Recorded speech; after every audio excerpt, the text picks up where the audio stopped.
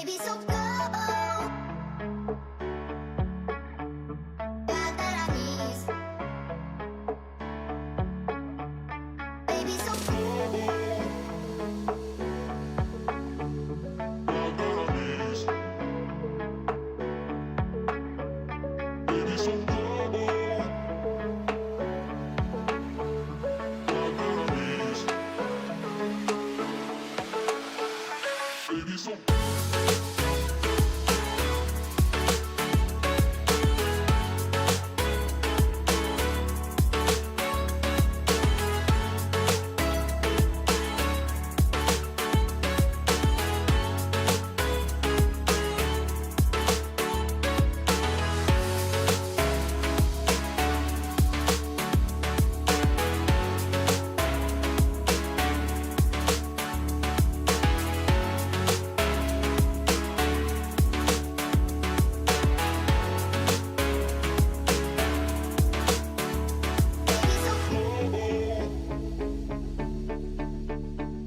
Got that I need. Baby, so go. Got that I need. Baby, so go. Go.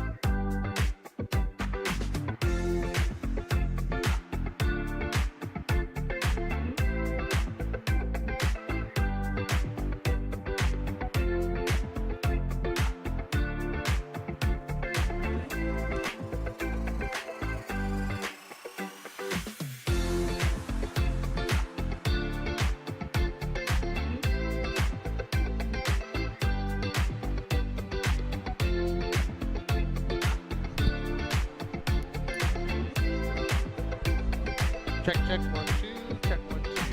Good morning, everybody. Welcome to the 85th Annual Valleyfield Regatta. My name is John Tony. I've got my good friend, Nicholas Allard, with me. Nick, we're back again in Valleyfield. How are you, my friend? Je vais très bien, John. I'm very good. I'm very excited to be again with you this year. On va avoir une belle fin de semaine de course. Pas beaucoup de vent, des belles conditions, mais il fait très chaud. On va avoir des belles conditions aujourd'hui. It's going to be a great weekend. I counted it up, Nick. We've got 86 heats of racing. So you and I are going to do our best to try to stay calm on Friday and Saturday. So we're ready to go for Sunday.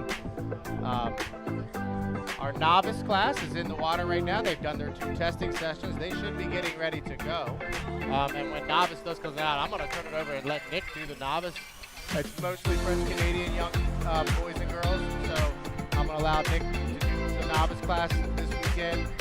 But what a great starter class. I mean, we have names like Mosanev and Theoret in the group, and they're up-and-coming drivers. So it's a great opportunity what Bob Abbott has done with that group, and I'm very excited to see the novice come out. And we should have their first heat here in a few minutes. Oui, on devrait avoir dans quelques instants les novices avec 14 ou 15 embarcations ce week-end. Faut pas négliger non plus Médéric Guillet qui ne connaît peut-être pas sa meilleure début de saison, mais toujours un pilote à surveiller. Et à surveiller aussi Zach Parent, le Wild Thing qui a gagné à Sorel Racing ici, que Sidney Manessis qui a gagné il y a 2 semaines à Brockville. Donc par la suite, on aura des essais en Grand Prix. Encore une fois, des défis du vendredi en F et en H. Donc on aura beaucoup d'actions sur le circuit Robert Théoret dans les prochaines minutes. Nick, you see that we're on TV now? They got our faces. So hi, everyone. I'm John. That's Nick. Before we get out, Nick, let's just kind of do a little bit of a recap of the season. We're going to pull up our HRL app, and for those that are out there watching, if you haven't downloaded the HRL app yet, what are you doing? I mean, you got to download it. It is up to the minute with scores and finishing positions and the schedule, and everything is on there.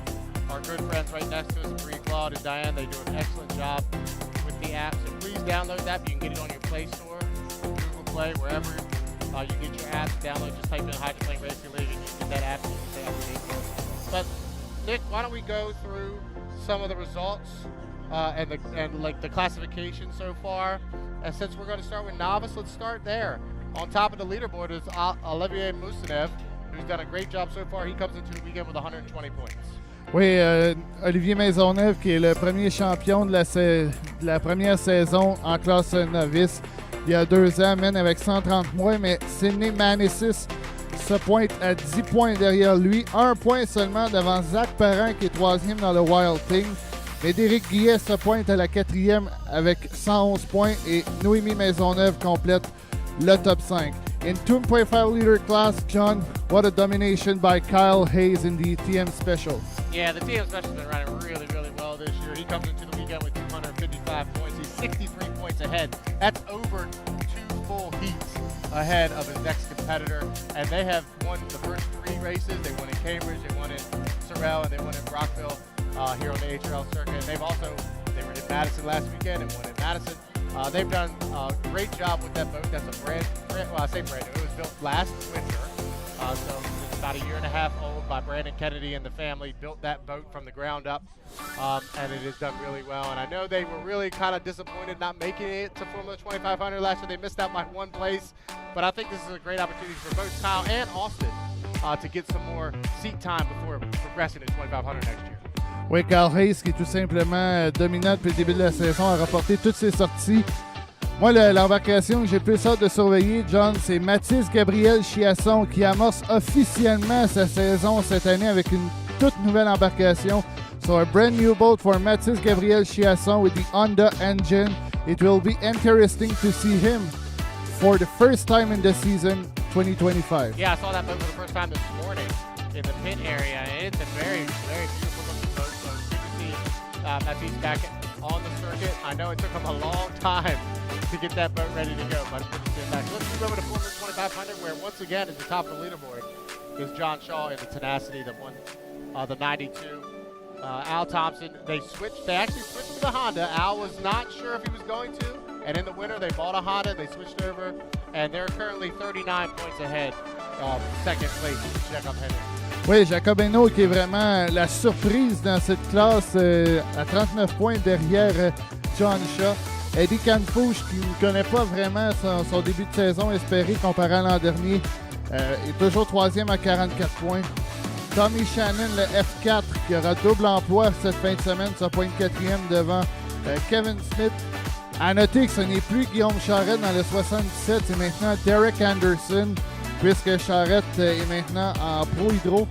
On aura 12 embarcations, John, 12 boat here in Valleyfield because Grant Hearn is here with the F14. Yeah, Grant was in Cambridge. He ran the first race this season and then kind of put it on the shelf, but he's back to run in Valleyfield, and he's always a competitor. Let's move on to Jersey Speed Skiff, where usually it's Jimmy Stewart dominating, but Sam Awancio, his niece, has done a tremendous job this year in the 45 in the red, and they're currently on top of the points here in the HRL with the Jersey Speed Skiff. Oui, Sam Awancio qui est exceptionnel depuis le début de la saison. Et c'est un fait assez rare. Jimmy Stewart n'a toujours pas de victoire en finale. À Cambridge, c'était Sam Awancio qui avait eu le plus haut total de points puisqu'il n'avait pas eu de finale. Et du côté de Sorel-Tracy, Louis-Alexandre Baudouin a gagné la finale.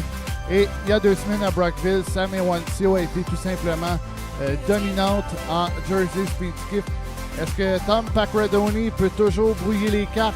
Oui, c'est toujours un pilote à surveiller dans le Rolling Thunder. In H350, John, we have a return. Yeah. Andrew Tate. Yes. Tater's back with the 300, the Pennzoil boat. They went out in Edgewood, Maryland in May and grenaded a motor. So they've kind of been on the shelf building a brand new motor for Andrew. So it's good to see him back. But, I mean, I am very happy to see who's at the top. Paul Barber is one of those guys that started at the bottom and now he's here. Kind of like, man, where has he come from? But he's had a tremendous season. He won Cambridge. He had a great Sorel. Rockville, he was going to win Rockville, but he jumped the gun. And I know I talked to him this morning. He was not happy about that. But the boat has been running so well, and he sits on top of the leaderboard now. The top three only separated by 12 points coming into this weekend. Oui, c'est Tommy Shannon qui se pointe à la deuxième place avec 11 points. Patrick Howard en troisième avec le Game On se pointe troisième. Et Martin Rochon qui a gagné il y a 2 semaines à Brockville dans une finale absolument spectaculaire se pointe à la quatrième place. Et attention à Carl Saint-Vincent et Eric McKenna qui voudront très très bien faire dans ces défis du vendredi. On sait que c'est la vitesse qui va compter aujourd'hui. And surprise, Bobby King is not here this year with the 242. No, Bobby's just going to drive the GT50 this weekend. He's in town, but the boat is not, unfortunately, because that is a fast boat. I know, whatever. I'm not going to speak on Bobby's behalf, but I know the reasoning for that, but we'll move on. So, yeah, 350 is obviously 19 boats here this weekend, very competitive class. We're going to do a little something different, and maybe probably better off to play that tomorrow, going into what we're going to do on Sunday with the 350. Obviously today we have the 3-lap heats, we have the traditional Friday finals for 2,500 and 350, but there's a little wrinkle going into Saturday and Sunday. We'll talk more about that tomorrow, but I know you spoke with Martin Rochon a little bit. That drive in Rockville, when he learned that Patrick and Paul jumped the gun, he drove to the inside from lane 6 and went around 3 other guys to come up and get that victory. On lap 3, he was in 5th position on the race course, and he ended up winning in Rockville. If you haven't seen that, please go back to our HRL live stream and watch the replay of that. Oh, oui. I was in the live stream with Eric on the final A350. It was pretty spectacular final. Comme John vient de le dire, Martin Rochon était 5e après la fin du 3e tour et a terminé premier autant physiquement sur l'eau, autant sur la finale. Alors, ça risque d'être intéressant. In ProHydro, John, we have 4 boats. Guillaume Charette, Dominique Maisonneuve, Andrew Tate with a Pennzoil, and Chris Galbraith with a Pure Canadian. Yeah, I mean, it's good to see the 30, the Pennzoil boat back here in Valleyfield. The ProHydro class, there's a lot of, back and forth about ProHydro and should we even have the class. I think it's a good, in-between class, but they're gonna have to figure that out if they want it to continue. But it's good to see Andrew back in ProHydro. Let's move on to the GP Challenge. Obviously, this is round number 3 of the Grand Prix Challenge. We started down in Guntersville, Alabama. Unfortunately, only got 1 heat in.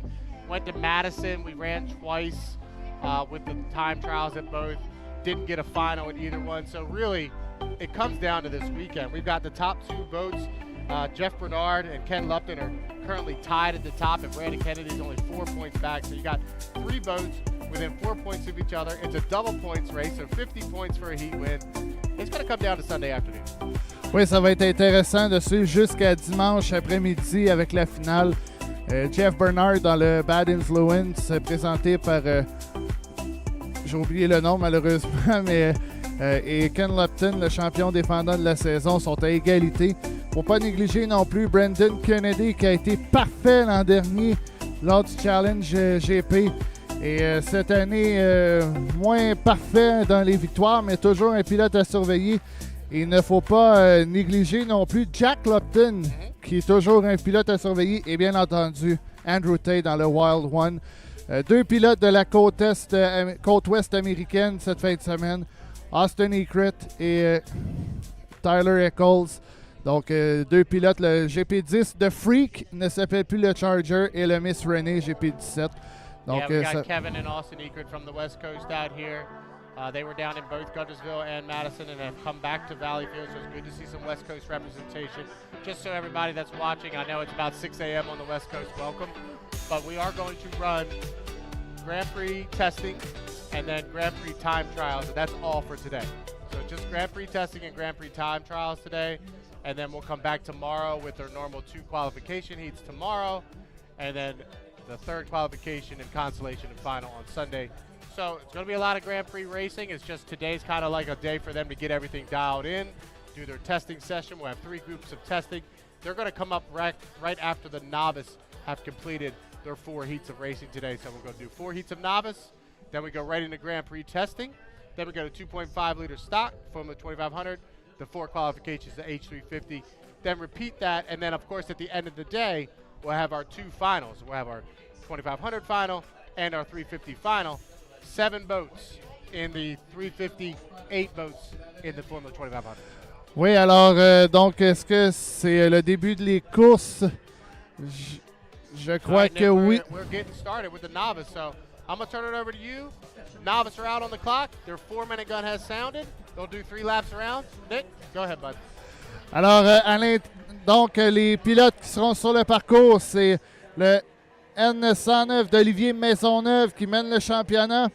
Le Wild Thing de Zach Parent, le N80. Le N409, le Abbey's Boat de Noémie Maisonneuve. Le N56 de Raphaël Daou de Dog. On a également le N9 de Raphaël Daou. Pardon, c'était le Dog. Et là, des problèmes pour Erika Bernier, le Sweet Hurricane. Et dans le CE1, le pilote qu'on attendait depuis le début de la saison, Antoine Mailloux, qui en est à sa première fin de semaine en carrière. Donc, on est à 2 minutes 40 du départ. We are 2:40 away to the start of the first heat of the day. It will be a 6-boat race.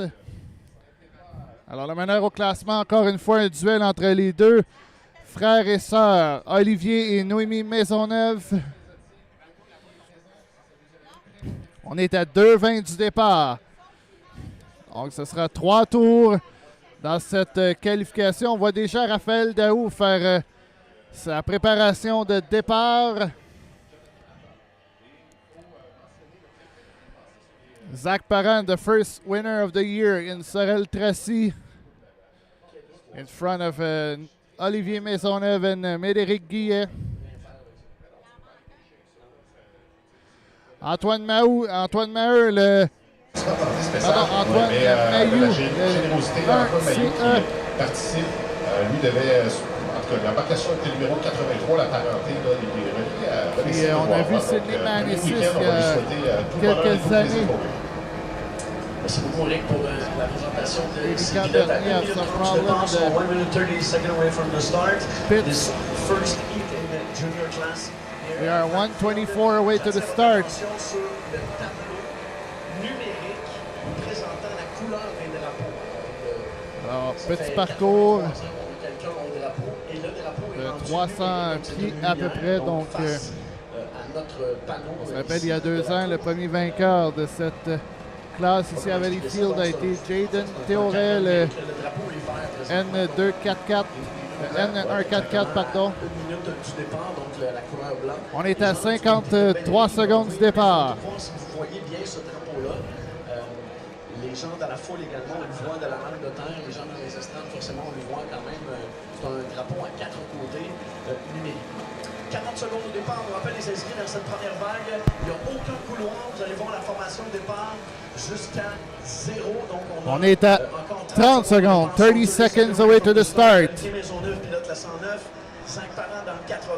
Alors, faut pas devancer le départ. Béatrice Naoum, On le sait que 56, les départs sont coûteux, mais on voit Olivier Maisonneuve l'a cherché un trou. On est à 15 secondes. Novice est présenté par And Mayu is too fast at the start. We are 10 seconds. 7, 6, 5, 4, 3, 2, 1. Oh, ça va être serré, je crois, pour les deux premiers. I think Parrain Olivier Maisonneuve has jumped the gun. Et pour l'instant, à l'intérieur, c'est Zach Parent. Le Wild Thing, mais est-ce qu'il a devancé le départ? En deuxième, on a Noémie Maisonneuve et Olivier Maisonneuve. En quatrième, on a Raphaël Daou. Et en cinquième, on a Béatrice Daou. Je voyais la position là, des pilotes. On est à genoux dans l'embarcation. Alors, dans le virage, on peut diriger. Parent qui colle les bouées. On veut juste pas laisser de place à l'intérieur aux autres, mais Noémie qui se ramène tout juste devant son frère Olivier. Et si des pilotes ont avancé le départ, ça peut relancer la course au championnat et aussi en vue de la finale. Il y aura 5 qualifications au total cette fin de semaine. Et on voit Olivier Maisonneuve se rapprocher de sa sœur Noémie, pardon, à la mi-course. Un duel qu'on a déjà vu à Brockville. Et on regarde toujours attentivement la photo du départ. Drapeau blanc, 1 lap to go. Alors, les meneurs, ce sont les Maisonneuve. Et Maisonneuve là, qui voit se rapprocher Noémie. C'est côte à côte dans le tournant. The 409 and the 109 are side by side, but problem in the turn for Noémie. Pour le premier rang, regardez les deux Maisonneuve de l'autre côté, avec un demi-parcours à Et faire. je crois que Parent devancé le départ, mais là, ça peut être une bataille pour la victoire. Alors que Béatrice Daou, elle laisse beaucoup de place. Zach, lui, a devancé le départ. Et ce sera la victoire de winner, Noémie Maisonneuve, Abby's Boat. Second, Olivier Maisonneuve. Third will be, I think, Raphaël Daou. Alors, c'est ce qui conclut la première qualification classe novice. On vous revient dans quelques instants avec Il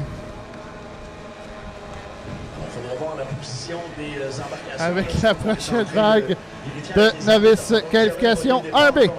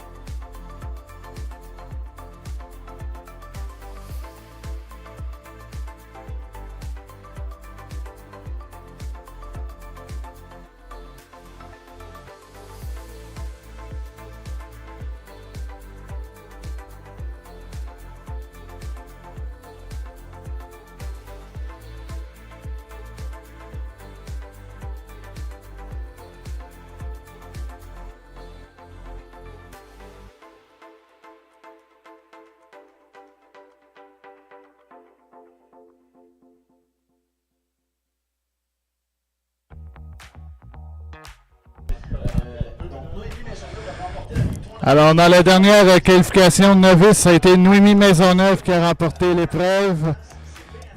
Et c'est Béatrice Daou qui finit deuxième. Et Raphaël termine troisième dans le N9. Et dans la prochaine vague, on aura le dernier gagnant de la saison, Cinémanesis, Médéric Guillet, Alice Caron, Colin Anderson, Jaden Théoret, Maïka Léger et Clovis Doré.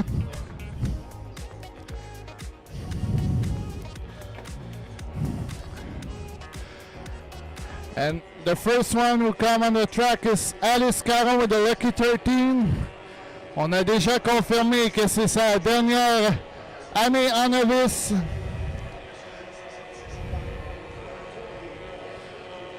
Maïka Léger, le Charpentec Girl.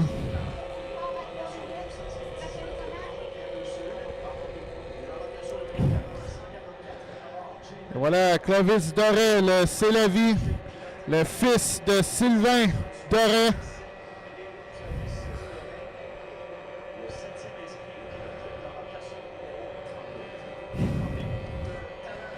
Alors, beaucoup de talent et beaucoup de rapidité dans cette qualification. Alice Caron qui a subi un avarie l'an dernier à Evansville. Et là, reprend confiance avec son embarcation. Ça, c'est la fille de Sébastien Caron. Cinémanesis qui a pris un départ parfait il y a 2 semaines en finale à Brockville, a gagné la qualification.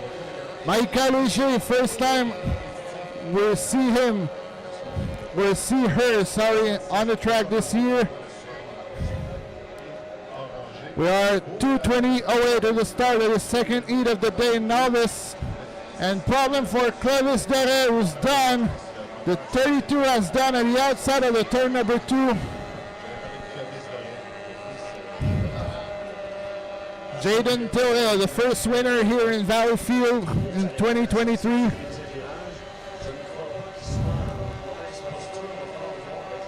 On sait que cette année, on a le drapeau numérique.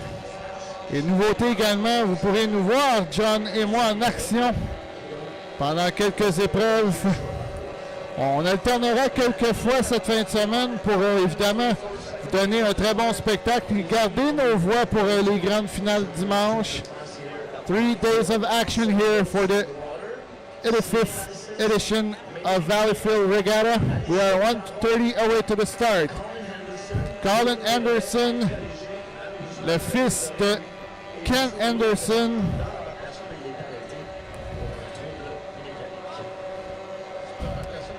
Une 15 avant le départ. Voici le Miss Virgo de Cinemanesis.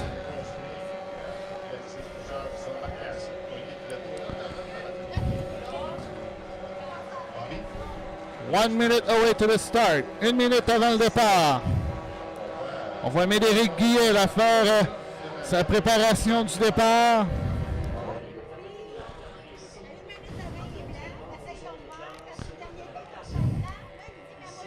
« 45 secondes. Alors, rappelons que les deux gagnants des finales jusqu'à maintenant cette saison ont été Zach Parent, le Wild Thing, et Cinemanesis. We are 30 seconds away to the start of this second heat of the day.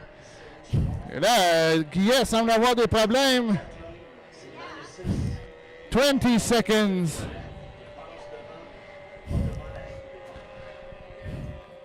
Là, cette fois, je pense qu'on sera à bon départ, mais Théoré semble être un peu à l'avance. 8, 7. Oh, et Théoré va décider de faire un autre tour. Et 3 secondes. Cette fois, ce sera un bon départ. Great start for Cinemanesis and Médéric Guillet. And Caron is third with a lucky 13. Alors, qui va prendre les devants? C'est côte à côte dans le virage. Médéric Guillet à l'extérieur. Cinemanesis à l'intérieur. Le Thunderbolt is on the lead with Médéric Guillet. Second, we have Manesis with the 244. Alice Caron is third with the lucky 13. Colin Anderson in fourth. And Mike Galichy is fifth with the Chapatec Girl. Un tour de complété pour Médéric Guillet. Et Manesis, là, qui voit Caron se rapprocher un peu avec 2 tours à faire. Anderson, Léger, and Théoré are very closer. The three of them. The Chapatec Toxic Girl. On s'affaire déjà à montrer le drapeau blanc. The white flag is up. One more lap for the leader. C'est Médéric Guillet. Manesis is second with a 244, the Miss Virgo. And third, we have Alice Caron with a lucky 13.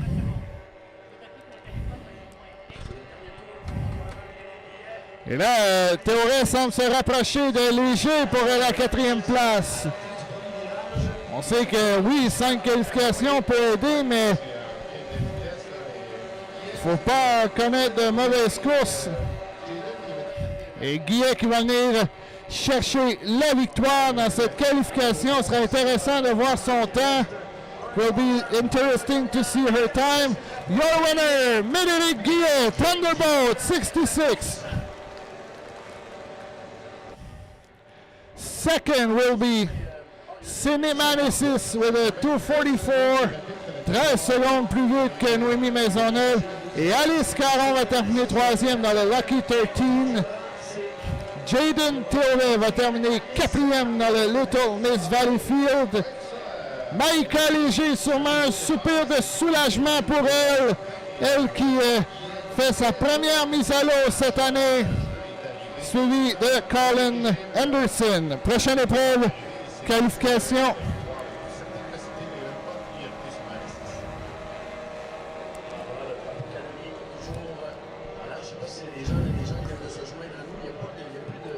Prochaine qualification, classe 2A.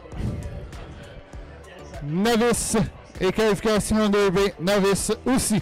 Vous regardez la 85e édition des Régates de Valleyfield.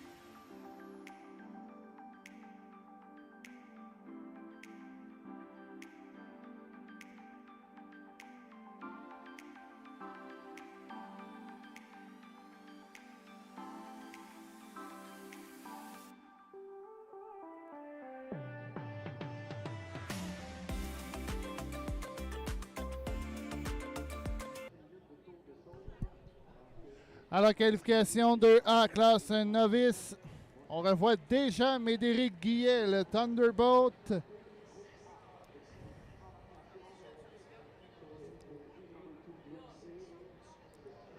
On aura également Antoine Mailloux, le N1CE, le N56 Béatrice Daou, le N409 Noémie Maisonneuve, le N66 de Médéric Guillet et Olivier Maisonneuve, le N109, sera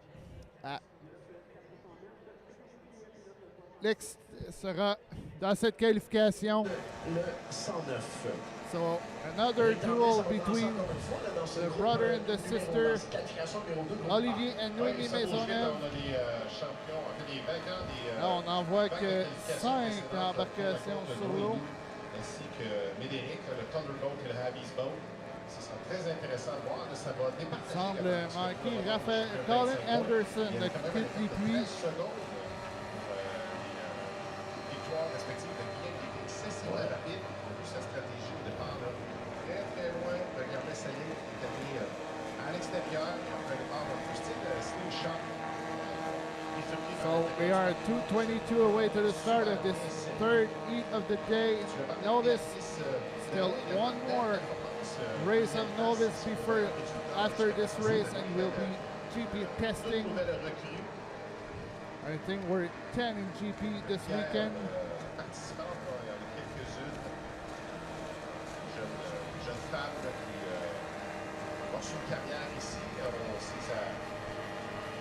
Quand il y avait des pilotes dans ses boards, il y avait toujours un certain ascendant. Les filles pouvaient s'identifier à elle. We are in 1:45 away to the start of this third heat. Et les 6 embarcations qui roulent présentement.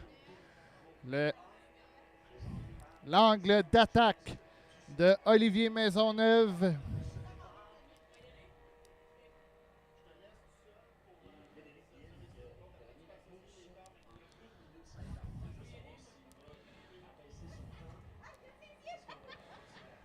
Et jusqu'à maintenant, là, au championnat, évidemment, ça peut avoir changé.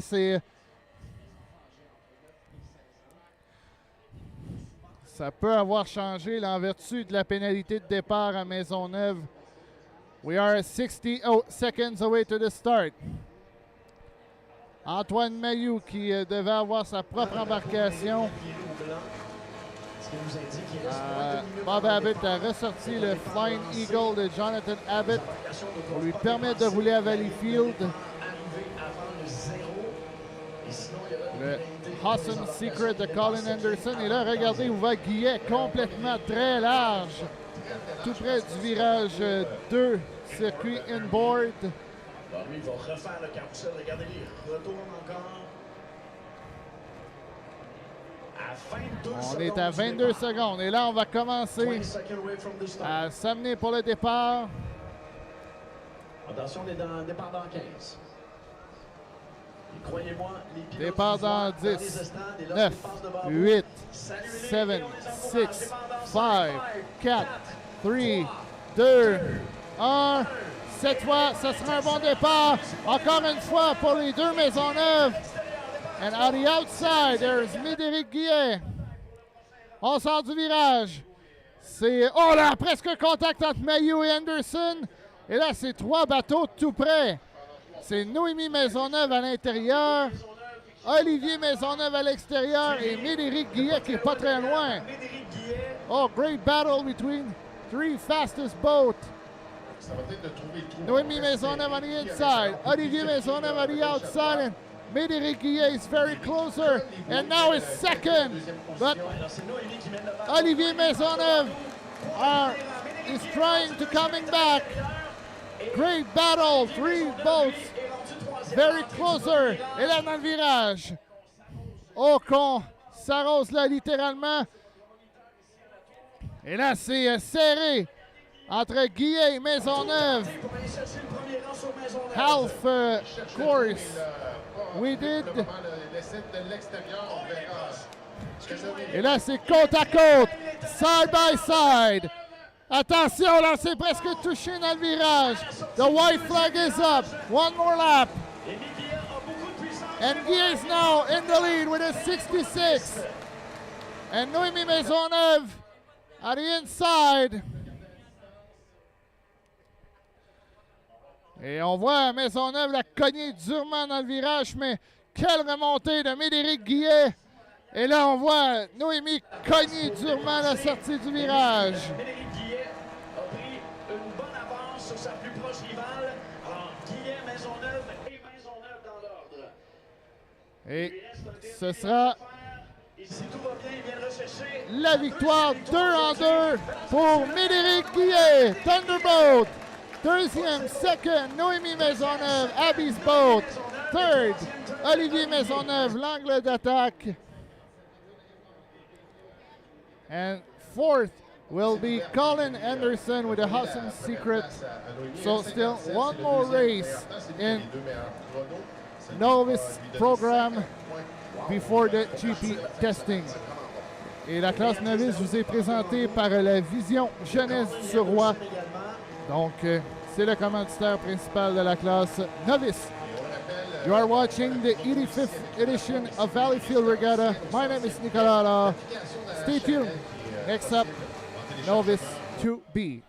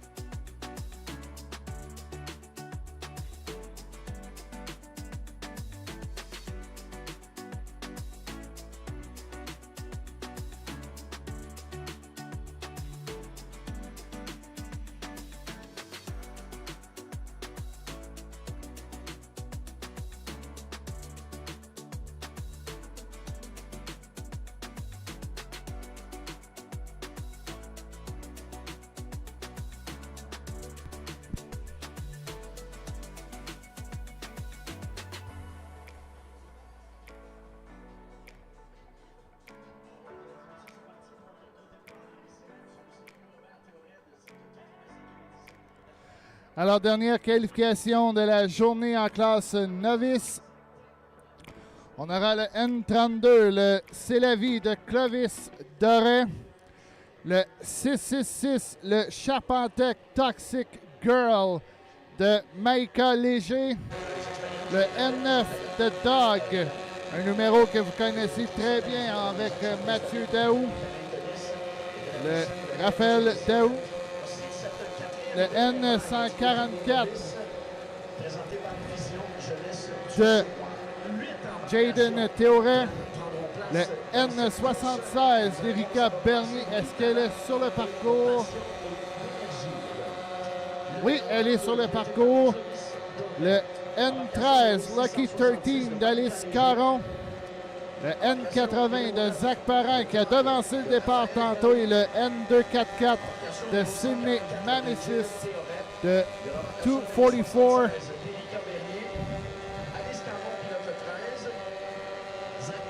So we are 240 away to the start of this first heat, of this last heat, sorry, of the day in Novice.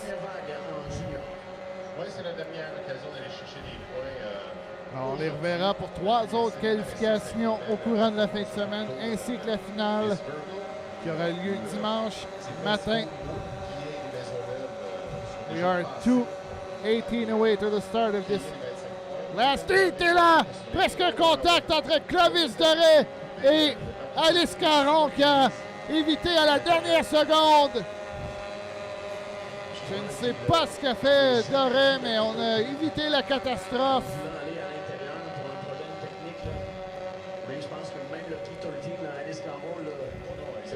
We are 1:52 away to the start. Zach Parent également qui sera surveillé dans le Wild Thing. Oui, malheureusement, il a volé le départ de la première vague, donc c'est quand même un pilote à surveiller le côté Novice en fin de semaine. À 1 minute 38 du départ maintenant.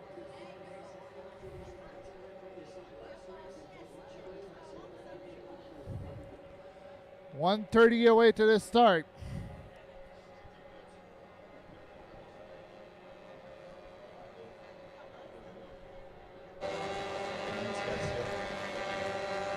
On va surveiller évidemment Zach Parent, le Wild Thing, mais il a été trop hâtif au départ tantôt.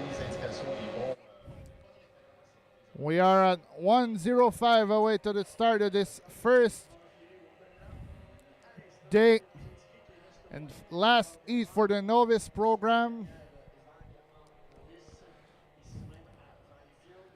50 secondes, 50 seconds away to the start.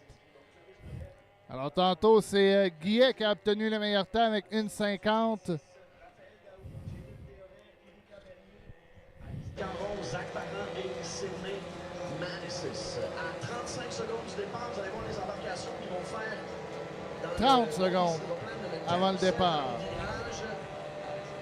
Ils vont s'amener pour la procédure du départ dans 23 secondes. On voit que 20 secondes. Éric Guillet en a inspiré plusieurs, mais cas léger dans le champ d'antenne. So Alice Caron will do another turn. 9, 8, 7, 6, 5, 4, 3, 2, 1. Will be a great start for Sydney Manissis, like in Brockville. On sort dans le virage. C'est Sydney Manissis, pourchassé par Zach Parent et le Wild Thing.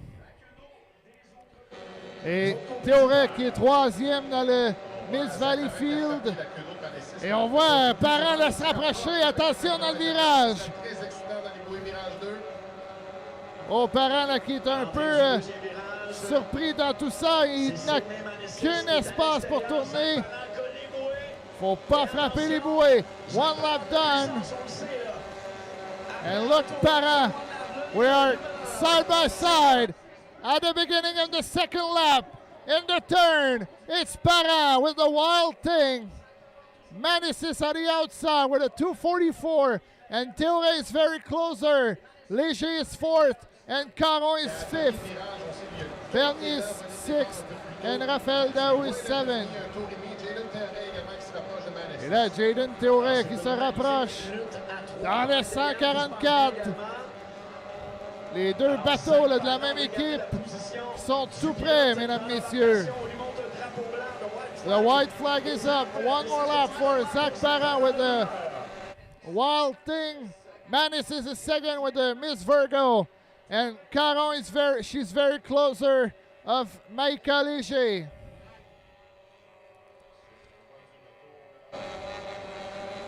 Théorin qui se rapproche toujours de Manessy. C'est un demi-parcours à faire. Un demi-parcours à faire pour Zach Parent, qui lui aussi pourrait être 2 en 2 s'il n'avait pas devancé le départ. Dans les premiers tours, et là, il est bon meneur.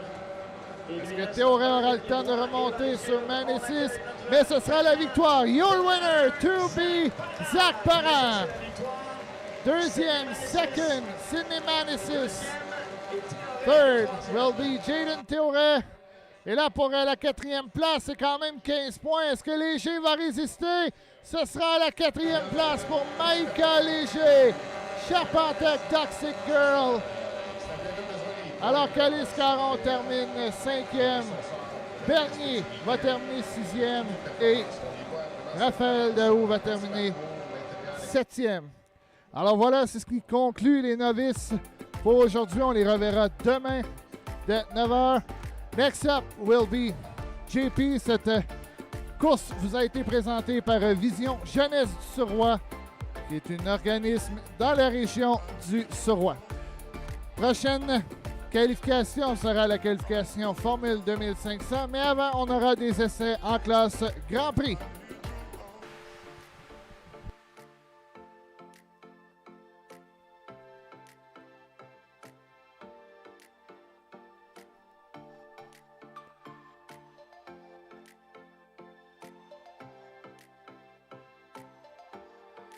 I need your love.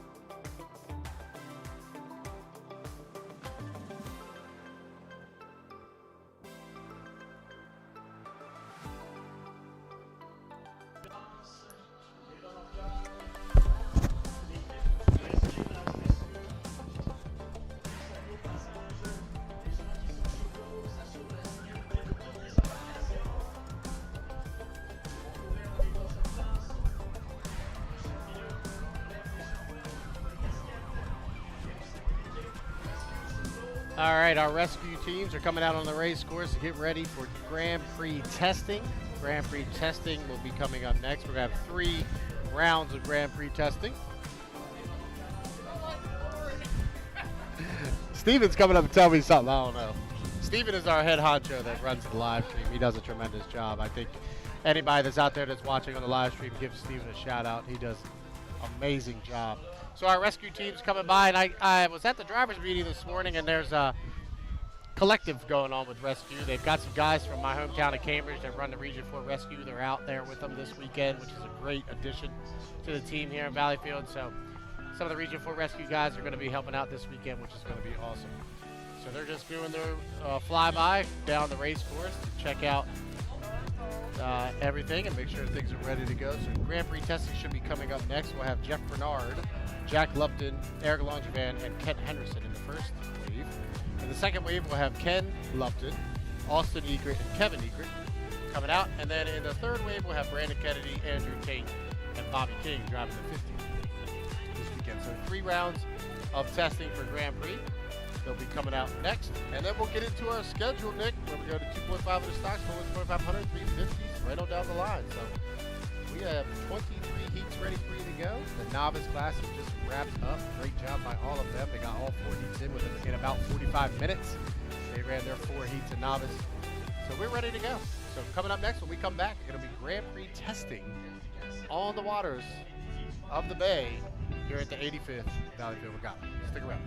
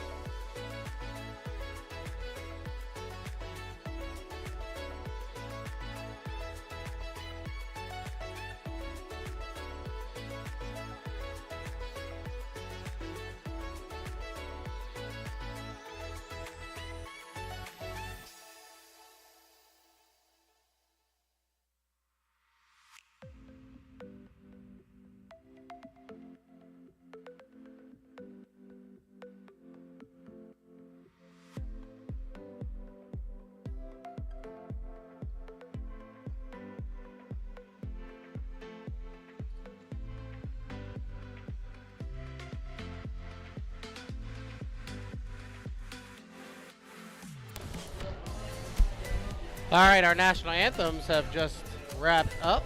We have the Compulsion and the Illusion out there. Bob Muller in the G18 and Donnie McLean in the G81. And of course on the outside, that's the beautiful Midnight Miss, the GP17 driven by Patrick Obed. The 3 boats out there for the flag laps. And it's always great to see those 2 old hulls come out. And of course the Midnight Miss as well. So our vintage out for the flag laps. Once they wrap up here, come in, we will go with Grand Prix testing. So once again, we have the G18, that's Bob Muller doing the driving. The G81, the Illusion of Donnie McLean. And on the outside, the Midnight Miss of Patrick Lopez.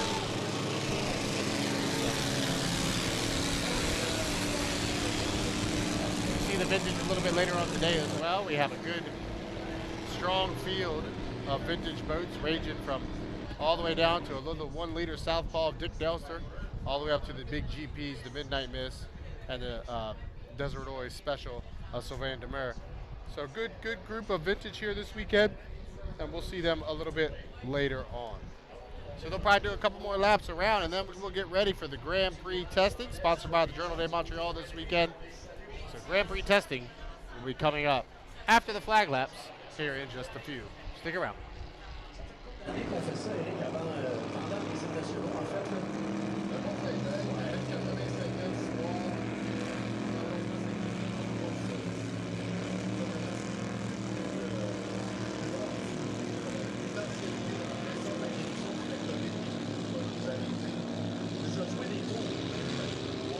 on n'a pas été ça, par exemple.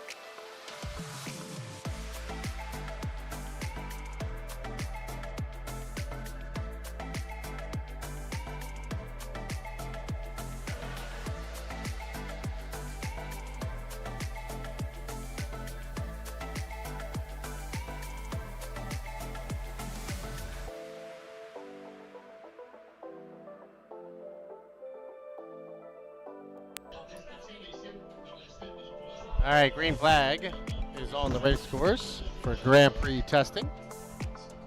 Should have our first group come out. 4 boats in the first group, 3 boats in the second, 3 boats in the third. We've got a total of 10 here this weekend. Everybody running for that Grand Prix Challenge, the final race of the Grand Prix Challenge here in the 85th Valleyfield Regatta. GP this weekend sponsored by Journal de Montreal. We want to thank them for their sponsorship of all the Grand Prix heats this weekend. The first boat out onto the race course, that's the 79. That damn bad influence, sponsored by the Dam family out of Madison, Indiana, and Jeff Bernard does the driving out of Kent, Washington. We got your Mike Riddell out of Massachusetts. One to watch coming up here this weekend. Next boat making its way out of the pit area will be the 757, driven by Kent Henderson, the Canada boy. Followed up by Jack Lupton, and we should have Eric Langevin make his way out as well. This is Grand Prix testing.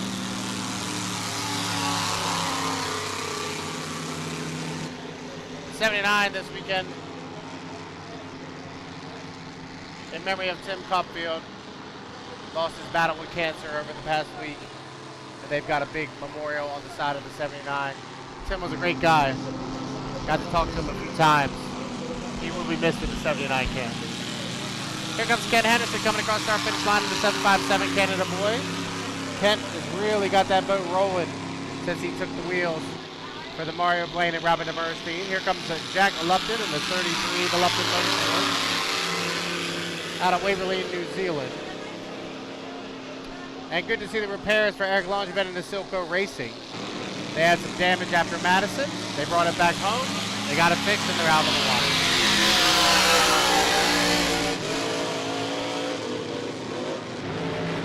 Bernard coming by on a timing run. He's going to drive hard through turn number 1 and then send it down the back stretch. Pretty good lap for Jeff as he goes down here into turn number 2. He's really flying hard in the 79 through the apex of turn number 2. You can already see how rough it gets. Wow, Jeff really picked up the left spot.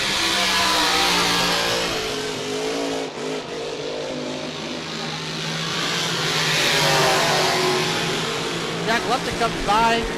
He just welcomed a beautiful baby girl to the family. That's why Jack was not in Brockville. But he made his way stateside from Madison and Valleyfield, and then he'll go back home to be with his newborn.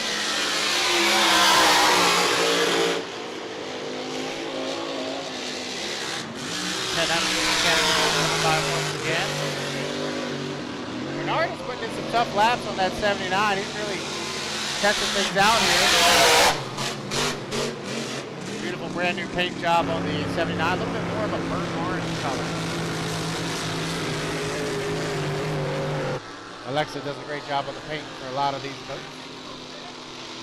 Here comes Jack Lupton coming down the front stretch. And the Lupton Motorsports, who's going to head down into 1. Try to put together a tight lap in that GP 33. Langevin on the time and run down the start finish line.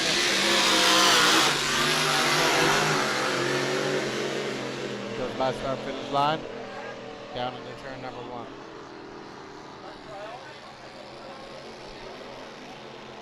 See some guys get a couple timing runs off of 2.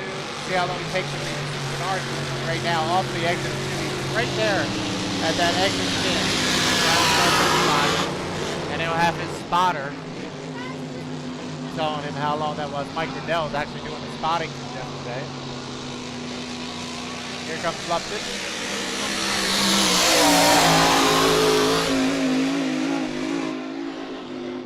Kent's got Jimmy on his spotting for him. Eric Langevin got possibly a red spot. A good group of spotters down here as well.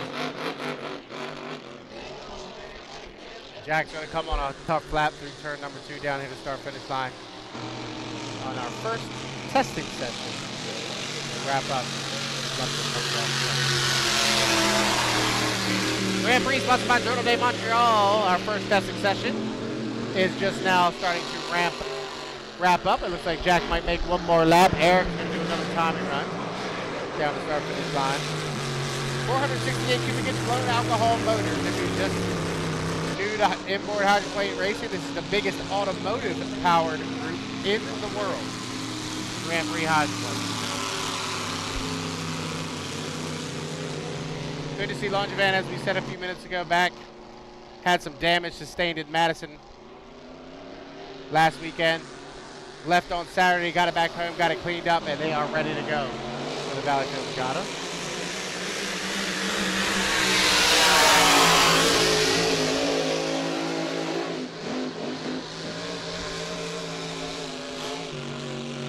Jack will take it back in. Eric will probably do the same.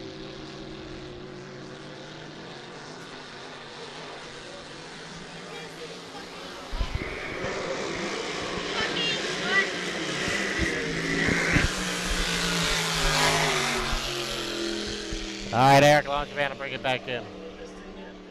Up next, we'll have the 577, the 17, and the 10. So our 2 West Coast guys, for our friends back out west, they'll be out next. Say Longevan's going to do one more of that.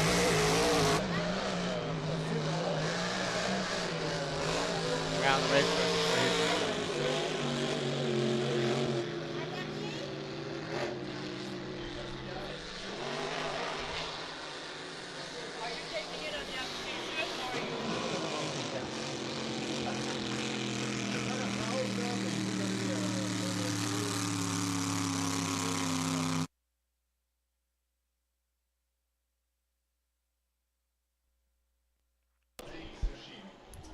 All right, our first testing session in the books.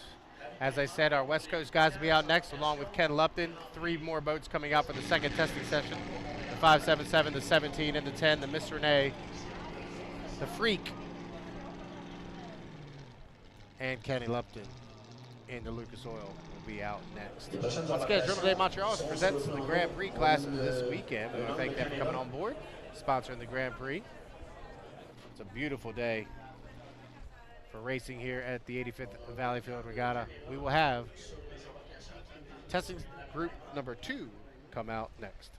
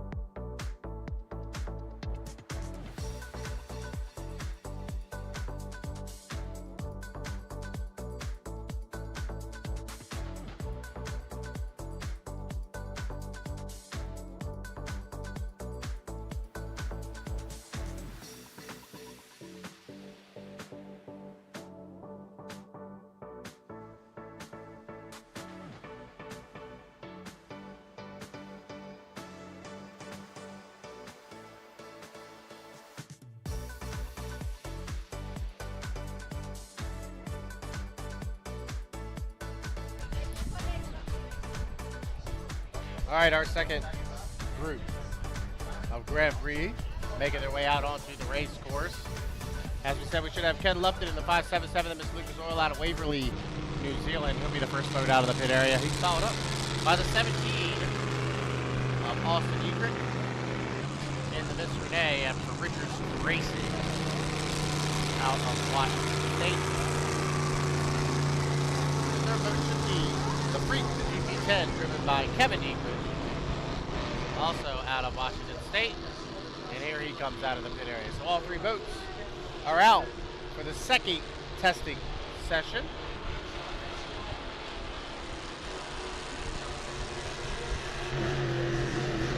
Ken Lupton currently on top of the points in the Grand Prix Challenge as he comes down the start-finish line.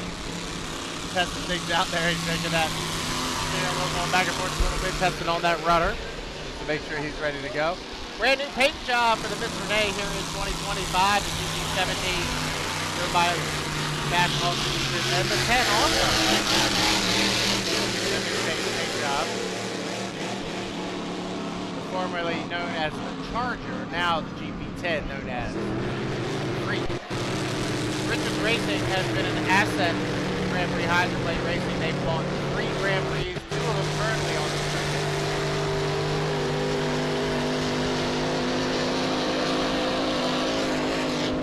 On the circuit, but 1 more in the shop. Looks like the 17 of Austin Egret is broken down in turn number 1.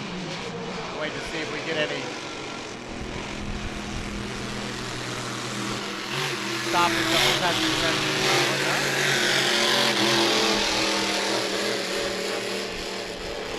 Got the lid up on the 17.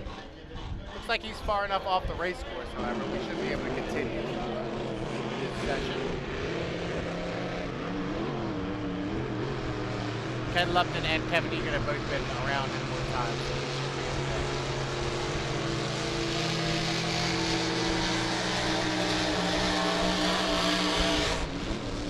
Looks like Austin Egret, unfortunate here in this first testing session, broken down. I would.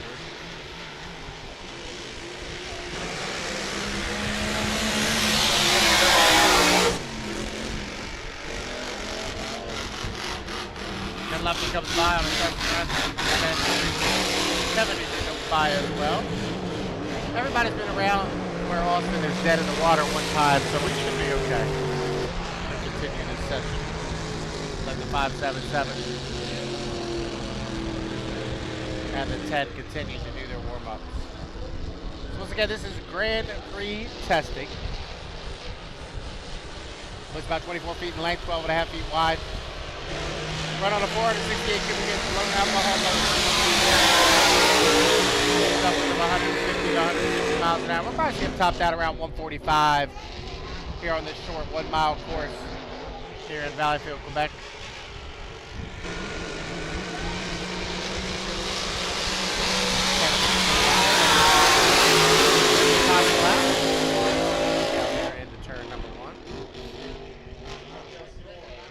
Like Kevin's going to take the 10 back to the pit area, satisfied with his time on the water.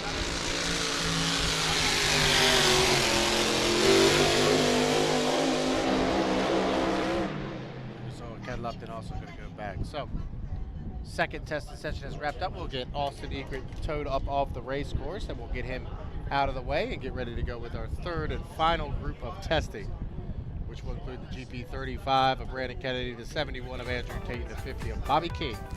Bobby King takes over the driving duties this weekend for a victorious Ken Brody last week or 2 weeks ago in Brockville.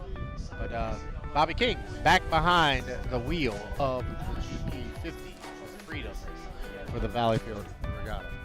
Journal Day Montreal presents Grand Prix Hydroplane Racing here this weekend. We want to thank them for their sponsorship. We'll get Egret towed up off the race course, and we will be ready to go with our third group of GP testing. After the third group of GP testing, Nicholas and I will go through the schedule for you and get you ready for a tremendous day of inboard hydroplane racing. So stick around. Group 3 coming up next.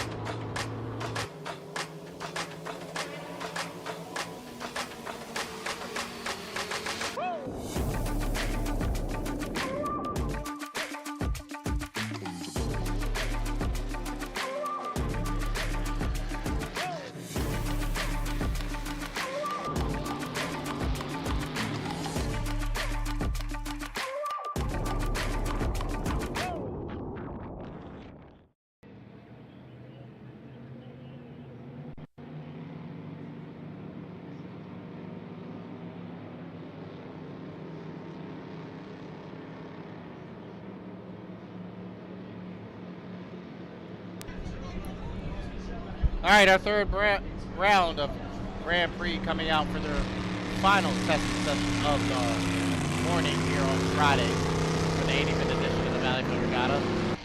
Should have 3 of them, and all 3 of them are already out onto the race course.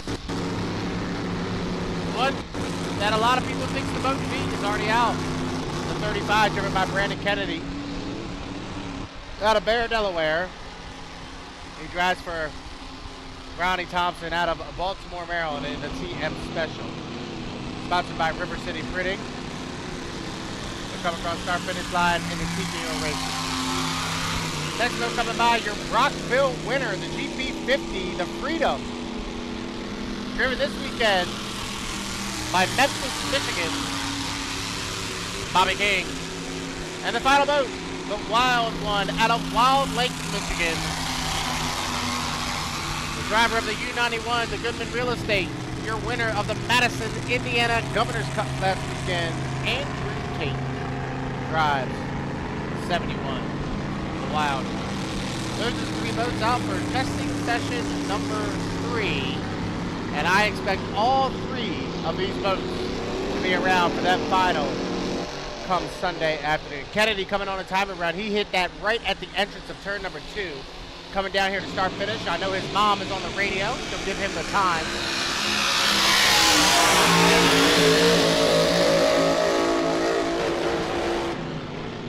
Kennedy's going to go on a hard lap around turn number 1 down the backstretch.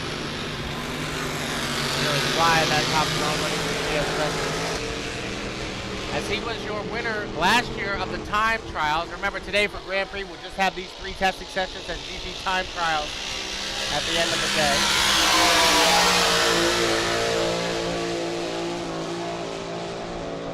As we get ready for the time trials, I'll go back. Uh-oh.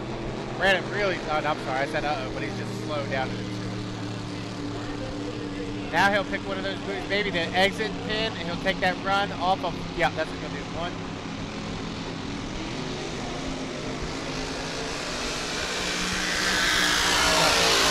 About a 7-second run off the exit of 2 down to start finish. Bobby King on a time run on start finish 5. It's a good opportunity here for everybody to hit their marks, find their spot, where they're going to be on the race cars, figure out how long it's going to take them to get from point A to point B. Kennedy with a great shot from our friend Tate Meyer there on the exit of turn number 2 as he comes down GP35. Bobby King comes close to the side. Andrew Tate down into 2. Come off of exit of turn number 2 down here, slow off of 2. Now he'll pick it up, time himself. Nope. Andrew just shut it down, taking his time.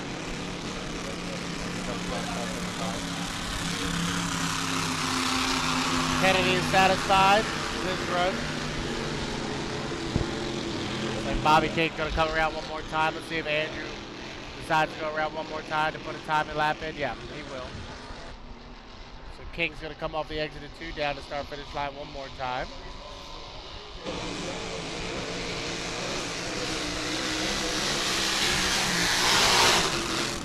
I kind of like the all white of the Brody family, just leaving that boat plain white, didn't put any graphics or anything on it, just says Freedom on the back, transom, and then number 50 on the sponsor. I like the simplicity of it. Let's see if Andrew comes fast down here one more time, if he's just going to do another slow lap by. He does punch it. Get that time off the exit of 2 down here to start finish.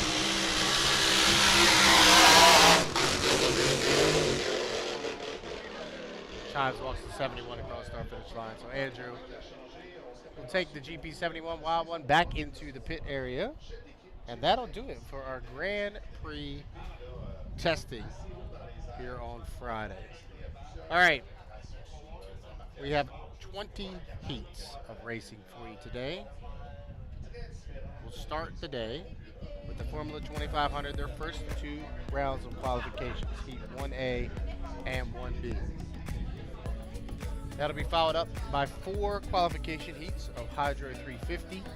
H350s will run 4 times today. They'll be followed up by Jersey Speed Skiff. Skiffs will run once today. They have their first qualifier. That'll be followed up by 2 2.5 liter stock qualification heats today. Then we'll do a vintage fleet, where the flight of vintage will come out. Then we'll go ProHydro racing. Then we'll do it all over again with 2 qualifications for Formula 2500, followed by 4 more qualifications of H350. Then we'll have Grand Prix time trials. Then we'll have the 2 finals, the Formula 2500 final and the H350 final. Now the finals today for the H350 and the Formula 2500 are based off the cumulative time. So you're gonna have to go hard in both rounds of qualification each day to make it to that 8-boat 2500 final and the 7-boat 350 final. So if you have a bad heat today, you are not making that final. There are 19 350s here this weekend, and by my count, there are 12 2500s. So if you're not quick, you're not going to make that final. So both rounds of qualification heats very important today. You can't just go out there and say, all right, I won the first one, I'm going to take it easy and run third in the second. You can't do that. You're going to have to go out and put in 2 really good qualification heats today in order to make that final. And the reason that's important is because the points. The points from today do transfer to the year-long point standing. So you don't make that final, that's 0 points. Even if you make the final and get last place, you still get points. So you want to make sure you're into that final. Our Formula 2500 is sponsored by Viva Media here this weekend. I want to thank Viva Media for jumping on board and sponsoring our Formula 2500 class. And Grace Canada sponsors the H350s. They'll be out a little bit later on. So we'll take a break, and when we come back, we'll have our first qualification heat of the day. 3 lappers, 3 laps for the Formula 2500 coming up next.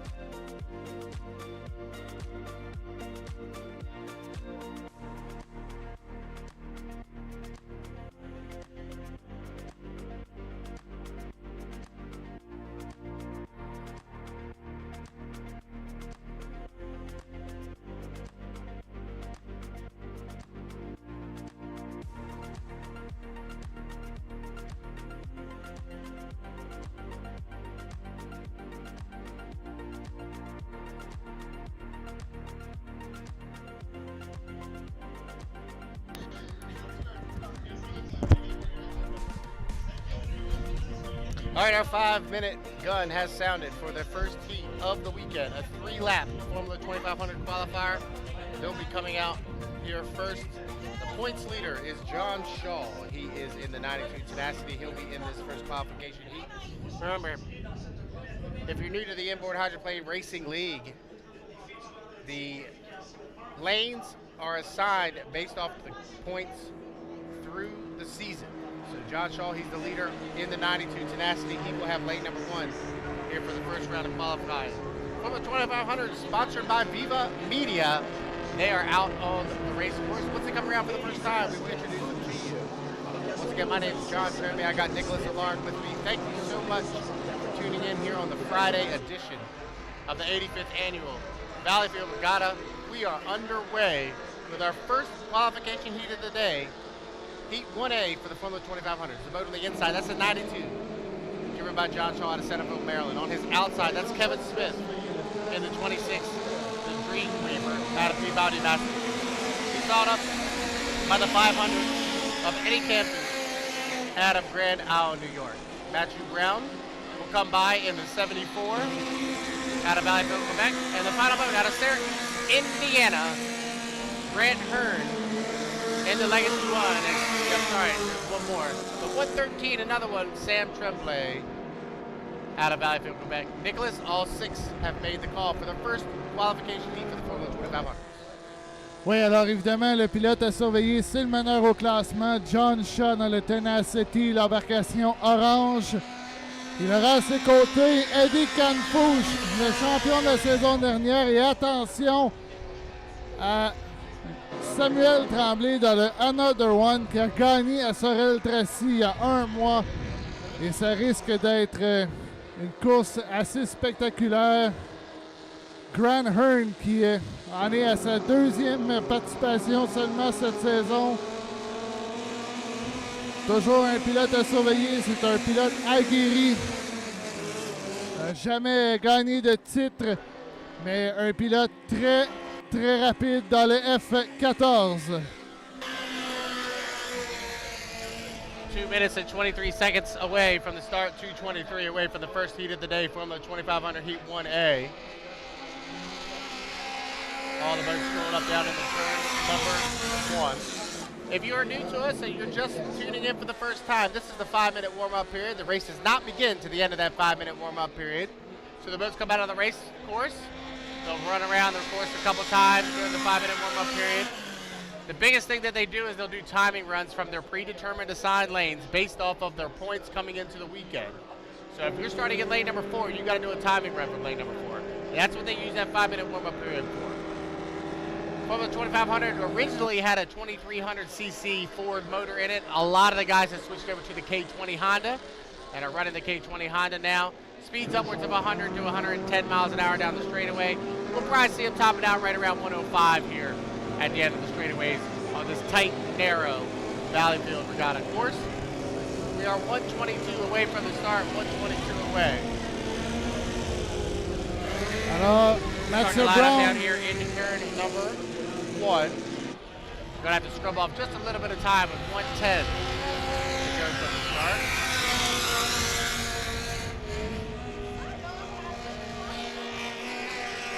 Alors, Mathieu Brown, qui est un pilote de la région de Valleyfield, c'est l'ami de cœur de Caroline Daou. On est à 52 secondes. À l'intérieur, John Shaw dans le Tenacity. À ses côtés, Eddie Canfouche dans le 500. Kevin Smith, le Dreamweaver, dans le 3e corridor. Et là, des problèmes pour Samuel Tremblay, qui ne pourra se qualifier en vue de la finale. On est à 31 secondes du départ. 30 seconds away to the start.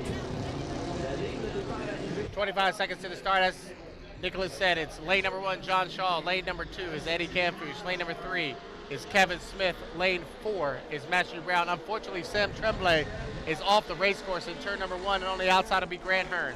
They come down to start-finish line. The ultimate goal is to hit this start-finish line when the clock hits 0. We are 7, 6, 5, 4, 3, 2, 1. Mark, wow, good start for Grant Hearn. Grant will lead them down here into turn number 1. Now everybody's got to hold their lane all the way through the apex of turn number 1. Watch for Eddie Canfouche and John Shaw on the inside, too.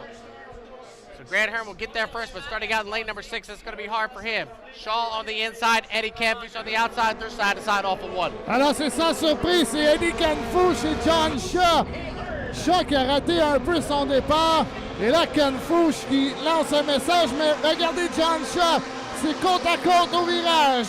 Attention, crochet, on va coller les bouées du côté de John Shaw. L'embarcation orange, tout semble bien se passer, c'est côte à côte. John Shaw will come off the exit of turn number 2. He took the inside lane, used that to his advantage, but here's where Eddie's able to make up ground. So Canfouche from lane number 2 will lead lap number 1. 1 down, 2 to go here in this 3-lap qualifier for the Formule 2500 is Eddie Canfouche and John Shaw are side by side.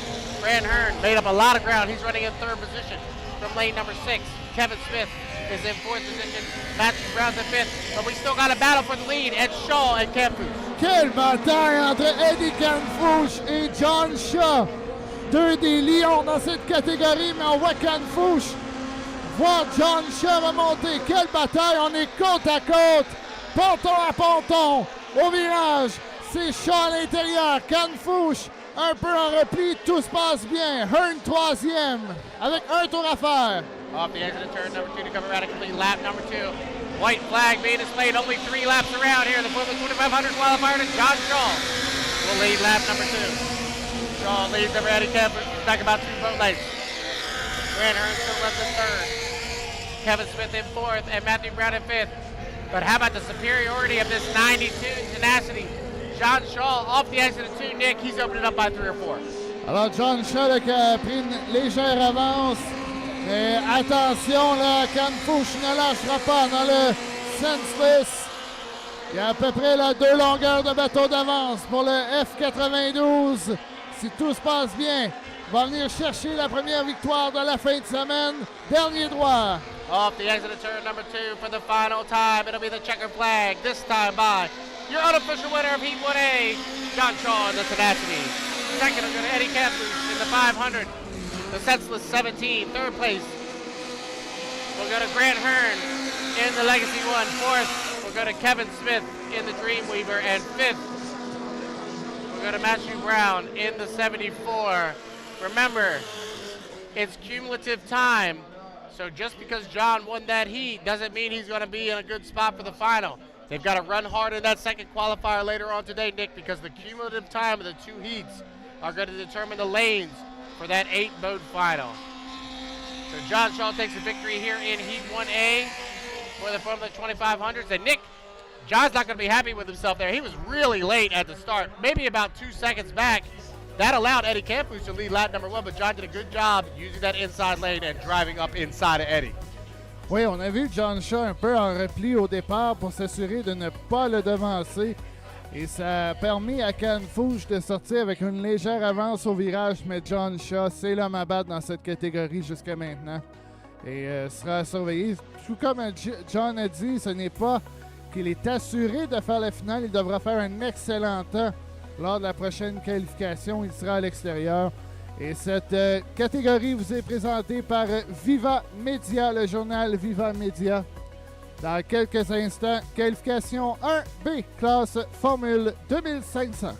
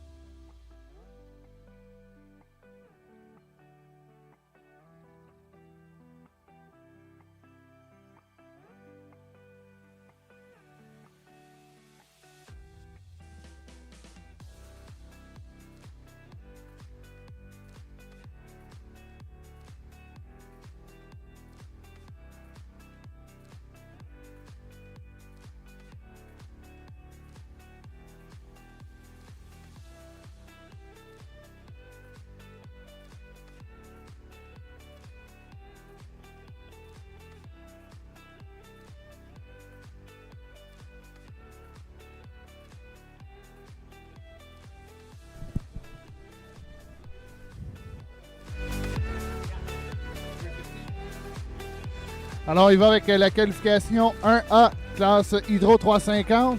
Je vais vous dire les inscrits et je vais laisser John la décrire. À l'intérieur, on aura le franco-ontarien Paul Barber, le H52. Carl St-Vincent qui a gagné ici l'an dernier le défi du vendredi, le Bull Shark Racing. Marc Lalonde de l'Allo Racing qui a gagné une très belle qualification à Brockville il y a 2 semaines. Danny Léger, le Charpentec, le 666. Et en 5e ligne, Grant Lillicoat. John, go ahead. All right, H350's out on the race course for their first qualification today. We are 4 minutes from the start, 4 minutes away. We have 19 H350s here this weekend. Top Grandstand. boats in the country here running at the 85th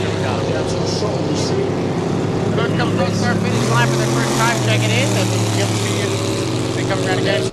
There's Grant Liddycoat just came by. Here comes Danny Leger through turn number 2 in the 666, the Carpet Tech out of Valleyfield, Quebec. He's followed up by the points leader, the Paul Barber, in the 52. Paul will be coming down the front stretch here. In the 52 out of Ottawa, Ontario. He's followed up by Mark Lalonde in 751, the Lolo Racing. Mark got his first ever heat victory in Brockville, Ontario a couple weeks ago. I should say first heat victory in 350. As he stepped up from Formula 2500 the last couple years, running here in H350. Grant Liddycoat, the 17-year-old out of Suffolk, Virginia, he's got to start a couple more heats up on the outside. But he was very, very spectacular last weekend in Madison, Indiana. I look for him to do big things in this class. Here comes the 37 across St. Vincent coming by. Carl, he won the Friday final last year here in Valleyfield. And that Bull Shark Racing is always one to watch for. And it's going to come by once again. The last comes by 67 from the start. Once again, this is the 5-minute warm-up period. If you're new to inboard hydroplane racing, this is not the race. The race does not begin until the end of that 5 minutes. At the end of that 5 minutes, the boat's obvious goal is to be here at the start-finish line when the clock strikes 0. Great shot off of turn number 1. Paul Barber off Talked to Paul this morning. He's very, very happy with his season so far, as he should be, on top of the points ladder. Tremendous amount of speed from that 52. Here's Grant coming through turn 2 right now on your screen, coming down the start-finish line. A couple more boats, Daniel Leger, Mark Lalonde, Carl St. Vincent. Great shot through turn number 3. Tate Meyer on the camera down there in turn number 2. Jared on the camera at the top. Jared's on the camera right now. The whole entire HRL team has done an excellent job with the live stream. Working with these guys is phenomenal. Steven and JP have done a tremendous job here in Valleyfield. Steven is our producer. And we've got Tate Meyer in turn 2. We've got Jared Meyer on top. And we've got our good friend Leon on turn number 1. 3 cameras for you, plus the drones. You're in for a treat if you're tuning into our live stream here this weekend. We are 1 minute away from the start. Heat 1A for the Hydro 350 qualifier. Remember, it's only 3 times around, cumulative times between your top 2 times for both qualifications and the final later on today. 42 seconds to start. Get it lined up for your lane number 1. Will be the 52 of Paul Barber in the Legacy 1 out of Ottawa, Ontario. Lane number 2 will be the 37 across St. Vincent out of Valleyfield in the Bull Shark Racing. Lane number 3 will be the 751, Mark Lalonde in the Lolo Racing. Lane number 4 will be Danny Leger in the 666, the yellow and black boat, the Carpet Tech. And on the outside will be young 17-year-old Grant Liddycoat in the 97 Descendant from Suffolk, Virginia. We are 10 seconds from the start. 7, 6, 5, 4, 3, 2, 1. Mark, clean start. Mark the line, lead up on lane number 3 down here in the turn number 1. The lines is 3, St. Vincent in 2. But watch for Paul Barber on the inside. Barber's gonna hug the buoy row as they go through the apex. Oh, 757 is over. St. Vincent is over. mais qu'est-ce qui s'est passé là? St. Vincent went up the tail, and he is over in turn number 1. Alors, Saint-Vincent, Red flag on the race course. Saint-Vincent était dans le couloir 2. Red flag being displayed. All boats must come to a complete stop. Our rescue team is there, and it looks like Carl St. Vincent is out. He is up off the left spotson and out quickly. Great job by Carl, getting out of the boat quickly. So obviously we will red flag this race. It'll have to be rerun. But the good news is Carl St. Vincent is out of the boat. Our safety team was there very quickly, right on it. Paul Barber was inside of lane number 1, and on his and lane number 2 was Carl St. Vincent. I'm not sure if Carl got buried out a little bit and went up the tail of Mark Lalonde or not, but it looked like it was okay for me where Paul Barber was. We'll just have to wait and see. Hopefully we got a good road shot of that turn. Everybody's got to hold their lane all the way through turn number 1, so I just saw the big splash. Couldn't see Carl go up and over. Just saw the splash. Once the boats were coming through, I was trying to pick up Paul Barber. So red flag being displayed on the race course. And unfortunately, our Friday winner from last year will not make the final, as Carl St. Vincent has turned the boat upside down. We'll get him towed back to the pit area. Once the referee determines it's safe, they will put the black flag out and the boats will return. So we'll be back after a short break, but good news, everybody's okay. We'll come back with Heat 1B coming up next.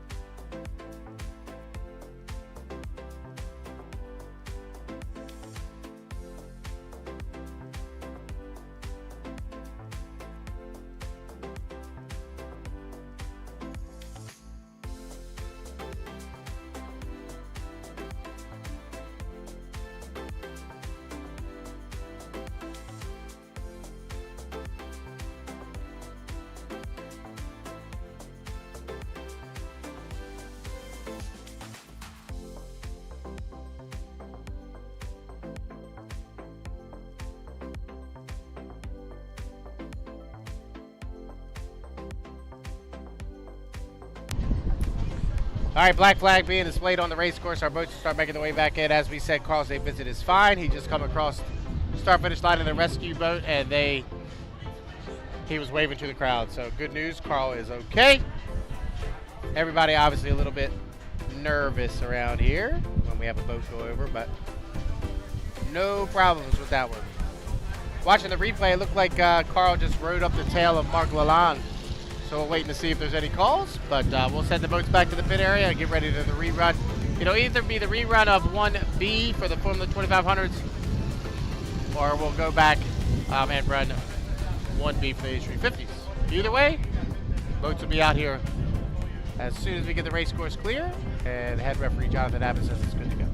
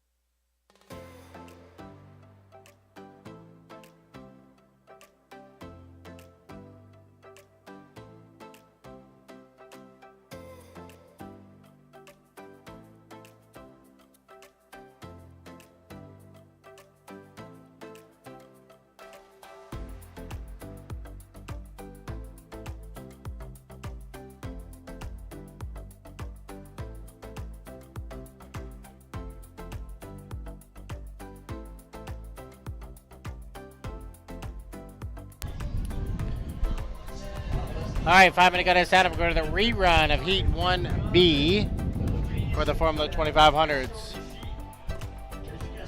Run into a couple little mishaps here as we get ready to go on the day, as we've had 2 stoppages. One for Mikel Tremblay, who was broken down in the 555 Happy Sunny. Unfortunately, he's not going to be able to go for the rerun here. So we should only have 4 boats come out for this rerun. Nick should have the 2. It's Jacob Hainu, the 4 Tommy Shannon, the 77 of Derek Anderson, and the 50 of Vendredi, the third. There should be the 4 boats to make it out. Carruthers made it out as well. Good. Oui, alors au moment où John disait qu'il y avait 4 bateaux sur le lot, Adam Carruthers revient sur le parcours. Lui était autorisé à revenir. Et on se rappelle que Michael Tremblay, lui, en ayant arrêté à la ligne de départ, ne pourra revenir. Donc lui, ça va être extrêmement difficile de se qualifier en vue de la finale du vendredi. À surveiller le F2, Jacob Hainaut, qui connaît une excellente saison jusqu'à maintenant. Regardez l'écart à 39 points au championnat. Derrière, John Shaw. Et il ne faut pas négliger non plus Tommy Shannon dans le F4, la pièce d'Auto Valleyfield, qui lui, dès qu'il termine cette qualification, s'en va dans le Dog Nasty en Hydro 350. Alors on est à 3 minutes 24 sur la reprise de la qualification 1B. 3 minutes and 19 seconds. Start of the race. All 5 boats have come across start-finish line to do their check-in, so they are all legal.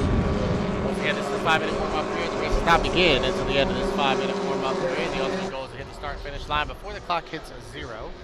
If you do break that before the clock runs out, you will be assessed a 1-minute penalty for jumping the start, and that will pretty much ruin your day. As we said, we are all out here running to get the most points and time to get into that final later on today. Adam Carruthers, as we said a little bit ago, brand new boat. He's out of Rexton, New Brunswick.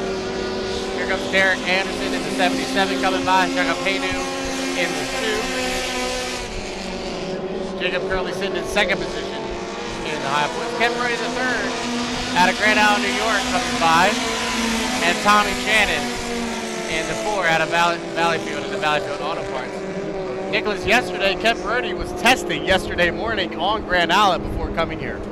Oui, Vendredi qui testait hier à son domicile, tout près de North Tonawanda, qui est la prochaine épreuve, où John sera à l'animation à Tonawanda.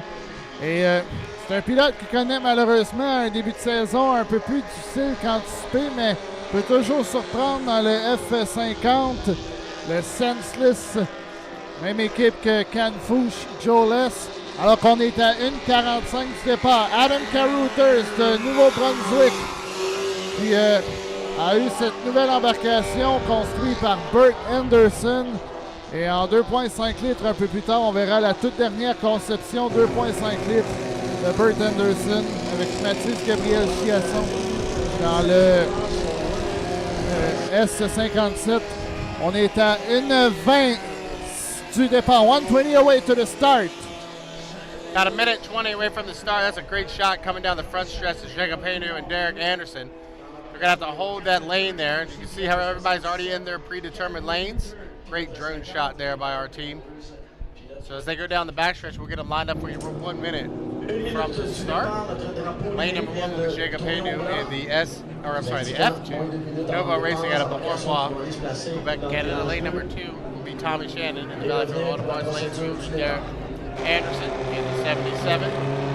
Lane number 4 will be the 50 of Vendredi the third. On the outside, out of Rexton, New Brunswick, will be the 38 of Adam Carruthers in the Herring Trigger Racing. That's a great shot by Jared on top of us here on the tower as the 5 boats are lined up in their predetermined lanes down into turn number 2. We are 26 seconds from the start. Once again, inside out, it'll be Hainaut, Shannon, Anderson, Brody, and Carruthers. Inside out, lanes 1 to 5. We are now 10, 9, 8, 7, 6, 5, 4, 3, 2, 1, mark. Please mark. Adam Carruthers lead him strong, start finish line from lane number 5, but he's got to hold his lane all the way down here into turn number 1. Watch for the boats on the inside with Hainaut and Shannon. Jacob Hainaut in the F2, the Nova Racing. He'll lead them as they come to the apex of turn number 1 here on lap number 1. Alors c'est Hainaut qui est en avant et Carruthers qui est aux côtés de Tommy Shannon. Alors que Derek Anderson, lui, ça n'a pas tourné dans le virage. Il est actuellement dernier. Alors en avant, c'est Jacob Hainaut. Regardez au virage. Et Shannon qui s'amène les Carouters. On est à 3 de large dans le virage. Eno, Shannon et Carouters. Off the exit of turn number 2 to come around and complete lap number 1. Jacob Haynu in the F2. The Nova Racing is opened up by 3 bootlegs over Tommy Shannon, but a great run for Adam Carruthers in the 38. The Harris River Racing having a good run out there in 3rd position. See if he can make up any ground and try to take over 2nd space from Tommy Shannon, but your leaders is Haynu, then Shannon, then Carruthers, then Ken Brody the 3rd, and Derek Anderson. As they come up the exit of 1, Haynu's opened up by Roosevelt. Eno qui est toujours loin en avant, mais on voit Carouters l'a tenté de se rapprocher. Et même Brody là, qui est pas très loin de Carouters pour la 3e place. On sait que c'est les vitesses aujourd'hui qui comptent. Et Shannon est maintenant rendu à l'intérieur d'Eno. Est-ce que ça peut l'aider? Mais Carouters, lui, s'amène avec plus de vitesse. Jacob Haynu with a nice comfortable advantage. Triple off the exit of turn number 2. He'll be looking to complete lap number 2. Gonna be the white flag this time by. One more lap around for Haynu. He's opened up by 2 full Roosevelt. Battle is for 2nd position between Tommy Shannon on the inside and Adam Carruthers on the outside. Adam was really flying the 38 across the finish line as they go down into turn number 1. Ken Brody the 3rd is in 4th position and Derek Anderson in 5th. Alors une course là un peu plus qui s'est assise là entre les pilotes. Derek Anderson qui lui a réussi à retrouver de la vitesse. Et Jacob Eno qui, on verra son temps face à John Shaw, mais va connaître quand même un excellent temps dans le F2, le nouveau Racing, fils de Richard Eno qu'on verra dans quelques minutes. Off the exit of turn number 2 for the final time. It'll be the checker flag this time by. In the 3-lap shootout, Heat 1B, we're going to take up Haynu. Tommy Shannon will come around and get 2nd position. Adam Carruthers with a great run in the Harris River Racing will get 3rd. 4th place will go to Ken Brody the 3rd in the senseless 16. And Derek Anderson in the Shred Racing will come around and get 5th place. But a great run for Haynu. The top 2 coming into the weekend pick up victories here in Heat 1A and 1B. Don't forget, when we come back racing a little bit later on this afternoon, they will invert that. So Shaw and Haynu, who had lane number 1, will be on the outside for the 2nd qualification heat later on today. And remember, it's a cumulative total of time to determine who will have the inside lanes for that 8-boat final later on today. Once again, my name is John Tomey. Alongside me is Nicholas Allard, and we are here for the 85th annual prestigious Valleyfield Regatta on a beautiful day. I want to thank Viva Media for their sponsorship of the Formula 2500 class. Coming up next, we'll go back to H350 racing. H350s coming up next.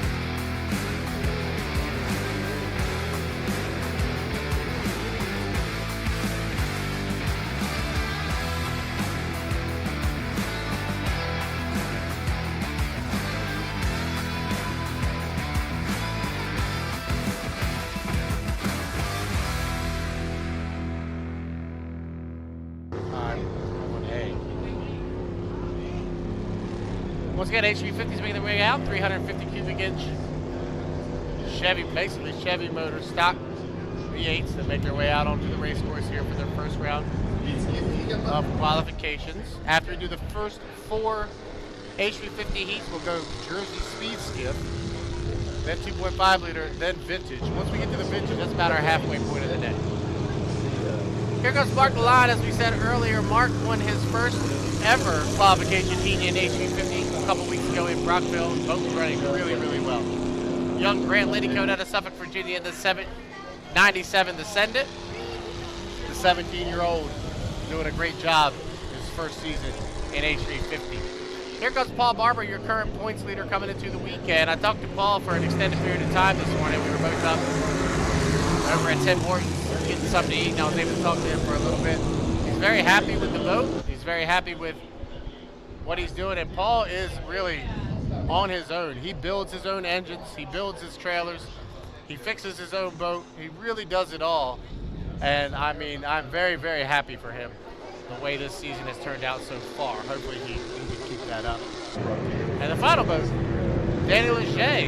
Danny got a heat victory back in Cambridge in May in that 666 carpet deck.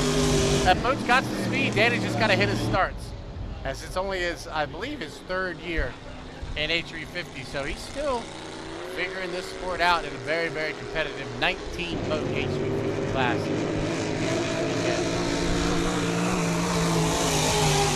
Grant Liddycote comes by in the 97. We are 2 minutes, 34 seconds to the start.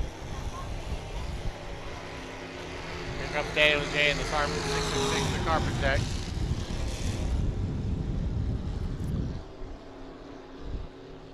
If you're just tuning in with us, welcome. It's almost the top of the hour, just about noon here on the East Coast. To our friends waking up on the West Coast, good morning. Thank you for tuning in here today.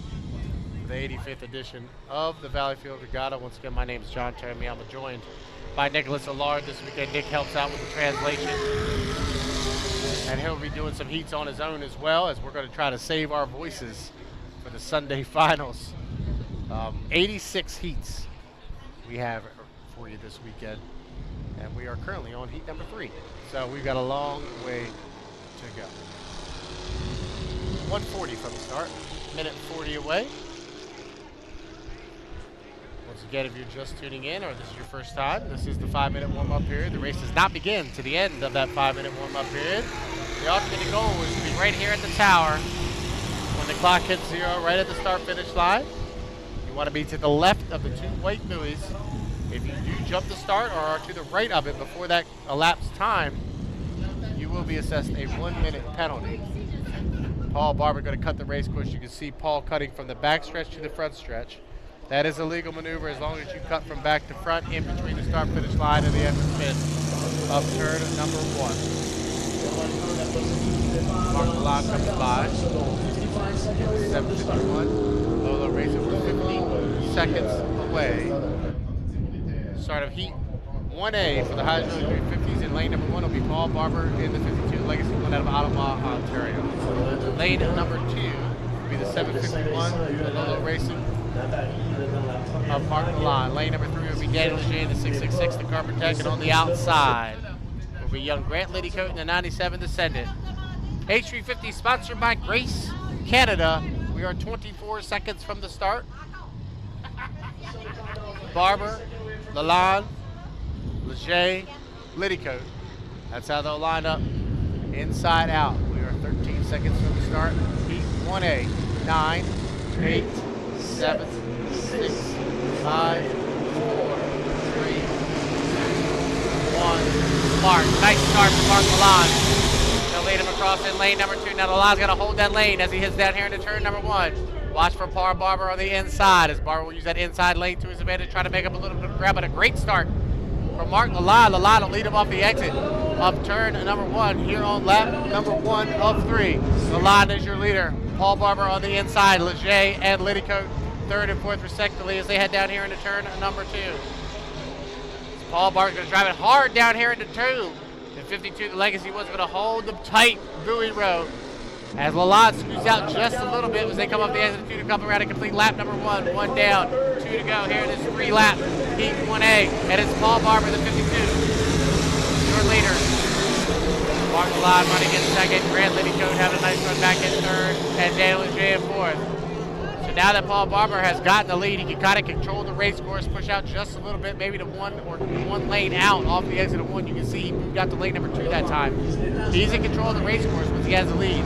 For 1.5 in and 1.5 to go. Here in this 3-lap qualifier, and Paul Barber heads down into turn number 2 with a comfortable 2 roots to tail advantage over top of Mark Lalade.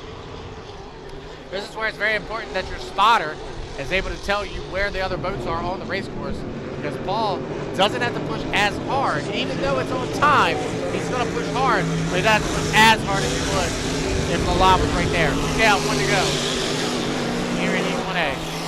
Paul Barber leads, Mark Lalade second, Grant Liddycoat third, and Daniel J fourth. Everybody pretty evenly spread out here on lap number 3 of 3 as Paul Barber leads them down the backstretch, half a lap away from another 25 points, and remain on top of the Hydro 350 standings here in the Hydroplane Racing League as Paul Barber heads down to the turn number 2 for the third and final time. Final turn, final lap here on the H350 Qualifier 1A, sponsored by Grace Canada, and off the exit of turn number 2, Paul Barber will look for the checkered flag this time by, and Paul Barber, your winner in the 52. Second place, nice run for Mark Lalade, the 751.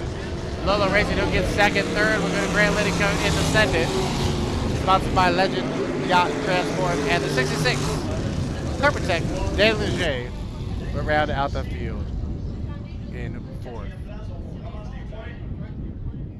Coming up next, Heat 1B for H350s. Heat 1B. Coming up next, that'll have the 306, Dog Nasty, Tommy Shannon, the 999, Eric McKenna, the 195, Tyler Cadats, the 8, Bert Henderson, and the 155, the rebuild for Michael LaBeouf will be out in Heat 1B.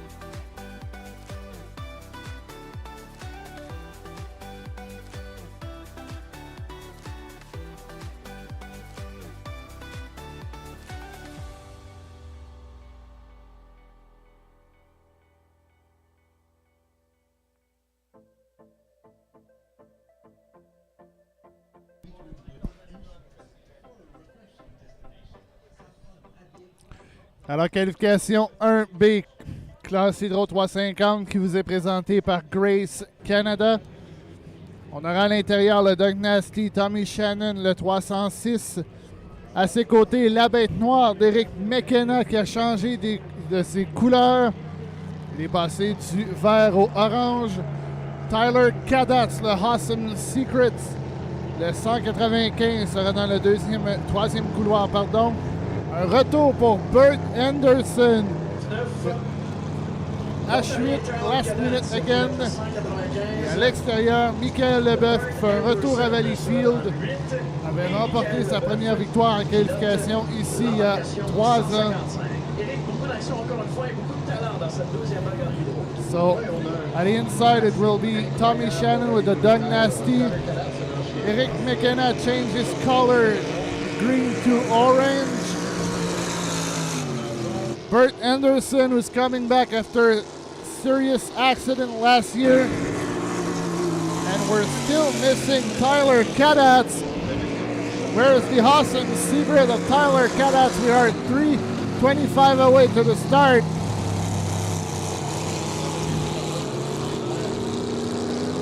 Alors, il manque Tyler Cadats dans le Awesome Secret qui s'en vient finalement. Alors, il commence à être de plus en plus minuit moins une pour Tyler Cadats. Bert Anderson qui revient après un sérieux accident. On se rappelle l'an dernier à Sorel-Tracy avec le Game On. Qu'on verra d'ailleurs dans la prochaine qualification avec Patrick Howard aux commandes. The 999, the Black Beast, did not do a final since the beginning of the year. With the 999, the Black Beast. On sait que cette année, Bobby King n'est pas présent mes excuses, à Valleyfield. On aura le pencil avec, je crois, Brendan Kennedy aux commandes dans la prochaine épreuve. Voilà Tyler Cadats, the Awesome Secret, qui a bien fait il y a 2 semaines à Brockville. We are 2:15 away to the start.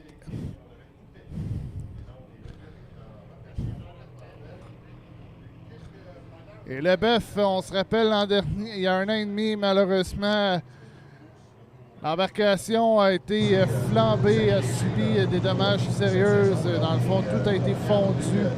Et on a fait la demande à Anderson Hydroplane de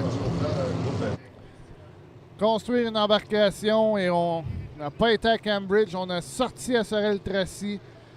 Et on a pu compléter une épreuve à Brockville le dimanche, puisque le samedi, il n'y avait pas eu. Il y a eu 2 tentatives de sortie. On est revenu au quai lors des 2 tentatives. Et là, Cadats qui a frappé Bert Anderson. Est-ce qu'il a frappé son frère Anderson? I think we're touched between Tyler Cadats and Bert Anderson. I didn't know what happened, but Et surtout à bas régime. et Black Flag, on va reprendre la course. Black Flag. Alors, qu'est-ce qui s'est passé entre Bert Anderson et Tyler Cadats? Et on va revenir avec possiblement la qualification 1C. Alors, décidément, ça brasse ce matin en Hydro 350. Quand même 2 joueurs importants là, qui tombent entre Carl Saint-Vincent et Tyler Cadats. Et eux voient pratiquement leur journée se terminer là, dans un sens, puisqu'ils ne pourront participer à la finale. Alors, on revient dans quelques instants. Stay tuned with the 1C qualification Hydro 350.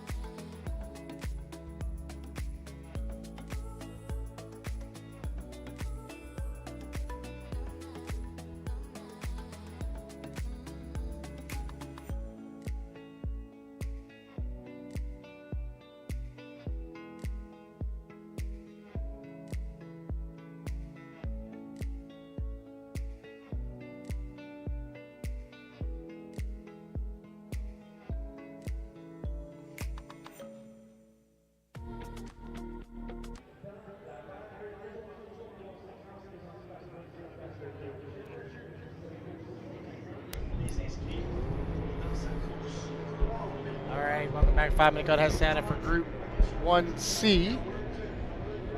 The H350 sponsored by Grace Canada. Should have 5 of them make the call. Once they come out, we will introduce them to you. You can see on the screen there, the boats are starting to make way out of the pit area onto the race course through turn number 1 and down the backstretch. And once they come around for the first time, we'll introduce them to you. Here at H350 qualifier 1C. Not sure what happened there between Tyler and Burke, but the 2 runners will go back to the pit area, and they'll have to have a conversation about what took place there. 4 minutes to the start of Heat 1C. First boat coming through turn number 2, that's Richard Hainu out of Beauharnois, Quebec in the Novo Racing. The boat to the inside there in turn 2 is Kent Henderson in the 519, the team tow van. The bank on it. On the outside, the Pennzoil, the 300, driven this weekend by Brandon Kennedy. Brandon behind the wheel of the 300 for Andrew Tate this weekend. The 924, the game on. Patrick Hayworth out of Valleyfield, Quebec. And the final boat, the 23, Francis Cote in the yellow torpedo. We are 324 from the start.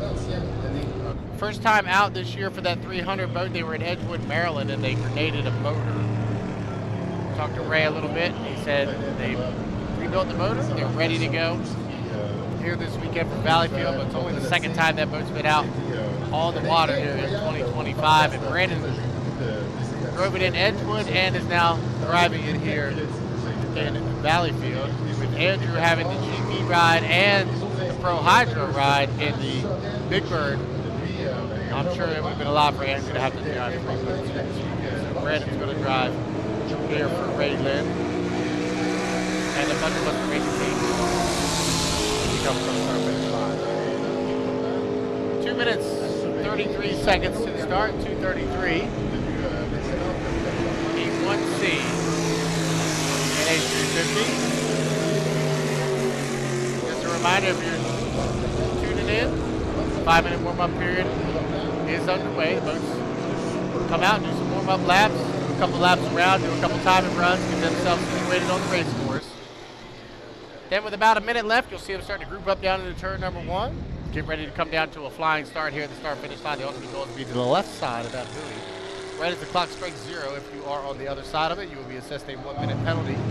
And that will ruin your Friday because they're taking the top time from the day, make it to that 7-boat final. We'll have a 6-boat front row and a 1-boat trailer in the 7-boat final later on this afternoon. And with 19 boats here today, you're going to have to put together 2 really, really good heats to make it into that final. Then that's Francis Cote, his rookie season in the 23 as he comes across our finish line to the yellow torpedo through turn number 2. Kent Henderson comes by. Here comes Patrick Hayworth in the 924, the game on. He comes off of turn number 2 as well. And then Brandon Kennedy, a shot from Tate Meyer in turn number 2 is one of the best shots we've got as those boats come barreling down here into turn number 2. We are 1 minute and 3 seconds to the start. Boats cut the race course. You can see on your screen there, that's illegal maneuvers. They cut from the back stretch to the front stretch. As long as they cut in between the start-finish line and the entrance pin at turn number 1, that is a legal maneuver. And the reason they'll do that is that they can get back on their timing marks. With 45 seconds to the start, we'll get them lined up for you. Lane number 1 here in Heat 1C will be the 924 Patrick Hayworth. He comes in 3rd position in the high point standing, so he'll have lane number 1 here for Heat 1C.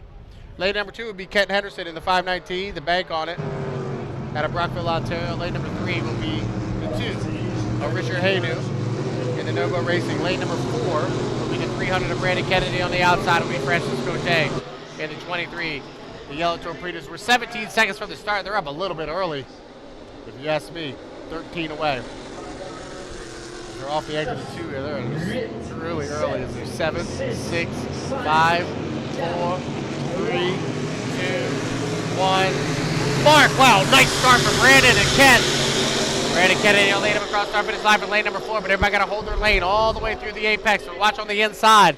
Patrick Hayworth and Kent Henderson, they've got the shortest way around. Henderson in the 519 is your leader, but watch for Hayworth is going to scoot up on the inside. Got really tight as they come up the exit of 1, and watch for Kennedy on the outside. three boats within a roost of each other here in Heat 1C. Kent Henderson, Patrick Hayworth, side by side for the lead down here in turn number 2. Remember, we only go 3 times around here in Hydro 350 qualifier 1C. Henderson and Hayworth, side by side, getting really tight off the exit of turn number 2 to come around and complete lap number 1. 1 down and 2 to go here in Hydro 350 qualifier 1C. And the game on, and Patrick Hayworth leads them. Kent Henderson runs in second. Brandon Kennedy in third. Richard Hayden in fourth, and then Francisco Day in fifth. They head down here into turn number 1 on lap number 2. It's still Hayworth. He's opened up by, we'll call it a full Roosterstown now, but a great run for Kent Henderson. The 5:19. They found a little bit of speed. Your Sorrell winner running back in second position. He just went to the buoy row, and Kennedy had to go out to about lane number 3. Down into turn number 2 here on lap number 2. It's Patrick Hayworth. Nice shot by Tate Myers. He comes to the apex of turn number 2.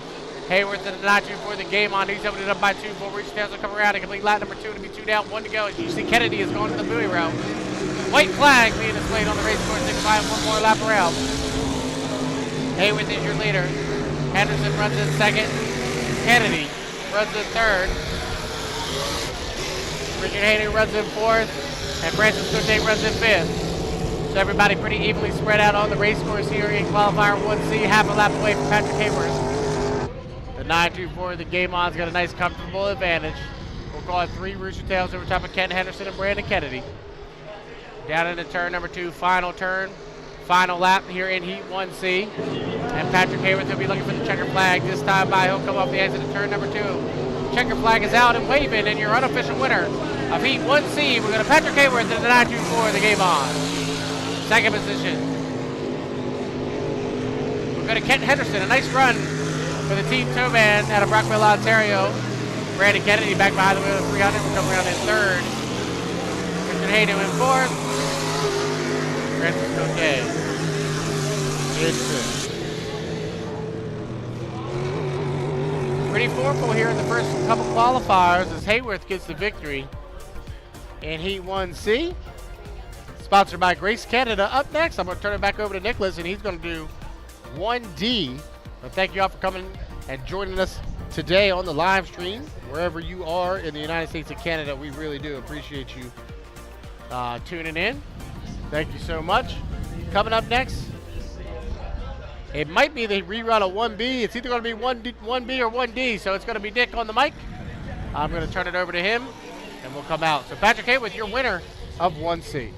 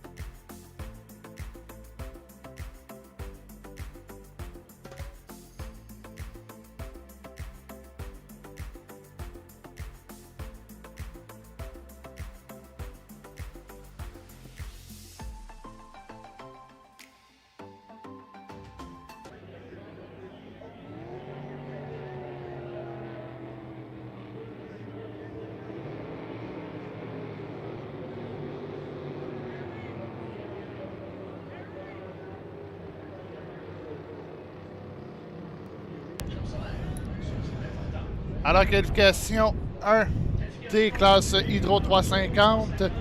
On aura à l'intérieur le 773 de Martin Rochon, le RTX Wheels, le 500, le Senseless de Joe Less, le H14 de Frédéric Couturier, qui est le champion défendant de la saison et le champion défendant ici à Valleyfield par le nombre de points.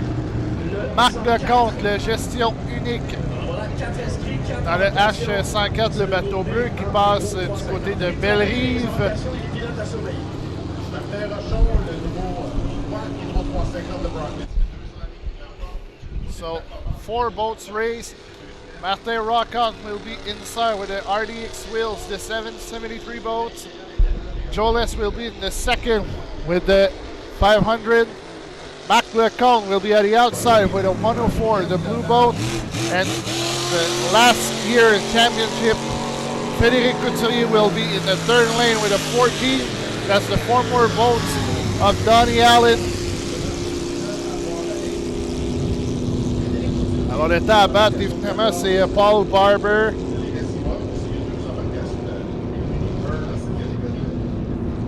Alors, il va avec la qualification 1D et par la suite 1B. Tout avait bien été en 2024. Tout ce temps-là, eh bien, on a des. Alors pour l'instant, c'est Barber à 2 minutes 8,64. 10e qui mène. Patrick Howard a fait 2,09,21. C'est des 10e qui peut jouer là pour la première ligne en finale. We are at 2:36 away to the start. So Martin Rochon will be inside, the last winner.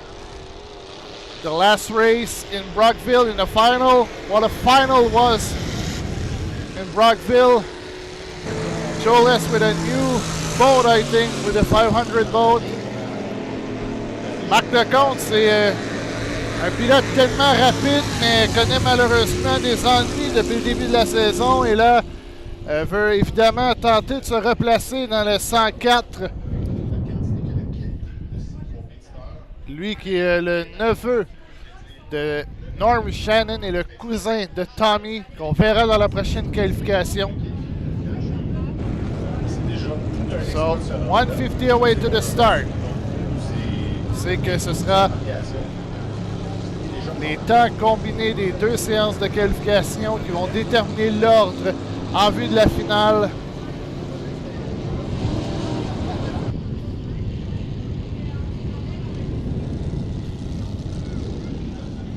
Cette course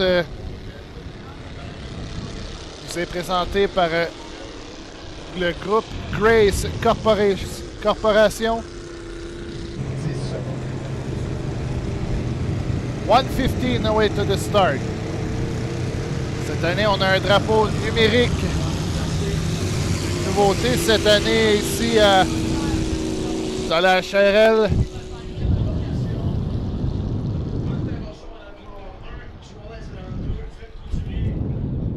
"55 seconds away to the start." So the yellow and blue boat will be inside with Martin Rochon. The red and white boat will be on the second lane with Joles. The blue and green boat of Frédéric Couturier will be in the third, the 14, and the blue boat of Marc Lecomte will be at the outside. 32 secondes. Ça change, les gens qui sont dans les estrades. Alors oui, aujourd'hui, c'est les points combinés, les temps combinés, mais il y a des points pour le championnat, évidemment. Tous les points sont importants.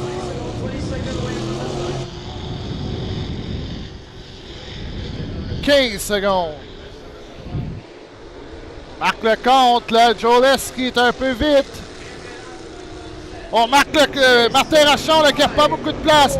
3, 2, 1. Great start for Joles and Martin Rochon. And Marc Lecomte has some problem again with the 104. At the exit of the turn, it's Martin Rochon, the 773 boat. Frédéric Couturier and Joles are side by side. Oh, and Les have some problem at the exit of the turn, but Couturier is now second and Marc Lecomte is going in the pits. Alors, Martin Rochon qui après un départ sur le nez, le 773, Et Marc Lecomte, lui, qui est rentré dans les puits. Couturier ne lâche pas, mais là, Rochon qui a trop cogné les bouées. Et laisse aussi un peu avec un tour de complété. Lui qui a gagné il y a 2 semaines à Brockville. Alors que Les, lui, semble se contenter pour l'instant de la 3e place. Mais Couturier ne lâche pas dans le 14. Le Legacy 1.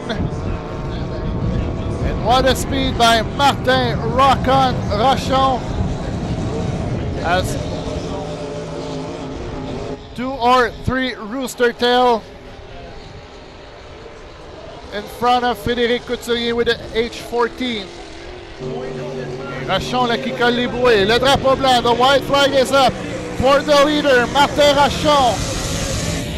Il est actuellement 4e au classement. Frédéric Couturier dans le 14 qui tente une poussée.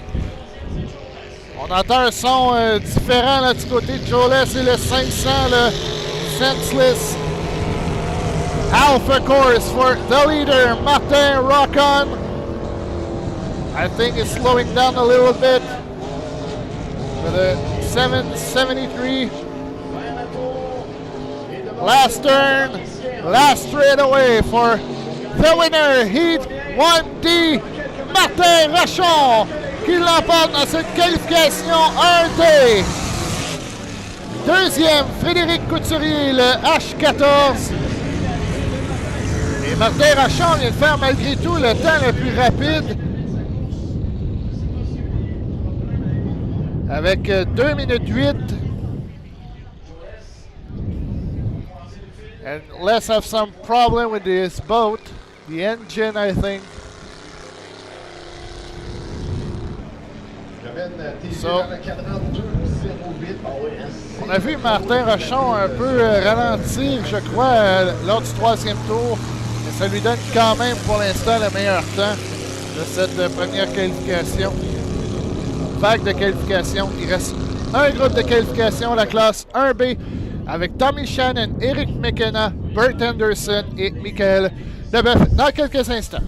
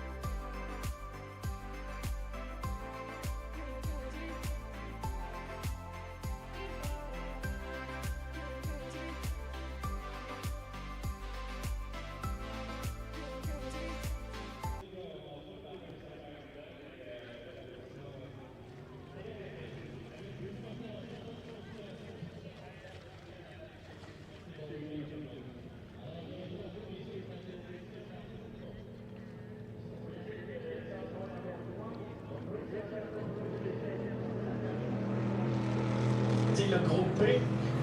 Groupe B qui a été forcé à retourner au puits tout à l'heure après quelques tours de chauffe. Tyler Cadat, malheureusement, a eu un avarie. Là. Donc,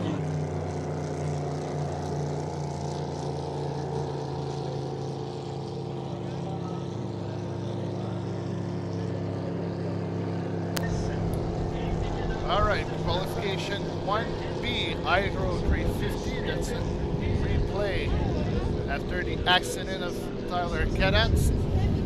On aura à l'intérieur le 306 de Tommy Shannon, Doug Nasty qui est une équipe à l'effigie de Mathieu Daou, le 999 d'Éric McKenna, la bête noire qui a changé ses couleurs cette année, en passant du vert au orange.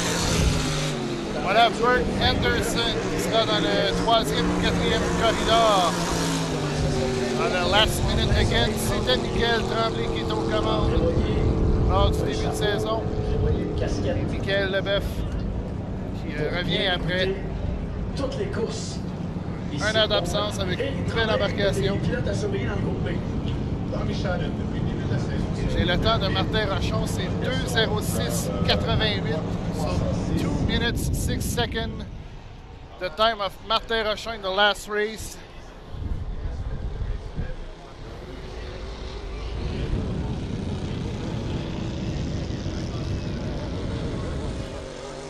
So we are 2:48 seconds away to the start.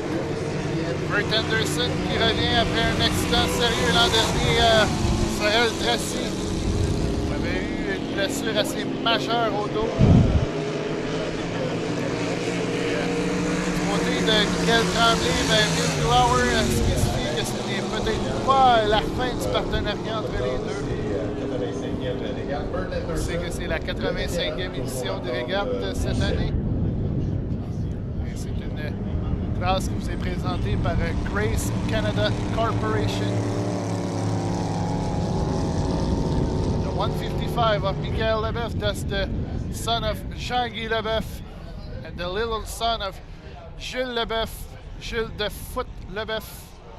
On aura les belles d'autrefois tantôt en vintage. Sûrement les 2,5 litres ainsi que les 2,80 pouces cubes. We are at 1:48 to the start. Tommy Shannon, deuxième au classement. On a le Doug Nasty. Bateau extrêmement rapide.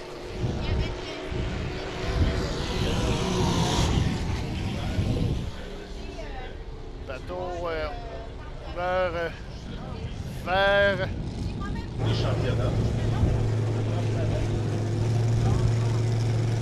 Eric McKenna with the new color.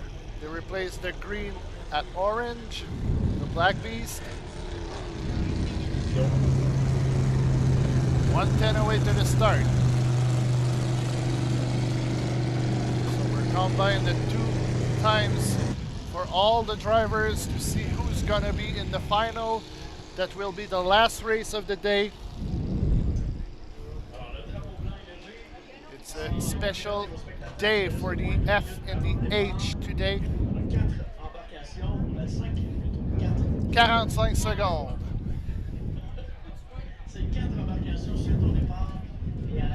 Alors Tyler Cadence qui ne pouvait reprendre l'action suite à son accident tantôt, on ne sait pas trop ce qui s'est passé malheureusement. Du côté de Carl Saint-Vincent, le pilote est OK. So we are at 22 seconds away to the start. 3 Québécois, 1 Ontarien. On est à 12 secondes. 9, 8, 7, 6, 5, 4, 3, 2, 1. Mark! Quel départ de Tommy Shannon à l'intérieur dans le Doug Nasty.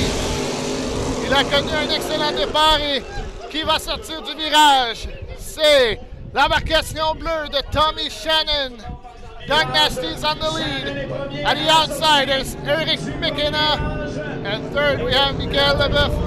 Bert Anderson is closing the march. Et déjà Shannon là, qui s'éloigne de Eric McKenna, la bête noire. Attention, virage qui est reconnu pour un virage difficile à Valleyfield. Ça passe bien. On voit McKenna remonter dans la bête noire. One lap done for the 306. McKenna is second, Leboeuf is third. And Anderson is fourth with the last minute Alors, un troisième serait satisfaisant là, pour cette embarcation de Michael Leboeuf qui tente maintenant de s'insérer à l'intérieur de McKenna. Oh, est-ce que Leboeuf va jouer le coup à McKenna? Lui, depuis l'an dernier, McKenna, on se rappelle, lors de la reprise des activités en 22 et en 23, n'avait pas connu des succès. Mais là, Leboeuf qui s'amène à l'intérieur. We'll show up the white flag. One more lap for Tommy Shannon. 306. McKenna still second, but he has to watch the 155 of Michael Leboeuf. The Leboeuf Motorsports. Anderson is fourth with an H8. Et là, une avance confortable pour le 306 de Tommy Shannon, qui non seulement s'éloigne, mais consolide, et ce sera intéressant de suivre sa vitesse face à Martin Rochon et le 773. And McKenna, I think, will finish second. But last straightaway for the leader, Tommy Shannon. C'est la victoire de Tommy Shannon. Deuxième, Eric McKenna, Black Beast. Et troisième, Michael Leboeuf. Quelle performance pour le pilote de Valleyfield. Va être certainement soulagé. Et quatrième, le H8 de Bert Anderson.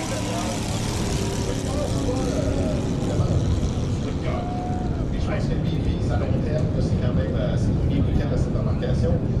Le chrono numérique s'est arrêté à 2:08. Manuellement. So, we're going to go with the GSS. That will be next up.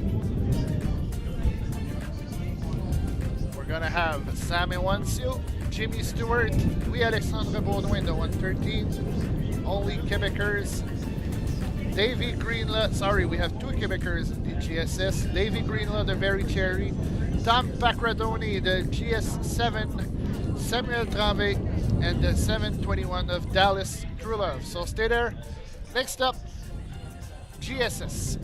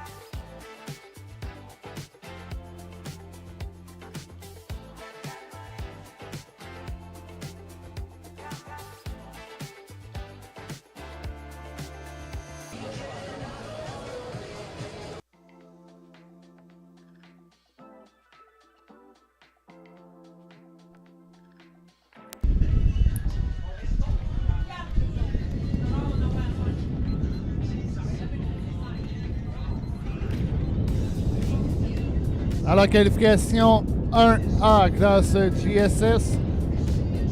On aura à l'intérieur la GS45 in the red de Samantha Ewancio, le Yampin Yemenai de Jamie Stewart, le Another One de Louis-Alexandre Baudouin, le Very Cherry 99 de Dave Greenlaw, Tom Pacradoni, le Rolling Thunder JS7 dans le 5e corridor, Samuel Tremblay, le JS48, le Dennis Dream, et Dallas True Love dans le Going Skiffin' Crazy, le JS721. All right, Jersey Speed Skiff running their one qualifier today. Heat 1A, they will run one time today and then come back and run a couple times tomorrow. Nick just went down the list, but it's going to be Samantha Awancio, Jimmy Stewart, Louis Boudin, Dave Greenlaw, Tom Pagarduni, Samuel Tremblay, and Dallas True Love.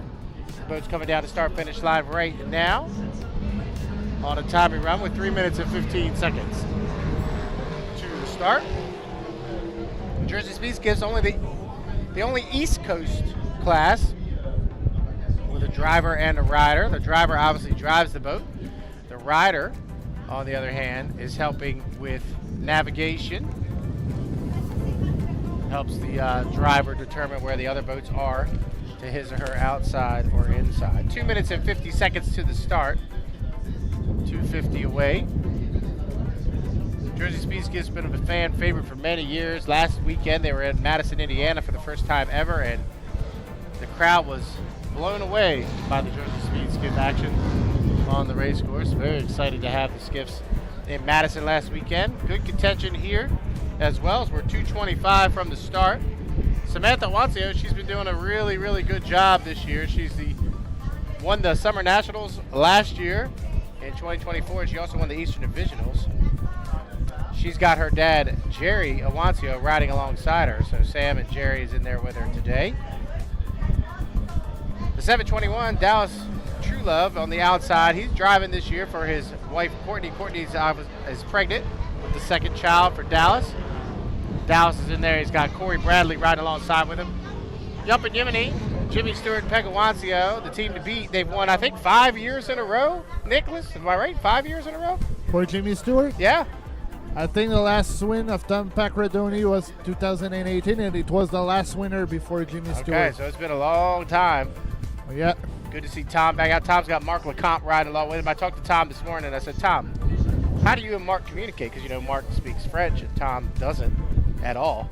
He says, oh, we just use hand signals. I said, I got you. Oui, alors pour résumer un peu, John a demandé à Pacradoni ce matin, comment vous faites, Marc Lecomte et toi, pour vous communiquer? That's a cool puisque drone shot, Nick. Look at that. Right oui, over on top. voit... The Hills Point gang being on the deck of Tom Pacarduni, really cool. Oui, la caméra que vous voyez, parce que nous, on voit également ce que vous voyez à la maison. On voit le haut de l'embarcation de Tom Pacradoni.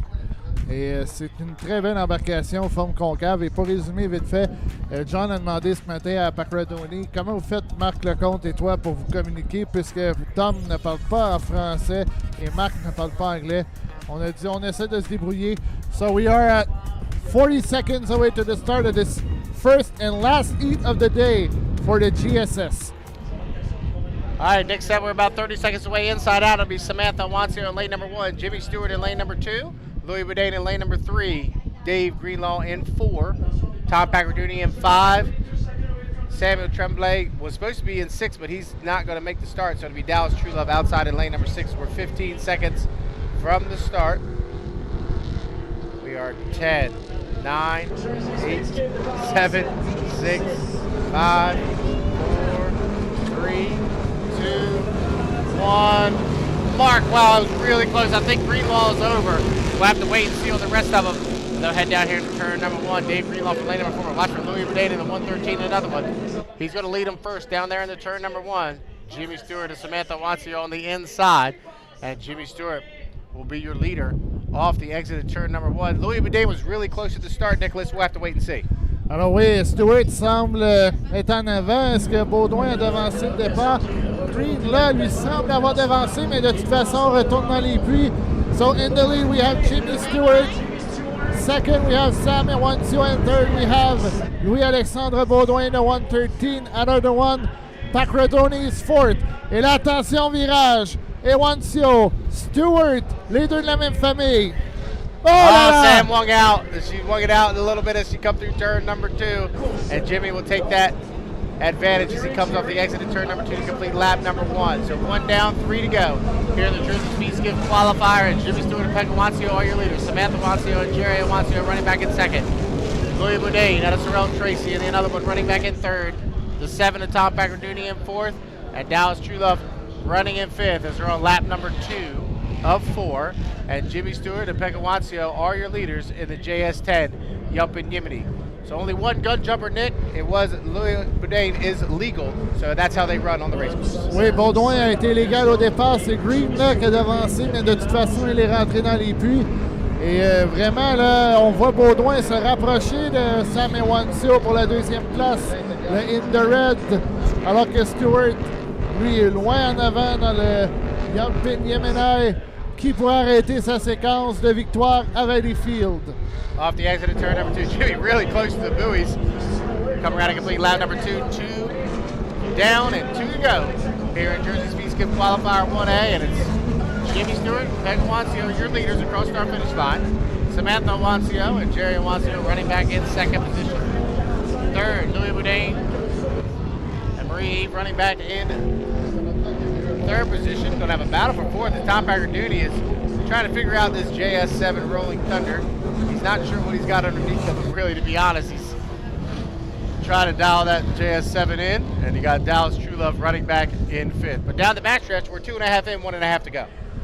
Alors, pas vraiment d'histoire là, dans cette course. C'est vraiment une domination du Yumpin Yemenai de Jimmy Stewart, le JS10.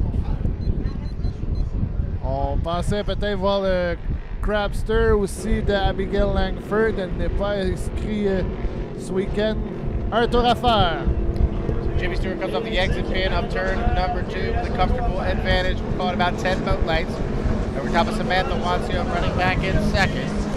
Third position is still Louis Boudin, so everybody pretty evenly spread out as they come around and take the white flag. We'll go one more lap around.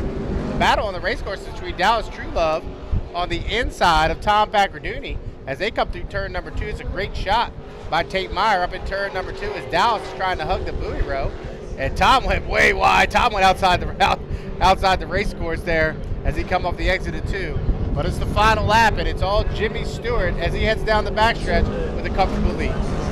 Alors, on ne sait pas ce qui est arrivé à Pacardoni. Il a passé à l'extérieur de la bouée extérieure. Et ça, normalement, c'est une pénalité.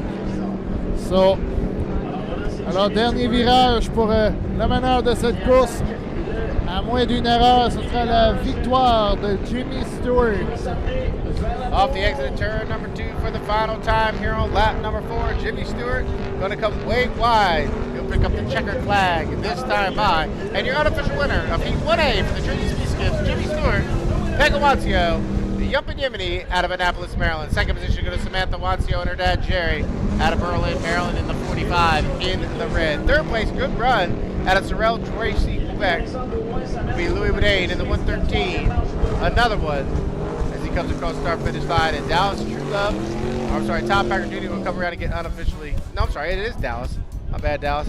Dallas Trulove will come around and get fourth place in the 721. Going skipping crazy. He's got Corey Bradley in there with him this weekend, and then Tom Pacarduni will round out the field in fifth.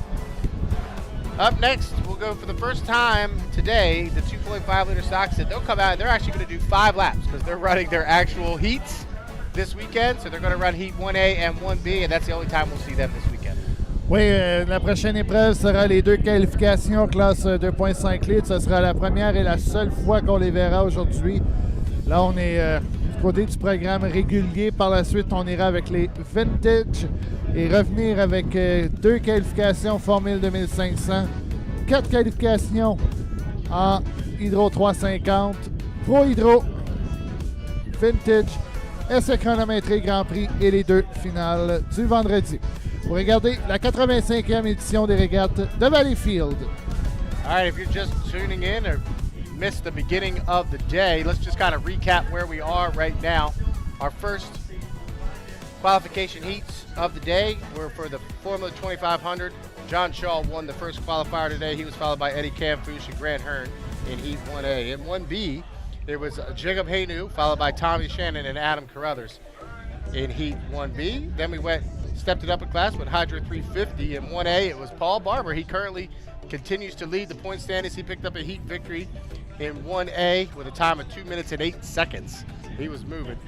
Mark Lalonde came in second, and then Grant Liddicoat, the rookie driver, came in third in 1A. In 1B, it was Tommy Shannon, your leader, and winning 1B. He was followed by Eric McKenna and Michael LaBouffe. In 1C, it was Patrick Hayworth, Kent Henderson, and Brandon Kennedy driving the 300.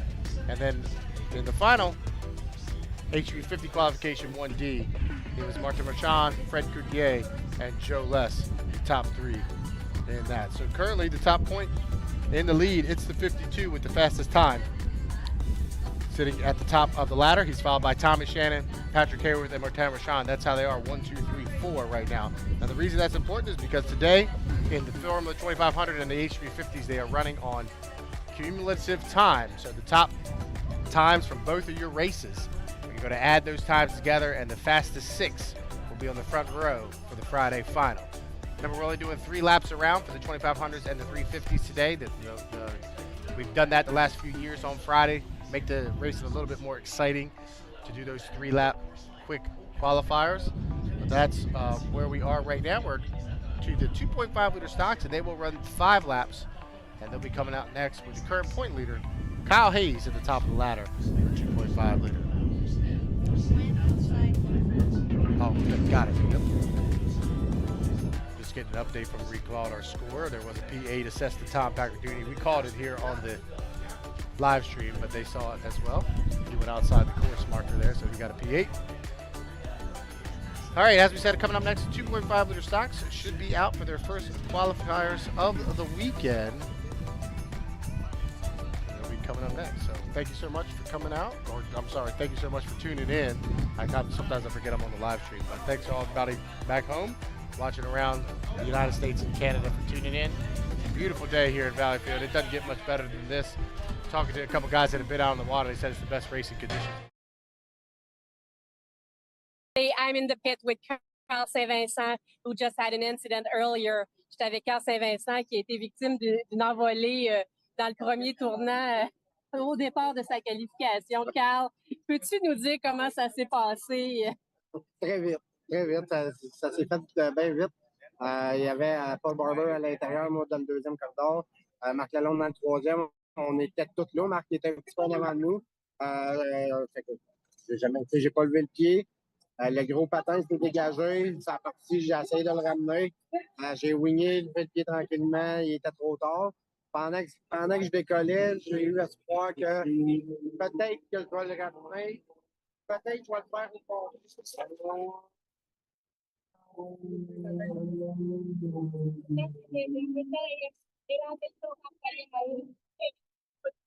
We saw what wanted to be able to save it.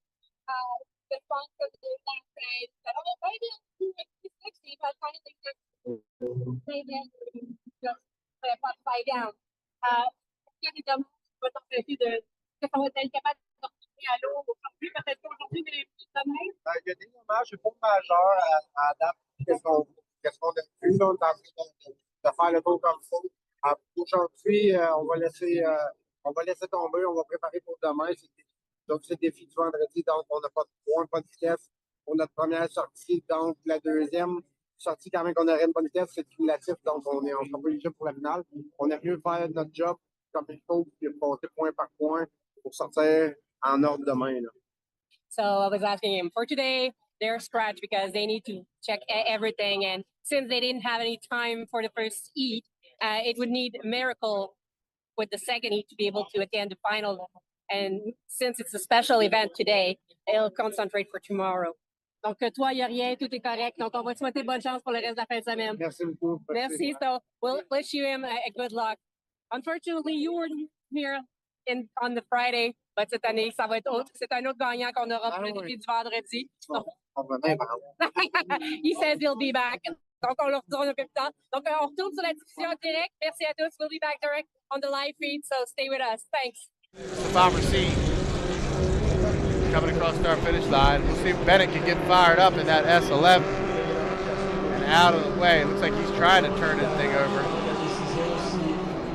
His dad Steve is on his radio right here in front of us, trying to get Bennett to get that boat. He's got it turned to the right to try to get it up off of the race course. 2 minutes and 45 seconds to the start. We'll see if they allow this to continue, if Bennett can get up out of the way. Oh, he throws the lid. So this could be a situation where we're unable to get it fired. And Steve Armstrong is leaving the tower, so that tells me that Bennett is not going to be able to get it fired up, and we're probably going to have a black flag if we do. So black flag being displayed on the race course, unfortunately for Bennett Armstrong, is totally chaotic. He's working down right off the exit 2 in a bad spot. We'll have to get him turned up out of the way and rerun 1A. That's the third time today we've had to rerun a heat before it even starts, unfortunately. Sometimes it happens. But we'll get Bennett towed up out of the way in the S11 and move him out of the way, and then we should be able to go. But going to be in a little bit of a break until we can get him out of the way. Take those boats back, and we'll probably come out with Heat 1B for the 2.5 liter stocks. So once again, thank you for coming. Thank you for tuning in. Stay with us. We'll be back with Heat 1B.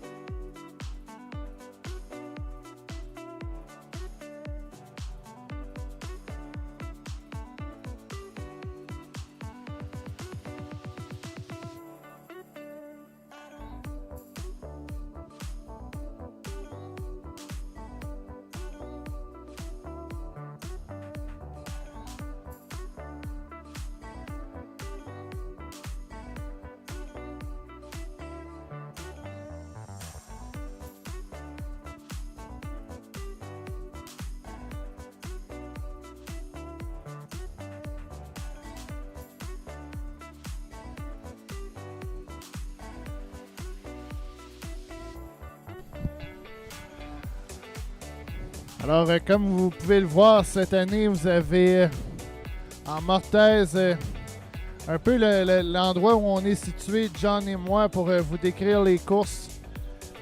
Et, vous pouvez nous voir au travail, ça nous fait plaisir. Cette année, on a un moniteur également pour mieux vous guider sur le parcours avec les drones.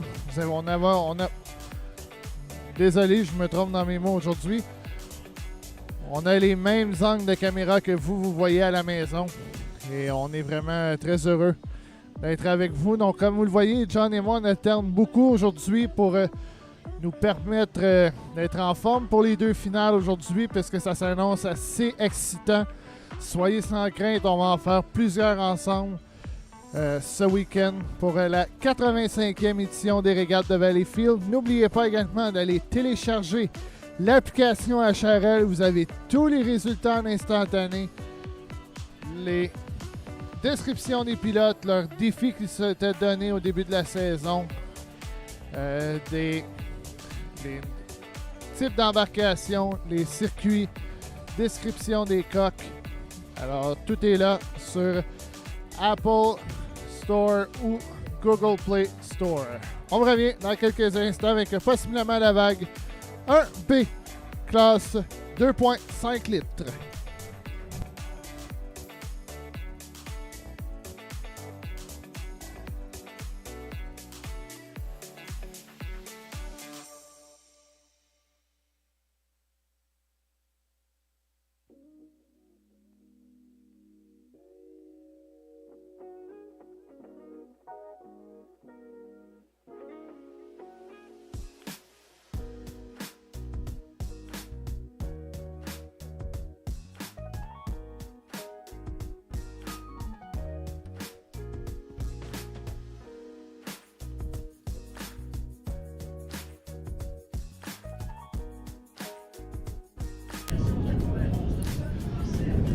Alors, qualification 1B, classe 2.5 litres.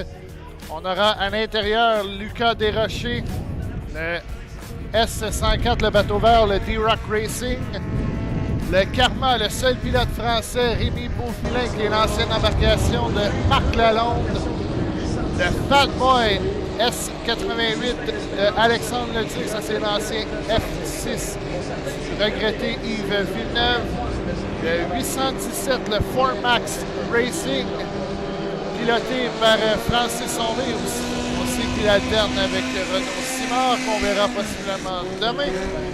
Et quelle histoire que c'est cette embarcation, le 910 de Justin L'Espérance, qui malheureusement, en montant vers les régates de Cambridge, l'essieu a décidé de céder sur sa remorque, n'a pu piloter cette embarcation, et Assorel Tracy nous avait vraiment ébloui lors d'une qualification en sortant notamment premier du virage, le Hope Racing Team, qui en est à ses premières régates à Valleyfield. Il ne lui reste que 3 restrictions.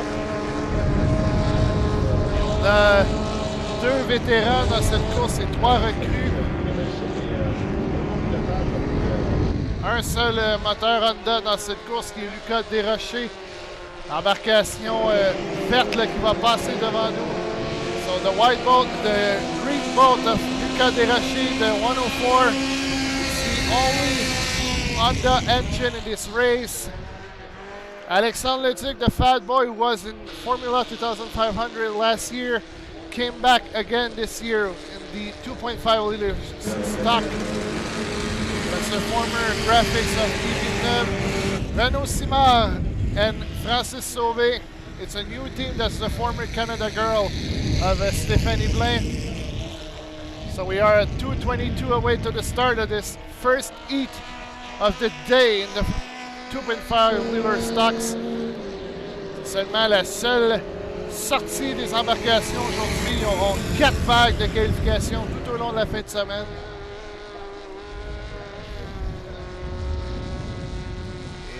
Vilain qui se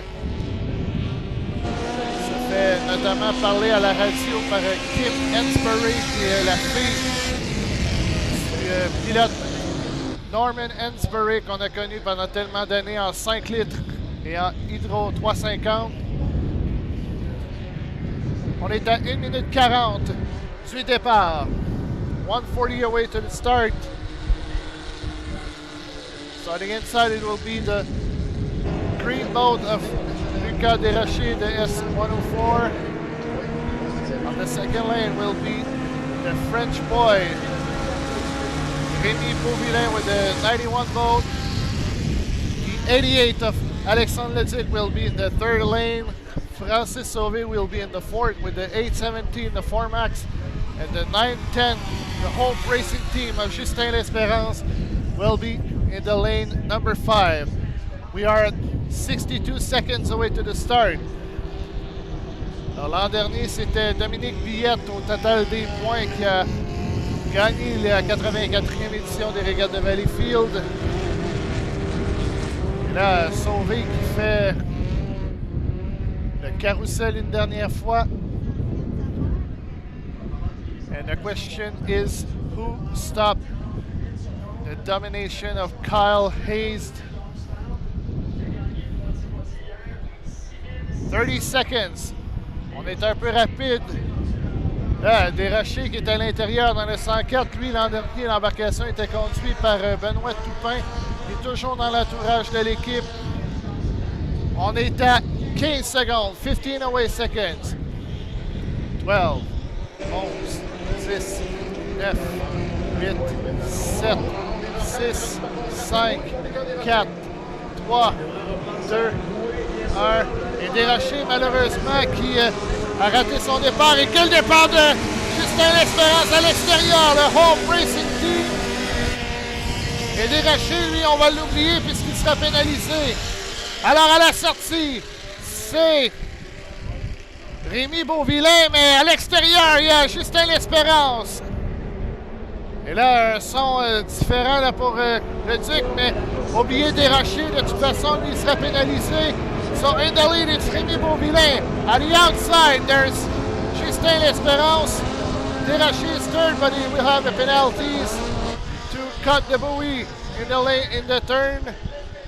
Alors, Beauvillain à l'intérieur, pourchassé par le 910 de Justin L'Espérance, qui me disait ce matin qu'il avait hâte de terminer ses restrictions et de pouvoir profiter de lignes intérieures, mais là démontre tout un départ avec un tour de complété.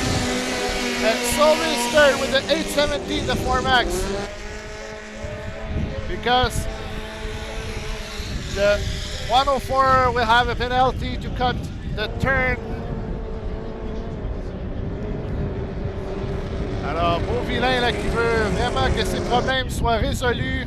Lui qui a connu des difficultés à Sorel-Tracy il y a un mois avec son carburateur, alors que Desrochers lui semble se rapprocher de L'Espérance pour la deuxième place, mais pour l'instant, on attend toujours la confirmation, à savoir s'il y a pénalité.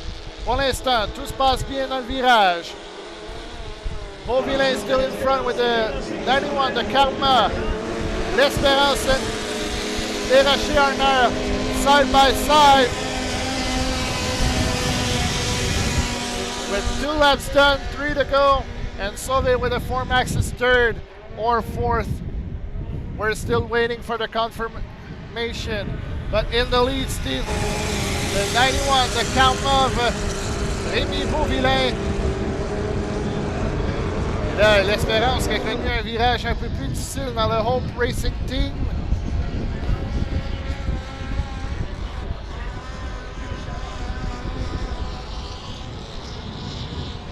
On the exit of the turn, and number 2 is Lucas Desrochers second. Rémi Beauvillain is still in the lead with a 91 boat. And Desrochers has some problem to turn inside the lane number 1. And L'Espérance is third with a 910, but we're still waiting to see if Desrochers will have a penalty. Sauvé, lui qui complète la marque en 3e place pour l'instant, mais 4e sur le plan d'eau.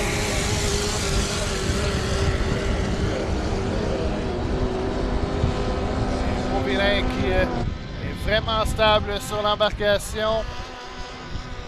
Lui qui a piloté l'an dernier ici à Valleyfield. L'embarcation qui avait été prêtée par Derek Anderson. The white flag is up. One more lap for the leader. Et là, encore une fois Desrochers qui là vient toucher la bouée. Pas délogé, mais là, si il est pénalisé, probablement déjà une fois, ce qu'il pourrait l'être 2 fois. pas sa course jusqu'à maintenant, mais pour l'instant, une nette domination pour le 91, le Karma de Rémi Beauvillain.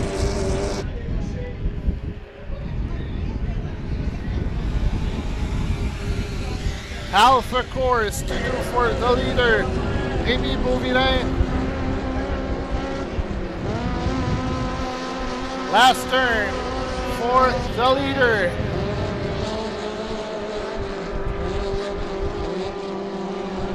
And it will be... Et non! Beauvillain qui va s'arrêter! Incroyable! À quelques mètres de l'arrivée! Beauvillain! Aïe, aïe, aïe! Et là, déraché, lui sera sûrement pénalisé. Est-ce que ce sera la première victoire de Justin L'Espérance à Valleyfield? Il y aura sûrement pénalité, mais s'il n'y a pas de pénalité, c'est la victoire de Lucas Desrochers. Est-ce qu'on vient d'assister à un moment quand même spécial pour un jeune homme de 19 ans, du côté de 18 ans, pardon, de Justin L'Espérance. Et là, il y a de la fumée du côté de Beauvillain.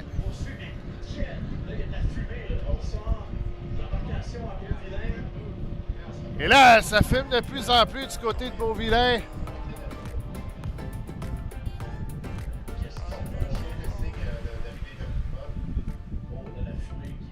À quelques mètres de l'arrivée, Beauvillain, est-ce qu'on a un autre moteur du côté du 91?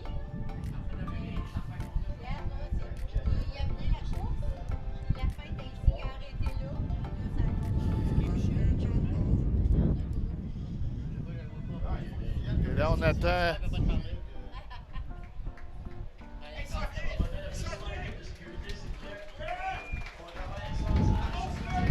Et voilà.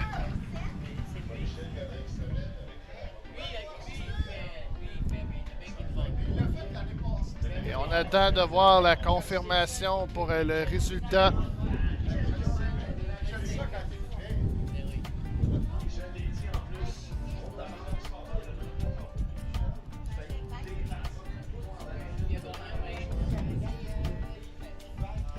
Et on attend toujours la décision des officiels.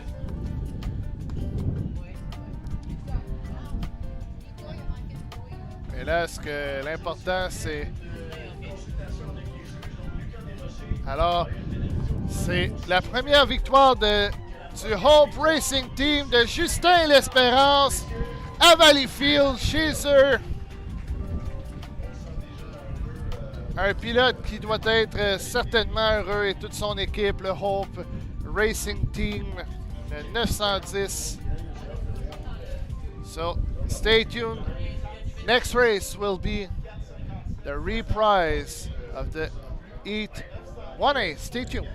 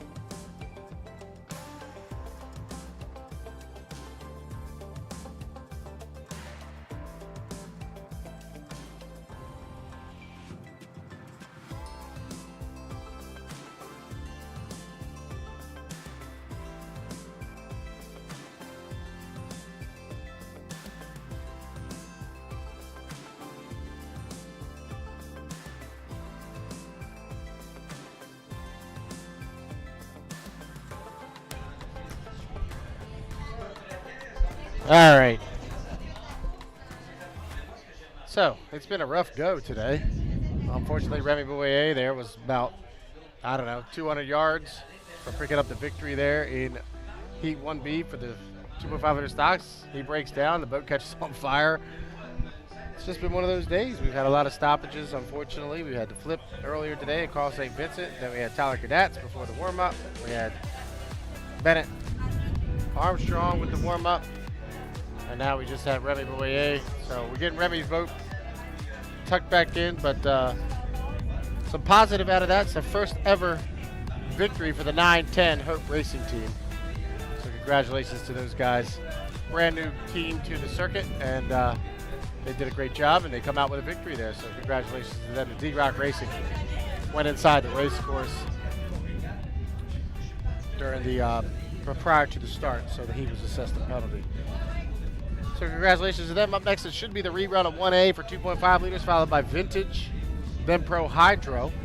Then we go back to 2A and 2B for Formula 2500, then 2A through 2C, 2D for HV50. Grand Prix time trials will be after that.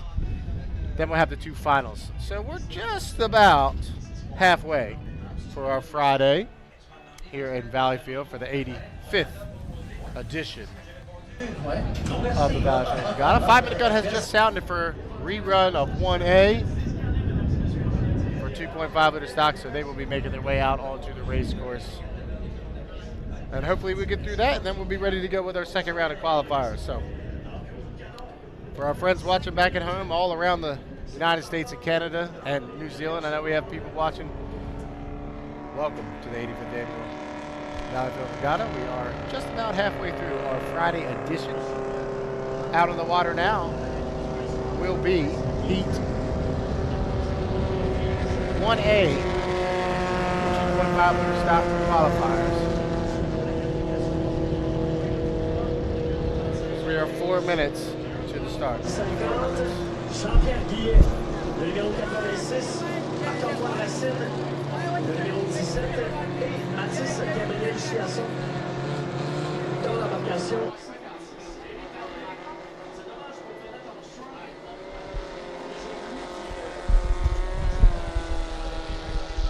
Apologize for that. I was getting a phone call. 3:35 from the start. Boats making their way out down French Jeanette, the 86. There's the brand new 57. The Howe, driven by Matisse Gabriel Chasson. 35, red, white, blue, the Thompson Automotive Group TM Special of Kyle Hayes out of Clarksville, Michigan. He's on the inside. The 50 driven by Garrett Huff today, and the 17, Racine Racing. Stefan Racine does the driving in the S17. So the 5 boats have made the call for the rerun of 1A for 2.5 liter. We have 3 minutes away from the start. Once again, me and Nicholas are switching back and forth a little bit today. I'm trying to save my voice for the finals and the big racing on Sunday. So he and I are kind of switching back and forth a little bit today. This is a rerun of 1A for 2.5 liter stocks. We are in the 5-minute warm-up period. If you are just tuning in, the race is not beginning to the end of that 5-minute warm-up period. I try to remind people throughout the day of that, especially when I'm live on site. Some people come up to me, don't know what's going on. I just want to make sure everybody understands the 5-minute warm-up period and the ultimate goal being to start from the bottom of the pocket. You're 2 minutes and 13 seconds away from that. 5 laps around here in 1A, 2.5 liter stock. Kyle Hayes, as we talked about in our pre-show, we were on the air about 9:30, 9 o'clock for the novice, and then we talked a little bit after the novice was over. Kyle has really dominated this year. He's won all 3 races so far. He won in Cambridge, won in Sorrel, he won in Rockville. So far here in 2025, he has dominated. So he's going to try to maintain that here this weekend. So we'll have lane number 1 for Heat 1A. We are 1 minute and 35 seconds to the start. Chasson is going to cut the race course into 57. As we said, Matisse Gabriel Chasson has not been out in 2025. This is a brand new boat. It took him a little while to get it going and get it ready. I don't even know if he was able to test or not. They test up here every 2 Tuesday night, but I'm not sure if he even got out to test. He'll have to start on the outside, but I expect that is going to be a fast time to play. Once they get all the kinks worked out of that brand new. Inside 1 minute, 57 seconds to the start. You see from our shot from the top of the tower, and now on the backstretch there, that's Leon with that great shot of the 35 going down the backstretch. He'll have lane number 1. Now we're back to Jared's camera. Jared at the top of the tower. Got the shot for me as they get lined up on the backstretch. So it'll be Kyle Hayes in lane number 1 in the 35. The Toss It Automotive Group presents the TF special. Lane number 2 will be the 50 driven today by Garrett Huff. Lane number 3 will be JP Moran, PA in the 86 on his outside. Will be the Racine Racing. And on the far outside will be Matisse Gabriel Chason. As we're 16 seconds from the start, re-round of Heat 1A, 2.5 liters. They'll come off the exit pin, and we are 10, 9, 8, 7, 6, 5, 4, 3, 2, 1. Mark, please start. Aaron Huff at the 50 had a great start. He'll lead him down here into turn number 1.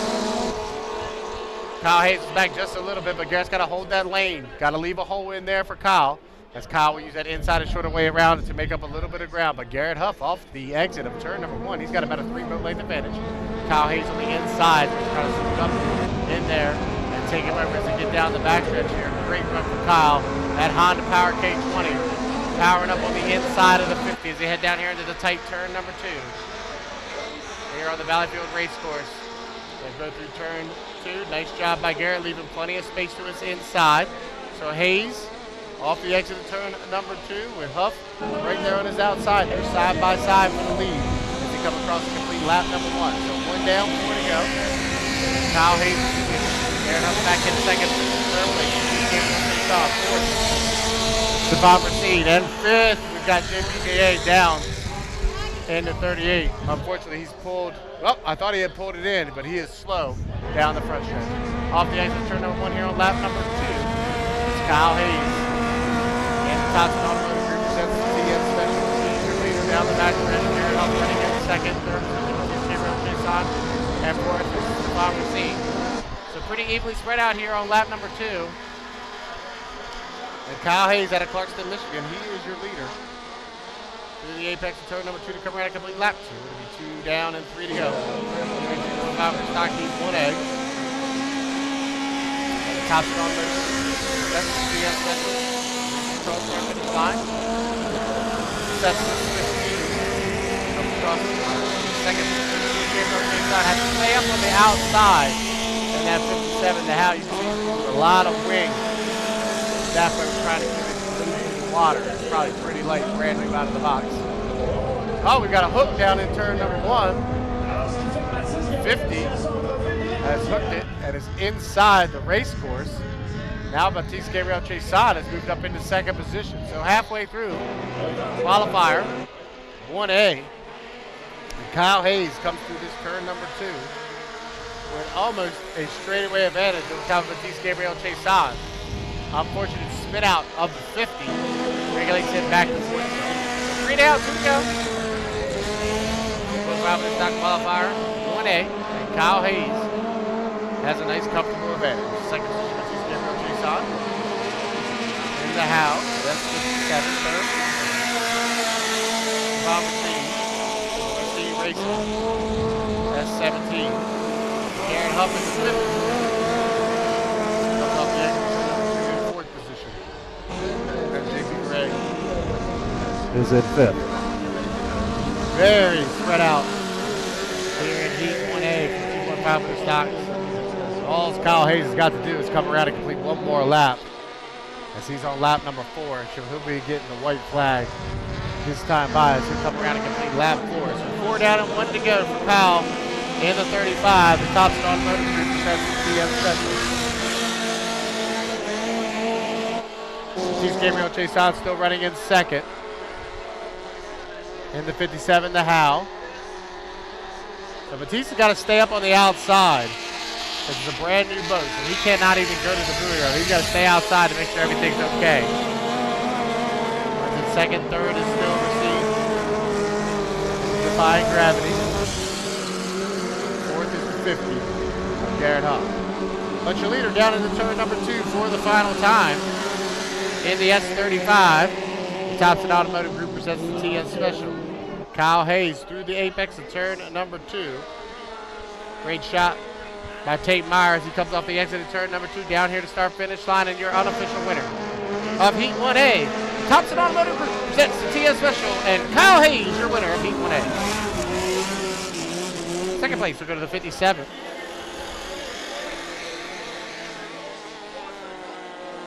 Matisse Gabriel Chason, he'll come around and get second place points. Third will go to Stefan Racine and the 17.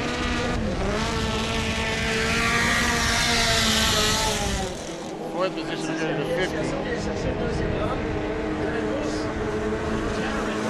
Garrett Huff went down and came back around. He was going to the pit area, and they brought the boat back out onto the race course.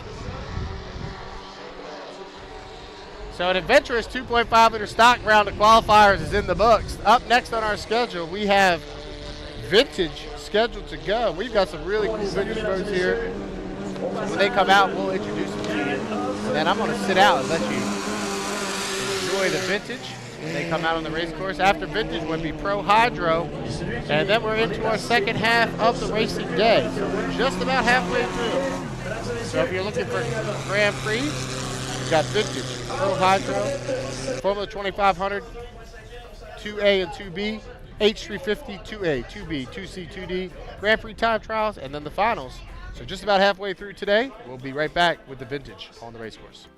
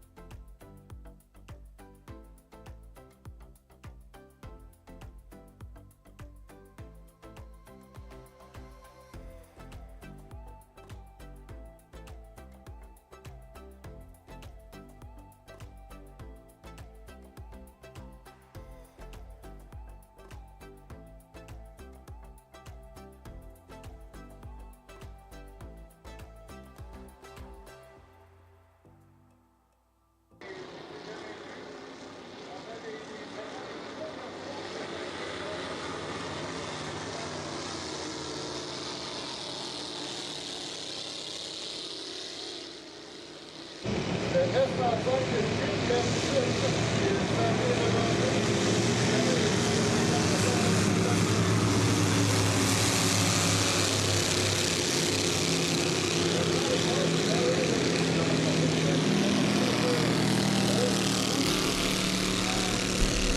right, welcome back. As the vintage, you're out on the race course.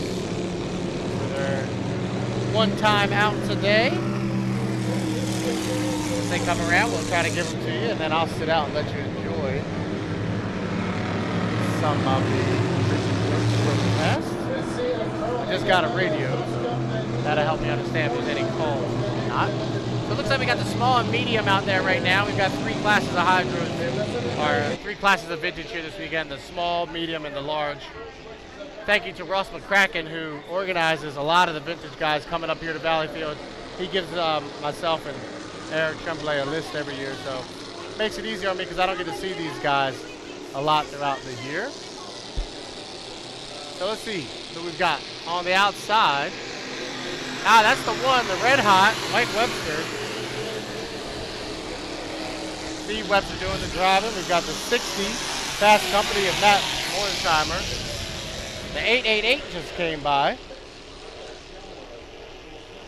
And that is the Mystic Jersey. I think Steve, Mike Webster drives the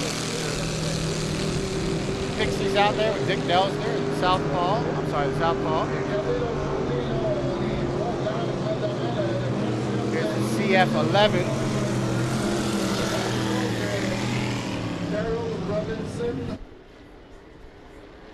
I don't have the CF11 on my. I might be the CF1 of Chuck Boothby. That's so I apologize. So the hot shot coming by, I'm sorry, the red hot, the F1. They built that boat. The original one, hot shot, is the Buckeye Kid. The original red hot is the Buckeye Kid, which is now running vintage events around the country. That is a rebuild. That boat that they built, they just basically built a brand new replica vintage hydro. Red hot. Mike Webster campaigned that boat many years and won the national high points in that national modified for a few times. Shockwave E105 of Jim Benson comes by. Jim used to do a lot in the inboard ranks as well. Jim out here on the vintage circuit. I know these guys had a big race a couple weeks ago in Syracuse. There's the Canadian, the CF1, driven by Chuck Boothby.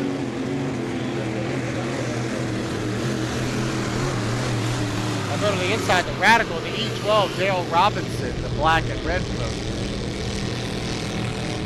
Really good boats out here on the race course now that we used to see in days gone by here at the 85th edition.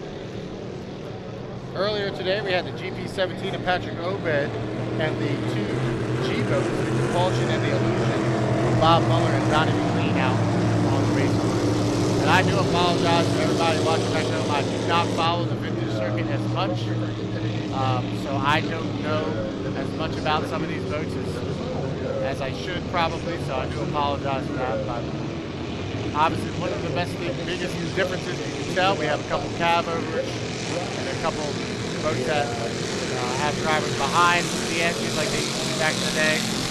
That's a lot of backhaul going by, the Shockwave 105. You have the more conventional coming by. Mike Webster in the red hot, the Fast Company, Matt Morgensheimer, and the Canadian, this Canadian, Chuck Boothby coming by. So that first wave of vintage will go back into the pit area. And like I said, I apologize. I don't know a lot about the vintage guys as I should.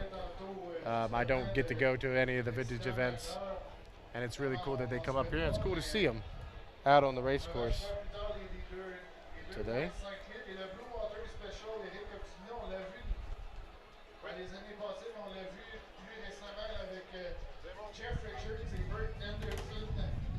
So we'll get those guys back in the pit area, and we'll see if we run another vintage fleet. We do have the small vintage that need to come out, and maybe they come out tomorrow. Or we will wait and see. But I want to thank Ross McCracken. He does a lot. Him and Bob Abbott do a lot to get these vintage boats out here on the race course, so we do appreciate that. ProHydro is slated to go here in a little while after the vintage. We have 4 ProHydros, including the 30, the big board by Pencil, driven by Andrew Tate. Great to see that boat back out. I'm looking over to the pit area, and they are in the water, ready to go for ProHydro, first qualifier of the weekend. So it looks like, if I'm looking at the screen now, they are ready to go for their first qualification heat of the weekend. So once again, this is the 85th Valleyfield Regatta. We started bright and early at 9 a.m. with the novice class. The young drivers got out on the race course. They did their 4 qualification heats between 9 and 10. And then about 10:15, we got started with our inboards, and we have had nothing but trouble, to be honest with you. We've had 4 or 5 stoppages today due to boats breaking down, and we did have the 1 accident with Carl St. Vincent. The good news is Carl is totally fine. No problems. But it's just kind of been a start and stop situation today. But we are just about halfway. It looks like we're done our vintage. We got our rescue boat heading over to the fleet of boats watching the spectator fleet. We might have somebody in the water or something.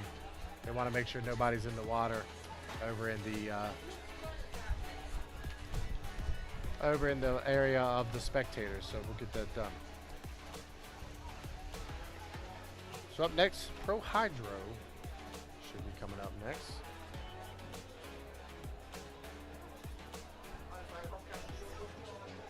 Okay, so we'll sit out for a minute as they get that area over by the spectators cleaned up, and we will go ProHydro racing here in just a few. Stick around, we'll be right back.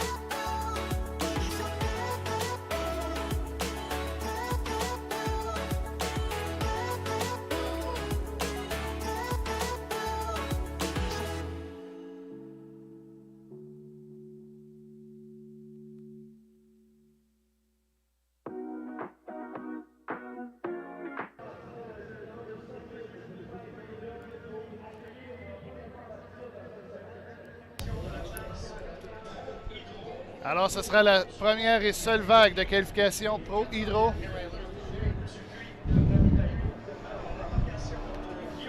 On aura le V77, pardon, tellement habitué à Guillaume Charette dans le Formule 2500. Le V109 de Dominique Maisonneuve. Le Formax, le Pure Canadian de Chris Galbraith. 311 et le Pennzoil de Andrew Tate.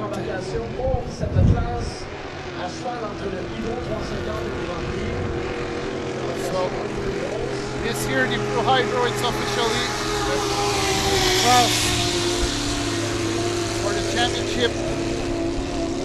We have the 77 of Guillaume Charette, the 109 of Dominique Maisonneuve, the Formax, the 311 of Chris Galbraith, but he's not on the track right now. Andrew Tate with the Big Bird Pennzoil. Et Charrette a pris l'embarcation 77 puisque c'était évidemment Carl Phipps qui était supposé d'être aux commandes. Et voilà Carl Brett qui s'amène sur le parcours. Et Phipps, malheureusement, pour des raisons personnelles, a décidé de se retirer du projet. Et a décidé de donner le tout à la famille Charrette. So we are 2:38 seconds away to the start of this first heat of the weekend in ProHydro.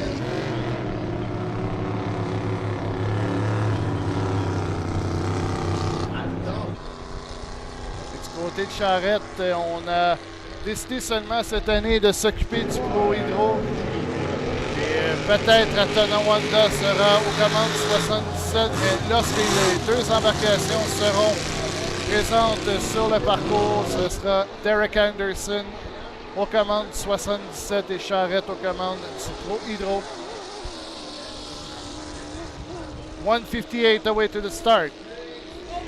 After this race, we're going to go with the two qualification Formula 2500 for each of H350 time trials GP, one run of vintage, and the two final for the Friday edition of the Valleyfield Regatta.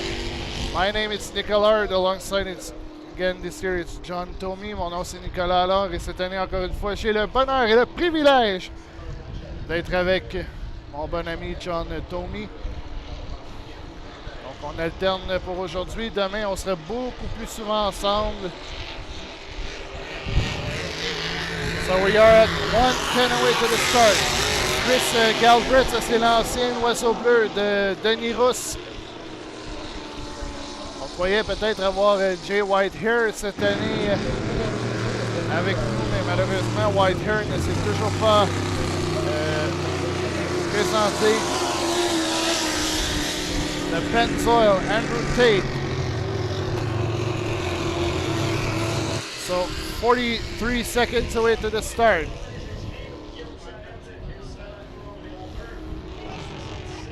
Trente-cinq secondes.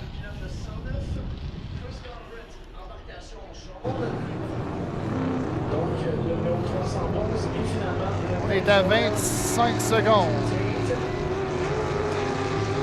Est-ce qu'on peut s'attendre à un duel à 3 entre Charrette, Maisonneuve et Andrew Tate? On est à 15 secondes.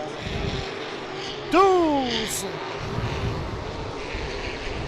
9 secondes.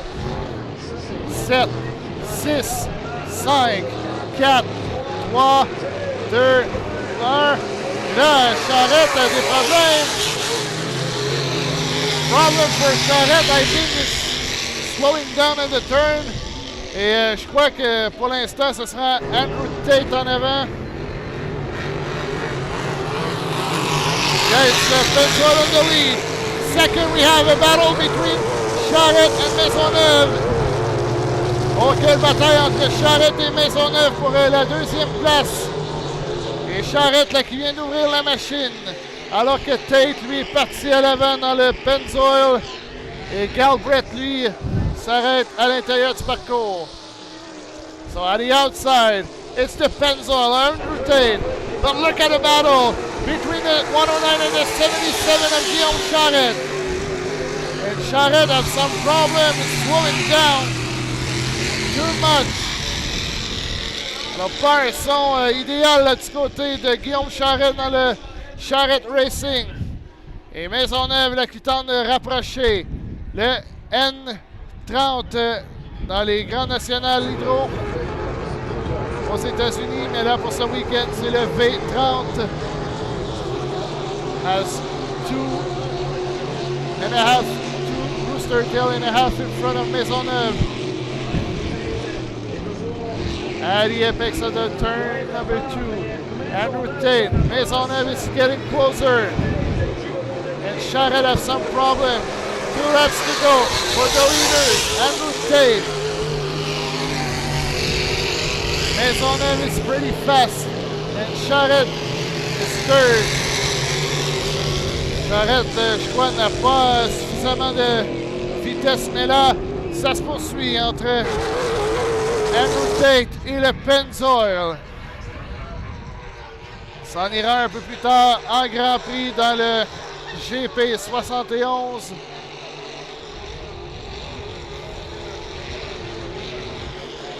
White flag is up. One more lap for the leader.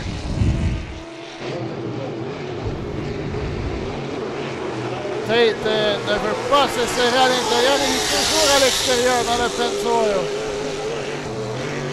Charrette semble aller dans des vagues plus difficiles pour au moins tenter de trouver de la vitesse, mais le mal est un peu fait pour le Charrette Racing. What a speed by Andrew Tate in a Pennzoil. Has a different sound of the 109 and the 77. Last turn for the leader, Andrew Tate. Last straightaway. Et voici votre vainqueur de cette seule et unique vague de la journée en ProHydro, Andrew Tate. Deuxième, Dominique Maisonneuve, Formax. Et troisième, ce sera Guillaume Charrette dans le Charrette Racing. So next up will be the E2A Formula 2500.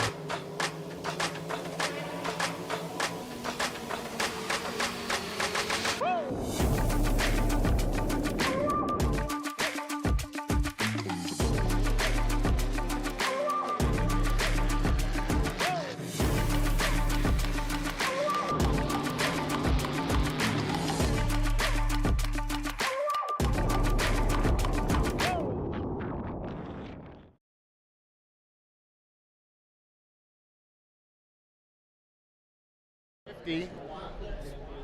Trying to get the 2 best times you can. The cumulative time from both of your heats today will determine your starting position for the final. We'll have an 8-boat final for for Formula 2500 and a 7-boat final for H350. So every heat is very important as the boats start to make their way out of the pit area onto the race course for their second round of qualification heats. This will be for the 2500 heat 2A, sponsored by Viva Media here in the 85th edition of the Valleyfield Regatta. My name is John Jamie. Alongside me is Nicholas Allard.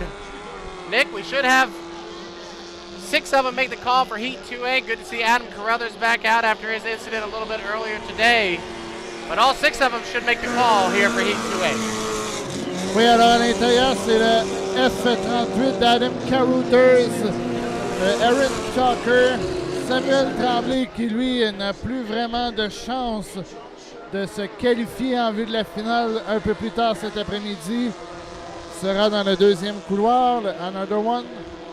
Il aura à ses côtés son frère qui, lui aussi, malheureusement, suite à un abandon ce matin, ne peut plus vraiment se qualifier pour la finale. Dans le 4e corridor, il y aura Kevin Smith, le Dream Weaver. Dans le 5e, Tommy Shannon, le pièce d'Auto Valleyfield. Et à l'extérieur, John Shaw dans le Tenacity. John, for me, the second heat is my favorite of the weekend. Yeah, Dick, you're right. The second qualification rounds where you put the faster boats on the outside is the best. Because now you've got the boats that are normally on the inside lane, have a nice little comfortable spot on the race course, having to work hard from about lane number 5 or 6, and it's relevant here with John Shaw, the 92 Tenacity, your points leader. At lane number 1 in the qualifier earlier today, here in qualifier 2A, he's going to be in lane number 6, so he's going to have to work just a little bit harder to make his way around this field. He's got some fast boats to his inside, including Tommy Shannon, who's doing really well here in 2025, and Sam Tremblay, who was out on the race course, had an unfortunate did not start in the qualifier 1A earlier. We know that 113, another one, is very fast. So here comes Shaw and Tommy Shannon. Coming by start finish line. Great shot from our tower cam. Another good shot coming out of turn number 2. That's Adam Carruthers and Mikel Tremblay coming through turn number 2 right now. They've got a setup here this weekend. We've got a monitor. We can actually see what's going on. They got really good camera angles. Tate Myers down on the Coors Light point. Got his brother Jared up top. And Leon's doing a great job on the backstretch. So we got really good vantage points for all 3 cameras. And Steven's down there pushing the buttons and making everything happen. So our live stream team, in my opinion, is the best at covering inboard hydroplane racing. They do the best job of anywhere. And I really, really do appreciate being a part of this team. As we're a minute and 25 seconds to the start, Nicholas.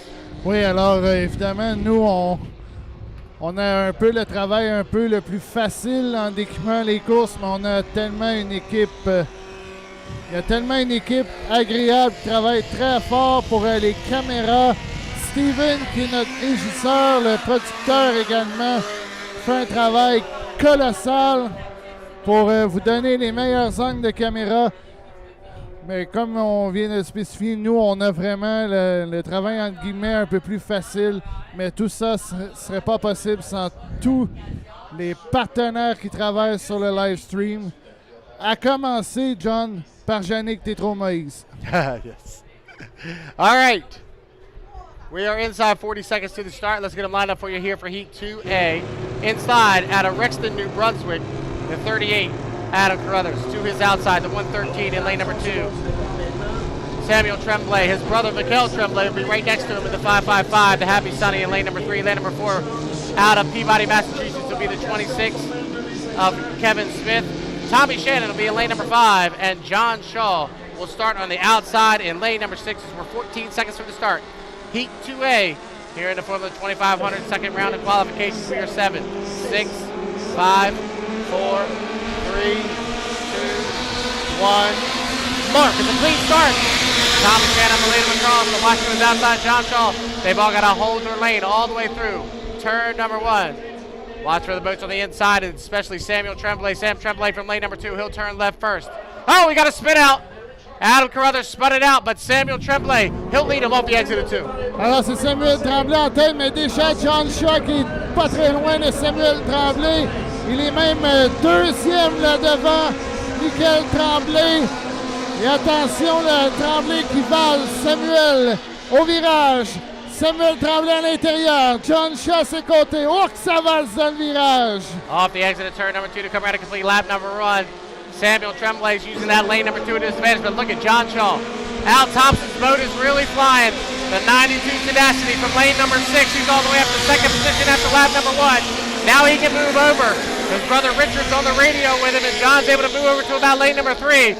So it's Tremblay and Saul side by side for the lead through turn number 1. And John Shaw with the superior power overtaking, but Tremblay's going to fire back up on the inside. Quelle bataille entre John Shaw et Samuel Tremblay qui ne se lâche pas 2 cm. Encore une fois, la classe Formule 2500 qui nous donne tout un spectacle cette année.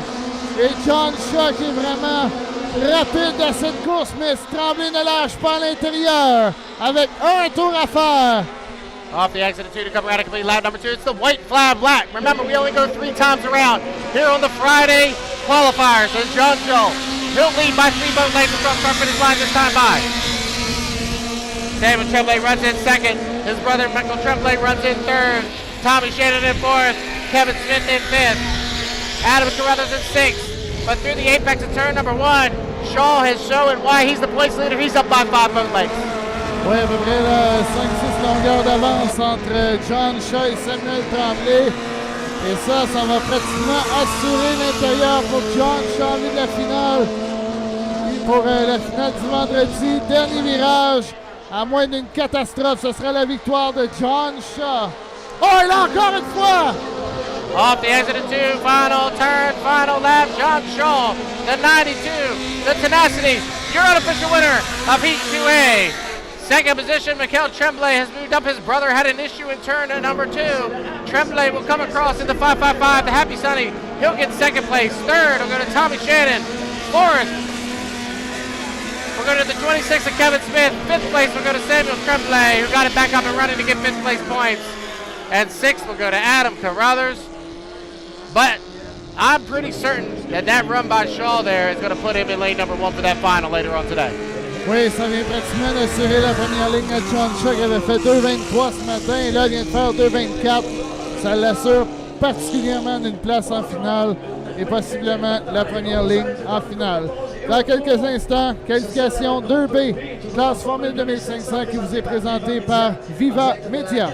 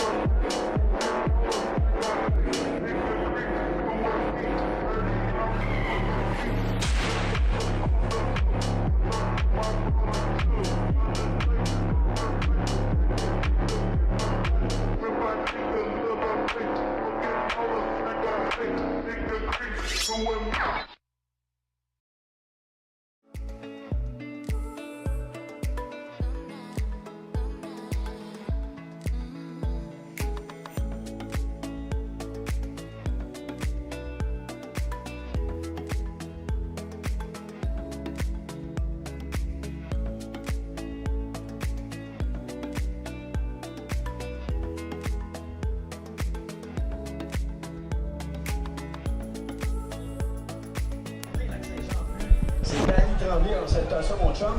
La gang de All right, Simon 5-minute gun has set up for Le second Général qualifier heat Christian 2B Johnson. from 2500, sponsored by Vivo Media here at the 85th edition of the Valleyfield Regatta. But you're making your way out of the pit area for heat. Salutations à toi.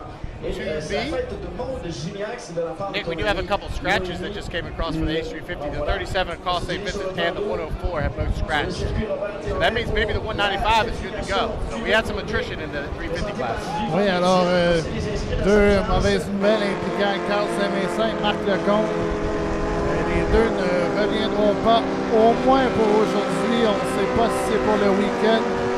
On ne se souhaite pas parce qu'on sait que c'est deux pilotes très rapides, deux embarcations extrêmement rapides. Alors, on vous reviendra demain avec les détails impliquant les deux bateaux. Qualification 2B, classe Formule 2500. À l'intérieur, Grant Hearn, le Legacy One F14. À ses côtés, Kenan Brody III, F50. Matthew Brown, F74, le groupe SFK dans le troisième couloir. Derek Anderson, le 77, dans le quatrième couloir. Eddie Cantu dans le cinquième 5-5. Jacob Eno dans le sixième, dans le F2. All right, we're about 3 minutes and 25 seconds from the start. Second and final qualifier of the day for the Formula 2500s. After this, they will set the field for the 8-boat final later on today.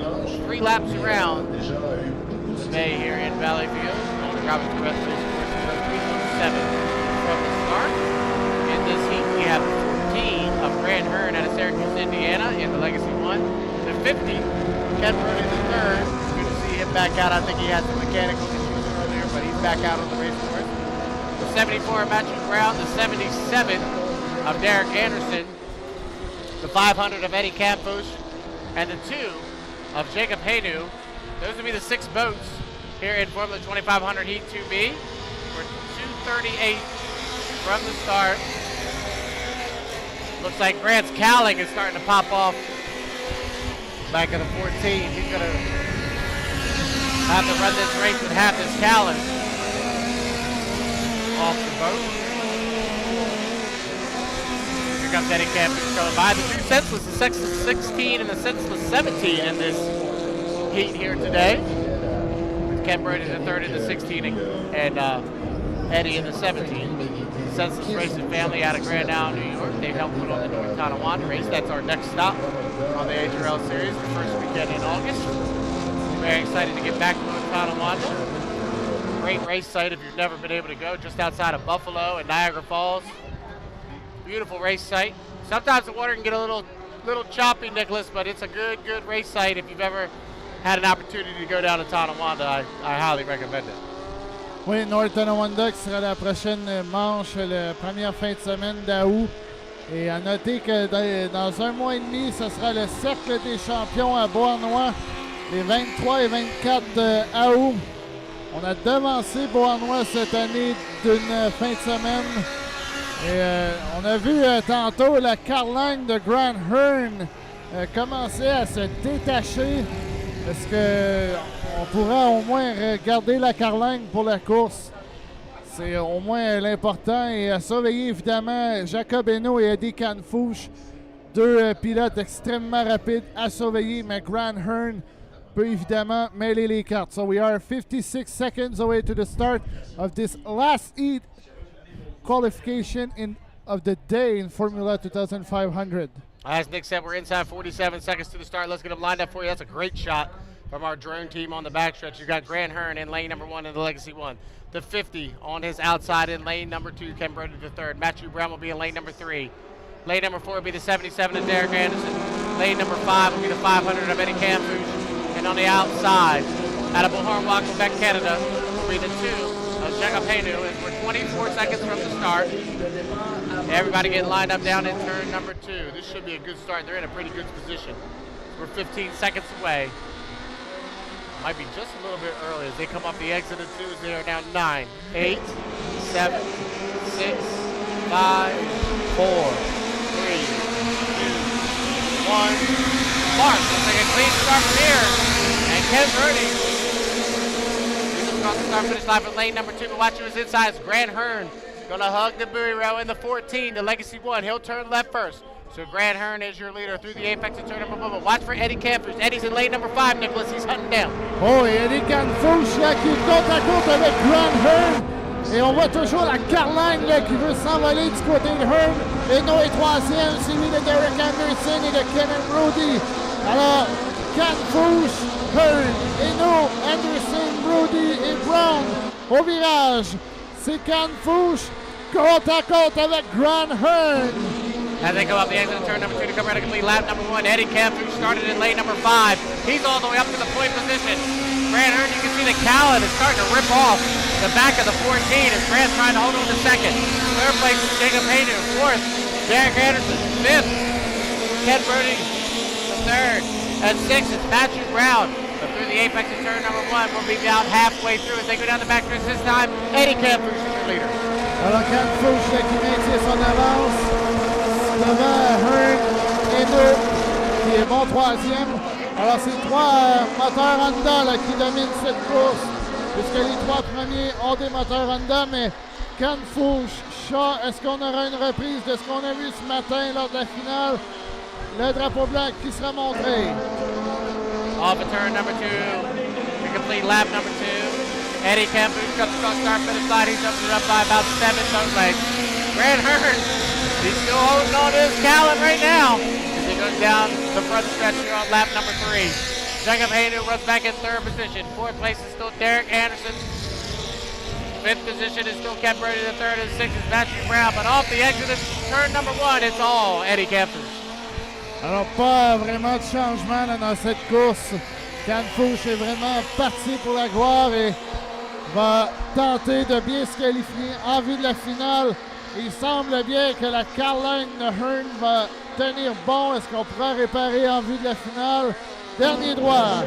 Off of turn number 2 for the 3rd and final time. It'll be a heat victory here in 2A. Brandon, New York's Eddie Campus, your winner in the F500, the Senseless 17.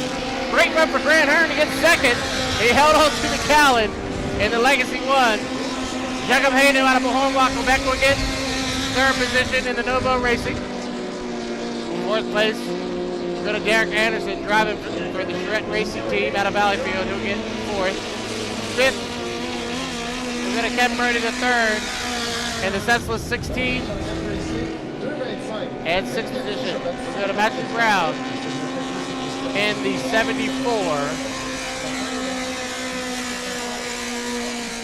Formula 2500 this weekend sponsored by Viva Media. Thank you to Viva Media for sponsoring the Formula 2500 class.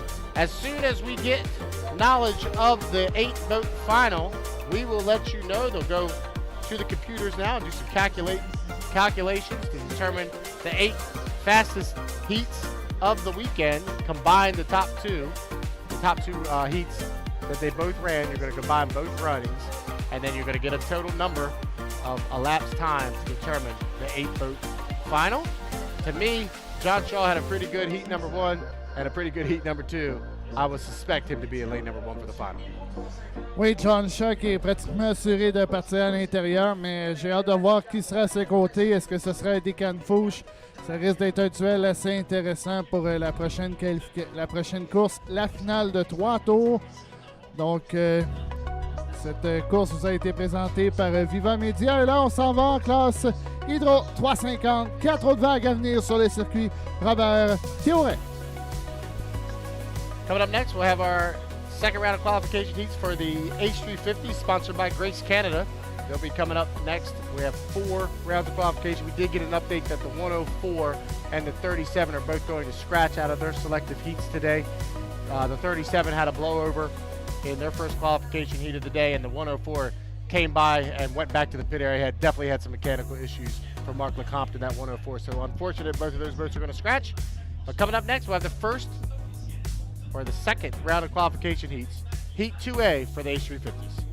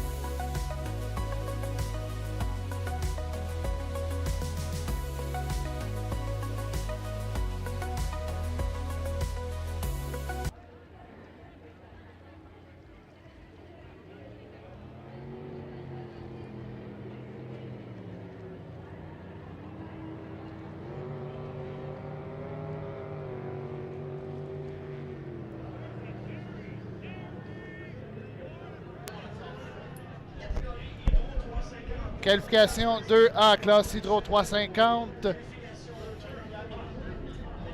Présenté par Grace Canada Corporation.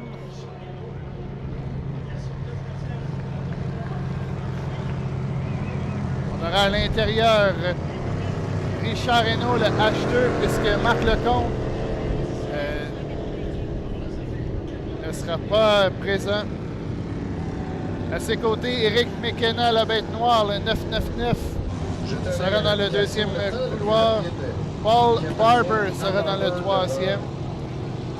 Notre ami, en fait, c'est Barber devant. Lui a donné un 2,08 Sera dans le troisième. Et à l'extérieur, Grant Ladycoat.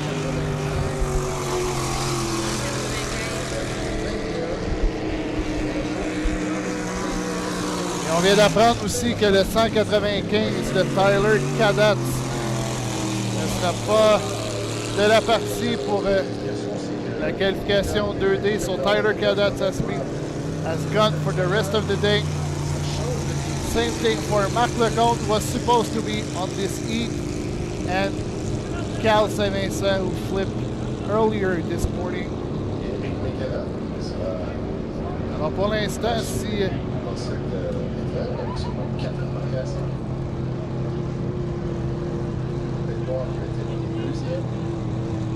le temps le plus rapide, c'est Martin Rochon avec 2 minutes 6 et 88 centièmes. Barber, lui, avait fait 2,08 864. Et Éric McKenna, lui, avait fait 2,14. Alors pour l'instant, McKenna n'est pas assuré de faire la finale. Et là, ce sera dans le deuxième couloir. On est à 2 minutes 35. 2:35 away to the start of this first heat of the second wave for the Hydro 350. Éric McKenna qui pilote l'ancien OCR Racing de Norman Ensbury, qui a gagné ici plusieurs finales H350.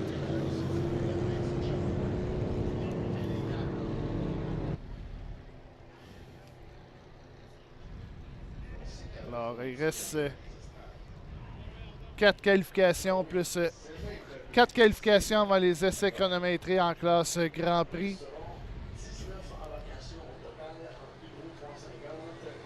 Est-ce que souhaitons que du côté de Marc Lecomte, Tyler Cadats et Carl Saint-Vincent, on les reverra demain. C'est malheureux pour Saint-Vincent, viser une deuxième victoire consécutive dans les défis du vendredi. 1:30 away to the start. It will be interesting to see what Éric McKenna and Paul Barber can do in this race.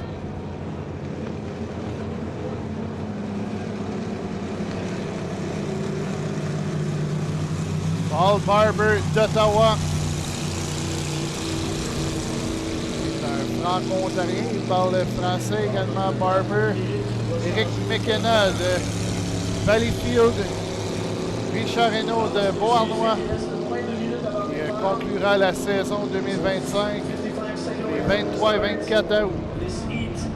We are at 50 seconds away to the start. 45 at the inside will be Richard Reynaud. McKenna in the second lane. Barber in the third. Grant Ladycoat, the rookie, will be at the outside. Away from the start. 25. Alors, faut pas devancer le départ, puisque si on devance le départ, c'est coûteux en vue du championnat. Et tout repart à zéro demain. On est très rapide. Too fast. 9, 8, 7, 6, 5, 4, 3, 2, 1. Mark! Oh, it's really tight for Ladycoat. Ça va être serré pour Grant Ladycoat à l'extérieur. On sort du virage. C'est l'embarcation orange et noire de Éric McKenna. Richard Reynaud à l'intérieur, le nouveau Racing. Et à l'extérieur, il y a Ladycoat, Barber. On est les 4 bateaux tout près, mesdames, messieurs. The 4 boats are getting closer, but in the lead, it's Éric McKenna. Look at the turn. Martin, Richard Renault à l'intérieur. Attention! On s'est presque touché. Oh là là! Et McKenna qui ne lâche pas. On complète un premier tour. In the lead, Eric McKenna. Eno is second. Barber is third. Et Lily Côte là qui tente de revenir très proche. Oh, Eno là qui tente le tout pour le tout. Colliboué ne veut rien savoir de laisser aller McKenna, mais là doit se méfier de Paul Barber. What a speed by Eric McKenna and Richard Renault is side by side with Paul Barber in the second place. Attention, virage est là! Eno qui vient de frapper la bouée! Faudra aller changer la bouée, incroyable, il sera pénalisé. Et là, Barber qui remonte sur Eric McKenna avec un tour à faire.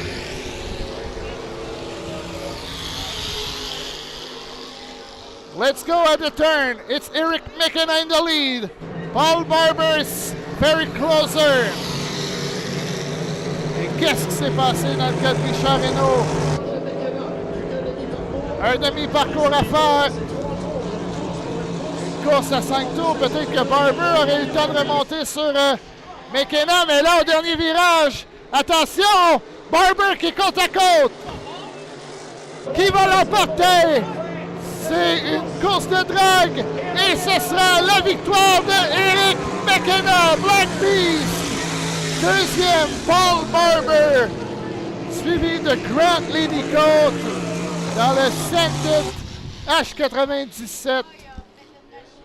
Et Richard Renault va terminer quatrième. Donc, McKenna qui a vu Paul Barber s'approcher vraiment de plus en plus à la fin. Et ça permet à McKenna de souhaiter une place en finale qui viendra dans les prochains instants. Prochaine épreuve, qualification 2B avec Michael Leboeuf, Danny Léger, Frédéric Couturier, Kent Anderson et Tommy Shannon.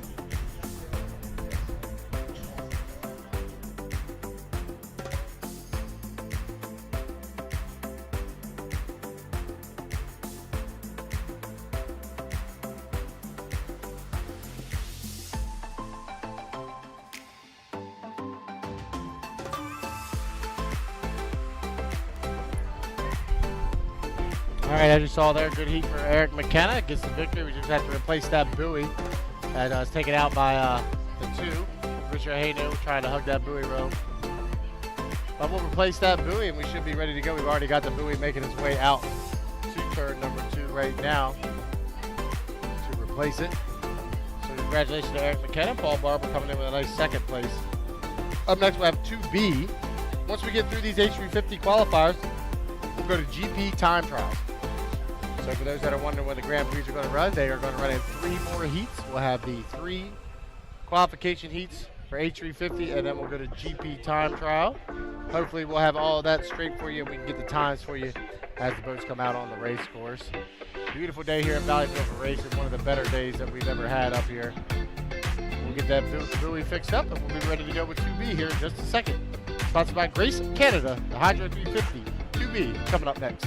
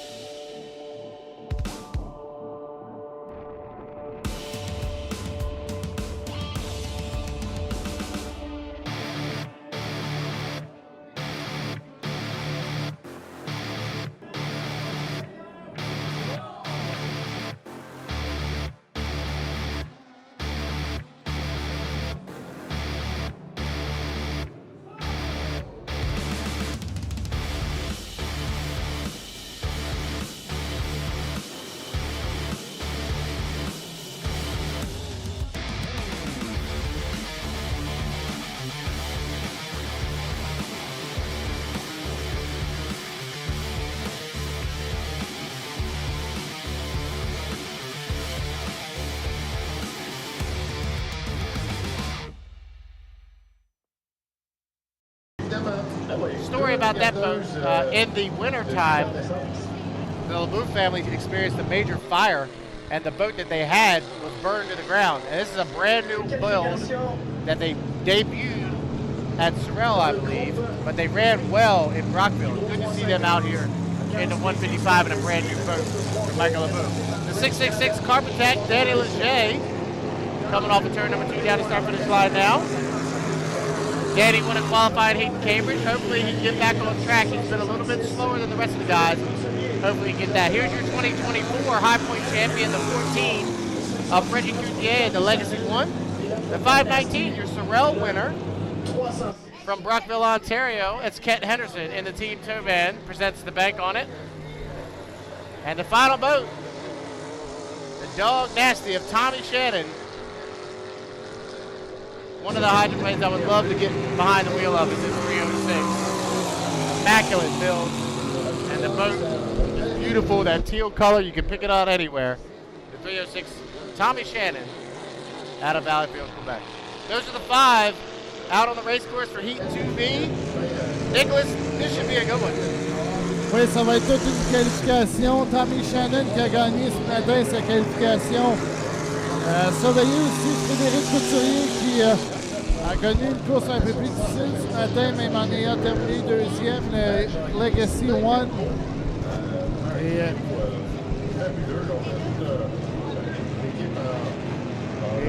On a les inscrits pour la finale Formule 2500. À l'intérieur, ce sera John Shaw à ses côtés, Eddie Canfouche, Grant Hearn dans le 3e, Jacob Hainaut dans le 4e, Tommy Shannon, le F4 sera dans le 5e corridor, Kevin Smith dans le 6e, Kenneth Brody sera dans le 7e et Adam Carouters sera dans le 8e et dernier couloir. 2 minutes away to the start, that will be John doing the call. All right, just Nicholas said 2 minutes away from the start of Hydro 352B, sponsored by Grace of Canada. Daniel Leger comes by. Michael LaBeouf got a good shot of the 306 coming off of turn number 1 as he heads down the backstretch. Tommy Shannon.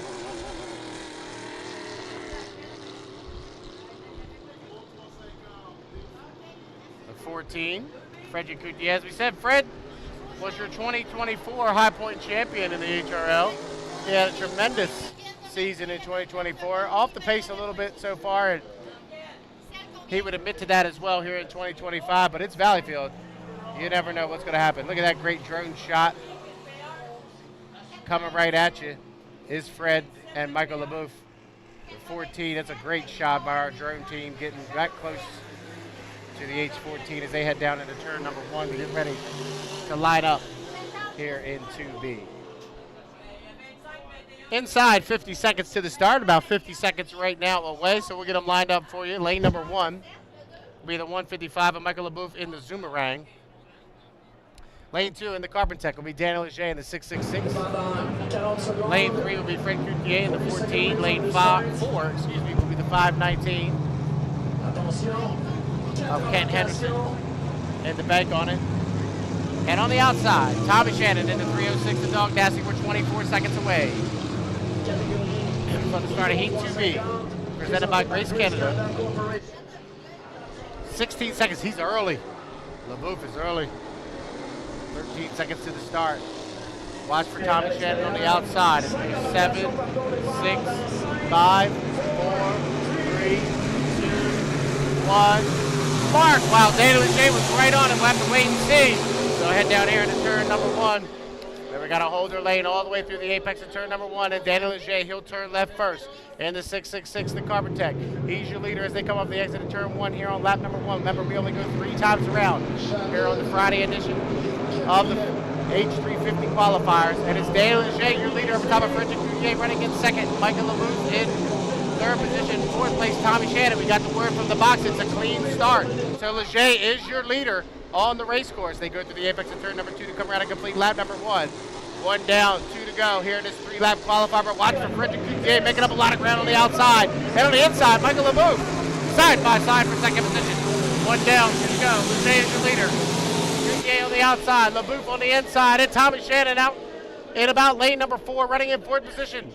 as they head down here into turn number 1 on lap number 2. Just about halfway through this H350 qualifier 2B. And it's Danny Leger. This is what we saw from him in Cambridge. He's running really well as he heads down the backstretch halfway through 2B. Leger leads. QT8 runs in second. LaBouffe runs in third. Shannon runs in fourth. Down into turn number 2 on lap number 2. Danny Leger, the 666, the Carbon Tech. I know he would love nothing but to win here in his hometown race of Valleyfield. He'll come up the exit of turn number 2 to complete lap number 2. 2 down. 1 to go here in 350 qualifier 2B. Danny Leger is the leader. Richard Coutier runs in second. LaBouffe, here comes Tommy Shannon. Tommy's trying to make up some ground. He had to start out in lane number 5. Surprised he hasn't pushed over a little, but he's running out about lane 4 or 5, and then it's really being a detriment as he goes through the turns. But off the exit of 1 here on lap number 3 of 3. Half a lap away for Daniel Leger to pick up a heat victory here in Valleyfield as he heads out the backstretch into turn number 2 on lap number 3 of 3. And Daniel Leger in the 6.6 has just got to tiptoe through this tight turn number 2. He'll come up the exit pit of turn number 2. It'll be the checkered flag this time by. And how about this run? The 666, the Carbon Tech, Danny Leger, your winner of 2B. Second place is going to French GPA. Tommy Shannon will get third. Fourth, we're going to Michael LaBouffe. And unfortunate for Kenton Henderson, Kenton lost the canard wing on the 519. And that's why he's really slow down the backstretch. You can see that canard wing is just flapping in the air as he goes down into turn number 2 on his third and final lap. Really, really difficult to drive a 350 without a canard. And you can see that thing flapping in the wind as Tate Meyer gets a good shot of the boat coming through turn number 2. But he will take the 5th place points. But unfortunately for Kent, he will not make the final that time. Heat 2B is a wrap. Up next, 2C. And in 2C, we'll have Burton Henderson, Mark Milan, Joe Less, Patrick Hayworth, and Andrew Tate back behind the wheel of the 300. They'll be coming up next in Heat 2C.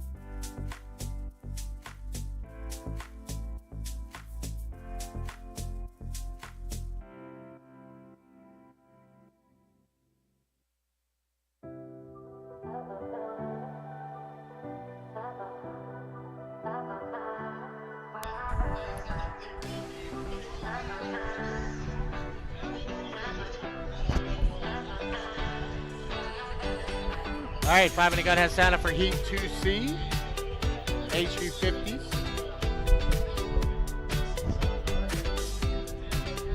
As we say, should have 5 of them make the call here for Heat 2C.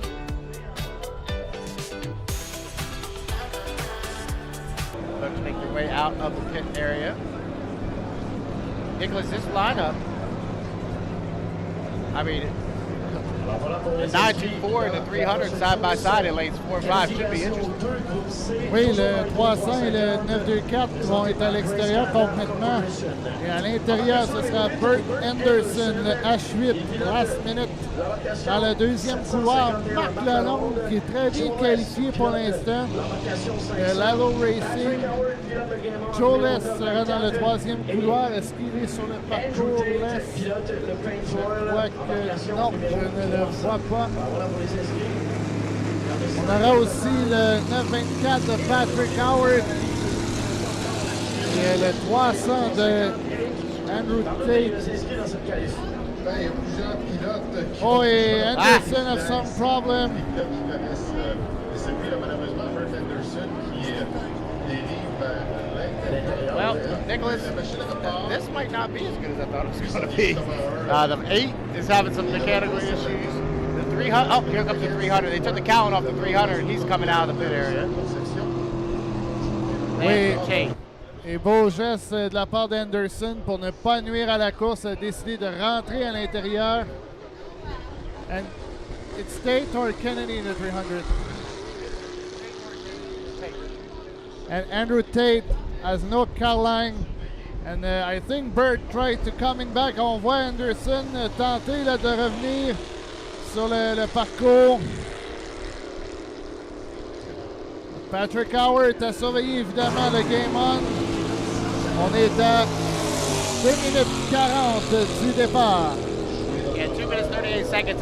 We apologize because earlier today we thought Brandon Kennedy was going to be in the 300. Then I got word that it was not Brandon, it was Andrew. So I apologize for that. Bert Henderson trying to get the H8 last minute to get fired up. He does right here in front of us. Good to see Bert get the 8 back on the race course. Bert took over for Michael Tremblay, who was the driver of that boat in Brockville, and Bert's been trying to campaign it. That boat has been around for a long time.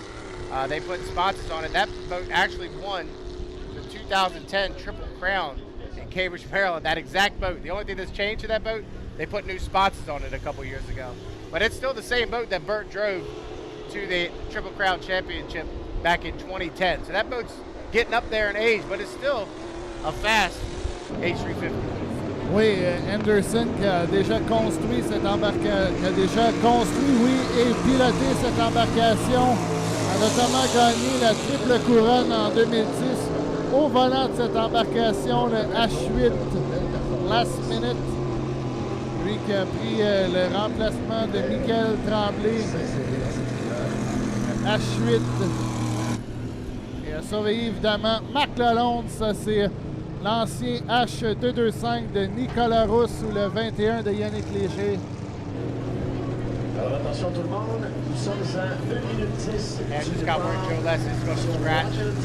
So unfortunately, we've lost 4 H350s after the first round of qualification. Hopefully, as you said, Carl St. Vincent will be ready to go tomorrow. Hopefully everybody else will be ready to go tomorrow too. The biggest race. 55 seconds to the start. As they get around the backside there, we will get them lined up for you. Bert Henderson in the last minute again. He'll have lane number 1. Bert's out of Brockville, Ontario. He drives for the Billhauer family out of Ogdensburg, New York. Mark Milan in the 751 Lolo Racing. He'll have lane number 2 out of Valleyfield. Back lane number 3. 924 the game on. Patrick Hayworth out of Valleyfield. He drives for Run-Up Wolf. And on the outside, the 300 of Andrew Tate. He drives for the Budget Buster Racing team out of Cinnaminson, New Jersey. As they head down here in the turn. Number 1, looks like we lost Bert. Henderson took it back to the pit areas. We're 14 seconds from the start. This should be a pretty good one. Everybody seems to be on their timing marks. We are 8, 7, 6, 5, 4, 3, 2, 1. Mark, late start. Mark Lalonde. A great start. He'll lead him across our finish line down here into turn number 1. Watch for the boats on the outside, the 924 and the 300. Everybody will hold their lane all the way through the apex of 1. Mark Lalonde is tiptoeing through that tight turn number 1, but here comes Hayworth on the outside. And Patrick Hayworth and Mark Lalonde, they are side by side for the lead halfway through lap number 1. Mark Lalonde, your leader, but Patrick's right there. Alors, quelle bataille entre Marc Lalonde et Patrick Howard. Et Lalonde là, qui a vacillé dans le virage semble garder sa priorité sur Howard avec un tour de complété. Off of turn number 2, Lalonde went a little bit wide that time. Now Hayward is going to go to the buoy row. Mark Lalonde pushed out to about lane 3 or 4 as they head down here to turn number 1. Patrick Hayward is going to the buoy row. Andrew Tate running hard on the outside at about lane number 4 or 5. So they head down here into turn number 1 on lap number 2.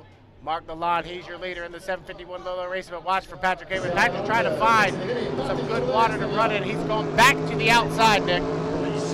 Oui, Howard là, qui a dû revenir à l'extérieur, a tenté de rentrer à l'intérieur pour aller chercher une priorité sur Marc Lalonde, qui va extrêmement bien depuis le début de la saison avec un autre tour de compléter. Howard, lui, va-t-il tenter? Off the exit of 2 to come running, please. Lap number 2 down and 1 to go. Here it is, 3-lap qualifier for the 8350, and Mark Lalonde leads. Patrick Hayward's back up just a little bit, running in second position, third place. Is Andrew Tate in the 300 as they go through turn number 1 here on the third and final lap. And it's Mark Lalonde with a 2 rooster tail advantage. Alors, une course vraiment là, dominée par Lalonde et je crois qu'il va réussir à se qualifier en vue de la finale. Ce sera intéressant de suivre son temps. Howard, lui, va se contenter de la 2e place et l'écart va rester le même au championnat face à Paul Barber. Dernier droit pour Marc Lalonde. Off the exit of turn number 2, it'll be the checker flag this time by, and if it sticks, Mark Lalonde will get his first victory in Valleyfield in the Hydro 350. Second place, go to Patrick Howard in the 924 the game on, and third, we're going to Andrew Tate in the 300. Conventional racing. Now I will say, Nick, they might look at that turn 2 exit for Lalonde. He might have bared out. I'm not going to say he did, but they might be something to look at. That was spoken about in the drivers' meeting this morning. And head referee Jonathan Abbott was adamant about he will be calling bearing out. So that's going to be something they look at. Not sure it'll be called or not, but it'll be something they look at. Oui, on verra si Marc Lalonde a trop dérivé à la sortie du premier virage. Mais peu importe, là, pour l'instant, c'est une victoire non confirmée pour Marc Lalonde. Et dans la prochaine course, on aura un duel entre Martin Rochon et Francis Côté, puisque Tyler Cadatz et Carl Saint-Vincent ne seront pas de retour pour aujourd'hui. Mais du côté de Saint-Vincent, il a été en entrevue tantôt sur le live stream, comme vous avez pu voir. Et on s'attend à le revoir demain pour un nouveau week-end, comme on dit. Yep. So after this final Heat 2D, Nick and I will kind of do a recap for the day before Grand Prix time trials to get you set up for that, but we'll go through the winners of the earlier qualification heats. We do have the Formula 2500 final set, and we will give that to you as soon as this final 2D is complete.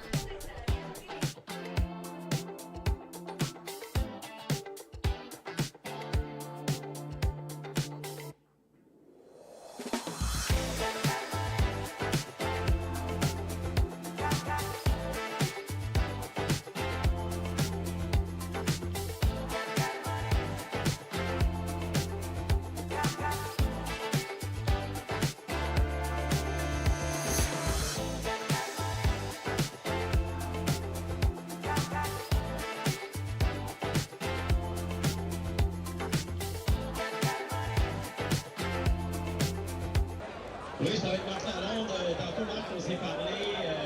Tu avais commis mini. Alors, qualification 2D, classe Hydro 350. On aura 2 embarcations sur le plan d'eau. Le 773 Martin Rochon qui a le temps le plus rapide. Et la recrue, le Yellow Torpedo de Francis Côté.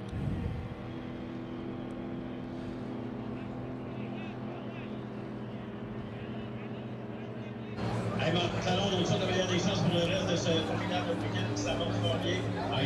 il semble avoir un appel lors de la dernière course et John va nous arriver avec la mise à jour. So, an update for the last race. I think we have a call. John will tell you what's the call. Le Grand Prix qui s'en vient d'Éric Tremblay, j'ai cru voir le pilote champion Jean Théoret au 2e étage. Un coup de tu tentes de la renommer? Ouais, ça c'est signe. I thought it might be a call, Nicholas, and it is a P5 on the 751, unfortunately bearing out coming off of turn number 2. You saw Patrick Hayward do an evasive measure, and Ouais, coup de théâtre, But Luigi, that's a ouais, veteran driver, and Patrick doing that because that's going to put the referee's eyes on, hey, something's wrong here. I shouldn't be this far outside. And that's exactly what he did there, and he takes advantage. Unfortunate for Marc Lalonde, he can't drive it that hard into two here. Non, malheureusement, comme stipule le règlement, on peut dériver d'un couloir maximum. Et c'est Patrick Howard qui va réduire l'écart de 4 points sur Paul Barber. C'est pas rien, 4 points sur Barber. Et il vient de passer deuxième au championnat. Là, Martin Rochon, avec une surprise, aura un couloir intérieur et lui peut s'assurer d'une belle place en finale. Ce sera 6 $ et 1 position remorque pour la finale. Robert Théoret, dans les prochaines The Yellow Torpedo, Francis Côté will be in the second lane on restriction.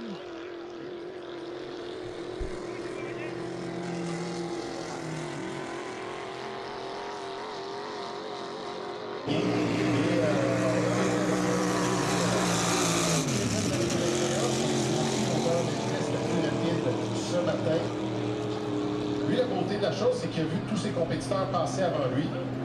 Là, ils sont seulement 2. On avait prévu 4 au départ. On se retrouve à So 2. we are at 2:10 away to the start of this last heat of the day in Hydro 350. After that will be the time trials GP. So people might be wondering, why are we running a two-boat heat? Well, we have to. We have to run a two-boat heat because of the time situation this weekend. Even if it was one boat, we'd still have to let Rashawn and whoever go out there and run 3 laps because it's based on a lap's time. It's just kind of the luck of the draw that these guys got a heat where 2 guys had to scratch out. So Rashawn, he's going to be on the buoy row here where he would have been in lane number 3. So he's got an opportunity to set a pretty fast time and try to lock himself into that 1 position because he won his qualifier earlier today. So he's got an opportunity here to really set himself up for a good spot in that final later today. Oui, lui qui avait le meilleur temps après la séance de qualification de ce matin. Là, on l'a vu aller quand même tourner assez large après le deuxième virage. Et là, un duel. Faut pas négliger Francis Côté, qui est une recrue qui impressionne dans le Yellow Torpedo. Pilote qui provient de la région de Varennes. Et comme John l'a spécifié, on n'a pas le choix de rouler la course à 2 bateaux à cause des défis du vendredi. Peu importe si on aurait été une course à 1 bateau, on n'aurait pas eu le choix de faire les 3 tours pour le temps prévu pour la finale. So we are at 42 seconds away to the start of this last heat, Hydro 350. Next up will be the time trials GP. Dans l'ordre, Ken Anderson, Bobby King, Kevin Egret, Eric Langevin, Andrew Tate, Austin Egret, Jack Lupton, Brendan Kennedy, Ken Lupton, Jeff Bernard. 15 seconds away to the start. 9, 8, 7, 6, 5, 4, 3, 2, 1. Great start. Alors, bon départ pour Martin Rochon. Et là, pensez pas qu'on va y aller pour le spectacle. On va y aller à fond, mon Léon. On sort du virage. C'est le 7-7-3. Martin Rochon is on the lead. On the outside, there's Francis Côté is second. Et là, on voit Rochon là, quand même être tout près au virage. Ne veut pas nécessairement coller les bouées, ça donne pas grand-chose. 1 lap done for the 773 boat. Martin Rochon qui est sur un air d'aller littéralement depuis Brockville. Côté qui veut au moins aller chercher des points et éliminer ses restrictions pour la suite de la saison.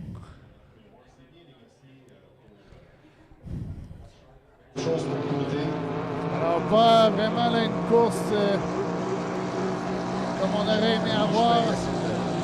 2 abandons avant le départ, soit Carl Saint-Vincent avec son envolé de ce matin. Tyler Cadatz.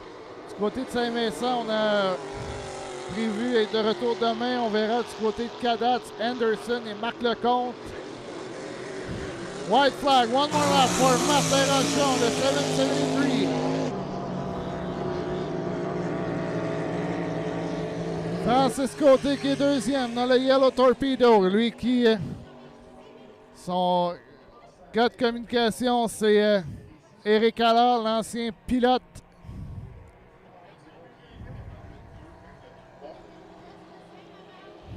Et une deuxième victoire aujourd'hui pour Martin Rochon. Va assurément de l'assurer d'une bonne place en vue de la finale du vendredi. Here's your winner, 2D, Martin Rochon, 773. Deuxième, Francis Côté, le Yellow Torpedo.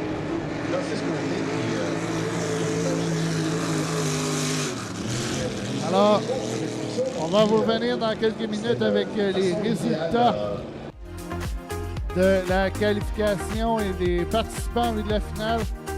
On va vous faire un petit résumé de la journée, depuis le début de la journée, classe par classe. John, what a speed by John Shaw today.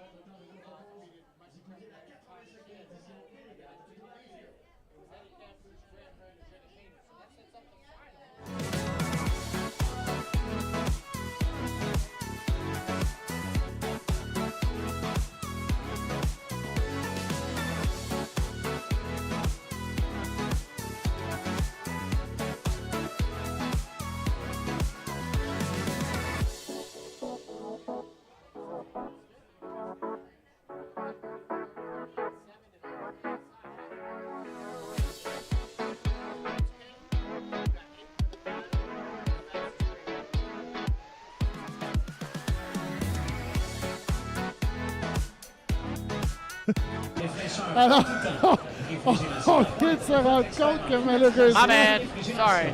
I didn't have my mic connected. That's so dumb of mine. Sorry. So let's replay what I just said. As we get ready for the final in Formula 2500, it is set. 92 of John Shaw will be in lane number 1. Lane number 2 will be Eddie Camprus in the 500. Lane number 3 will be 14 of Grant Hearn. Lane 4 will be the 2 of Jacob Haynu. Lane 5 will be the 4 of Tommy Shannon. Lane 6 will be the 26 of Kevin Smith. Lane 7 will be Ken Brody the 3rd, and on the outside will be Adam Carruthers. So that's your top 8 boats. Remember those heats today, they combined the 2 times that they ran to determine who will be in the 8 lanes for the final. Remember, this is just Friday, but we are going to run a final, a 3-lap Friday final. All the points, everything still accumulates the same. So it's very important that we came with 12 and those 8 boats have made it to the final. In H350, we've had a good run so far today. We've gotten all the way through. We just saw Martin Rochon win 2D, so they are currently calculating the times to determine who will be in that 8-boat final. But if you go back to the first heats of the day, it was Paul Barber defeating Mark Lalonde and Grant Liddycote. In 1B, it was Tommy Shannon picking up the victory over top of Eric McKenna and Michael LaBouffe. In 1C, it was Patrick Hayworth on top of Kent Henderson and Andrew Tate. In 1D, it was Martin Rochon, Frederick Coutier over top of Joe Less. And in 2A, we had the 999 of Eric McKenna getting the victory over top of Paul Barber and Grant Liddycote. In 2B, we had Danny Leger getting a nice heat victory. Good for Danny over top of Frederick Coutier and Tommy Shannon. And then in 2C, we had Patrick Hayworth defeating Andrew Tate because of the penalty to Mark Lalonde. Unfortunately, Mark got called for a bearing out penalty there coming off of turn number 2 down on lap number 2. So unfortunate for him, he was assessed the penalty and puts him back in 3rd. So once we get the calculation for all 19 boats that are here. The top 6 will be on the front line, and we'll have 1 trailer. So right now, behind us, Nicholas, they're doing the calculations for that. So we should have that for you very, very soon. But I know what everybody's been waiting on. Up next is the Grand Prix time trials. So they'll be out next. We've got a stout field of 10. It'll start based off of the results of the GP Challenge. And the first boat out will be the 757 of Kent Henderson as he makes his way out of the race course for the time trials for Grand Prix. Now the way the time trials work, most of the time they will come out of the pit area, do a warm-up lap, and then do a second warm-up. Usually they'll do 2 warm-up laps, and then they'll come around for 1 hard lap. And that will be their time. They have the opportunity to run 4 laps. Now, I do know at the driver's meet they talked about maybe running 2 hard laps, John. I don't know if they're going to do that. Most of the time they just run 1. 2 laps, no matter what. 2 laps, 2 laps. Okay. So it's a little bit different from what we did at Rockville. They've got 2 laps and 2 they want.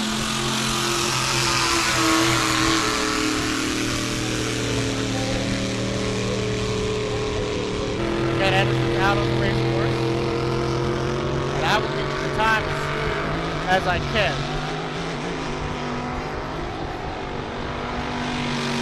Once I get it, I will delay it.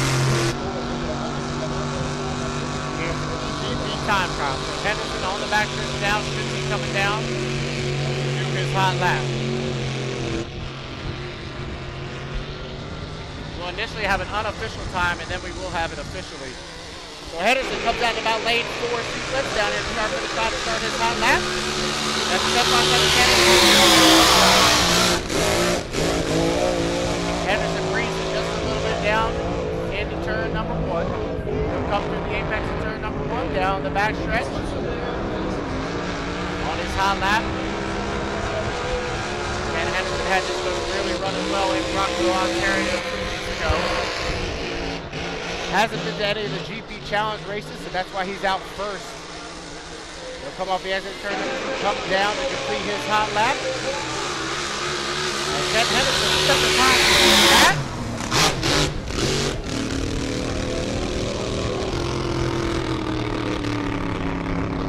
33.827.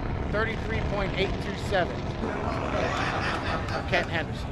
Alors, Henderson vient de faire 33 secondes.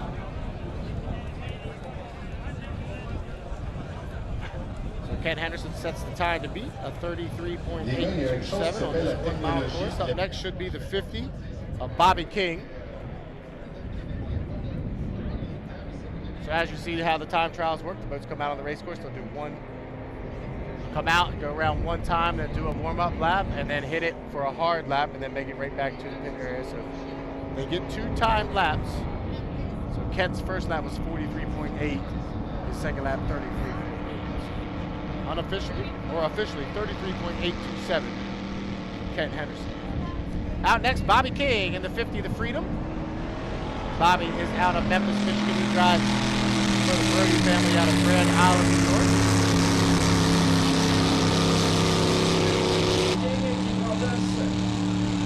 Bobby makes his way.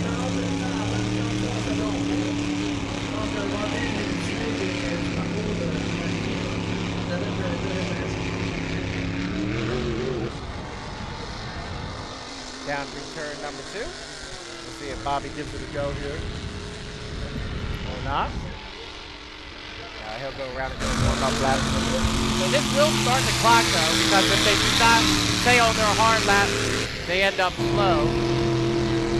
They'll at least get a time, because this will determine their starting position for tomorrow's qualification. That's why the time trial is very important. Not only are they going to get points today, but they will start based off of the finish of the time trial. So 33.827 is the time to beat on this 1 mile race course, set by Kent Henderson. Bobby's going to go about lane number 4. Come way wide off the exit 2. His time will start when he starts the start finish line. Bobby right down to turn number 1. Backfire just a little bit, hugs it tight. about lane. He'll come off the exit pin at about lane number 3. He flies down the back there. See how close he can get. Really realistic heads down here into turn number 2. Tight turn number 2. In Valleyfield, you don't want to play with him. Bobby is out of the throttle just a little bit. As he heads down into turn number 2, you can hear him backfire, but he comes off at about lane 3 or 4, and he'll shotgun down here and start finish 5. And Bobby King, 50 at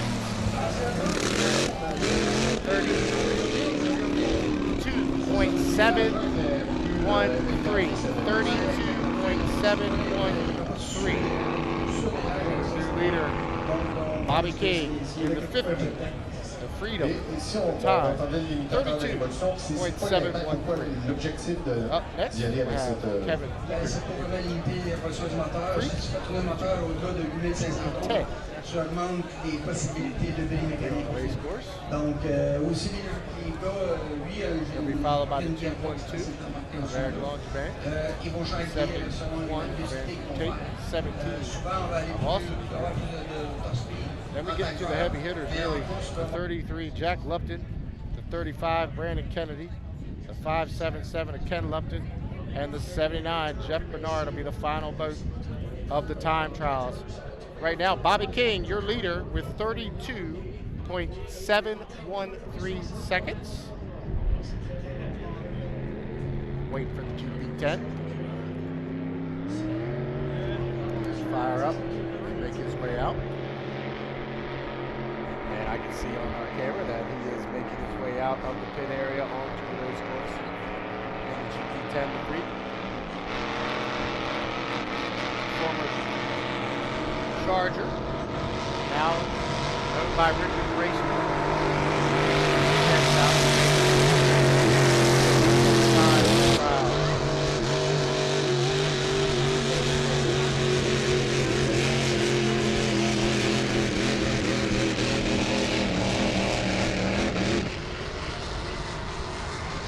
Calculating, but it looks like our HV50 final may be set. And if we have it after this heat, I will give it to Kevin. On the race for this first time lap.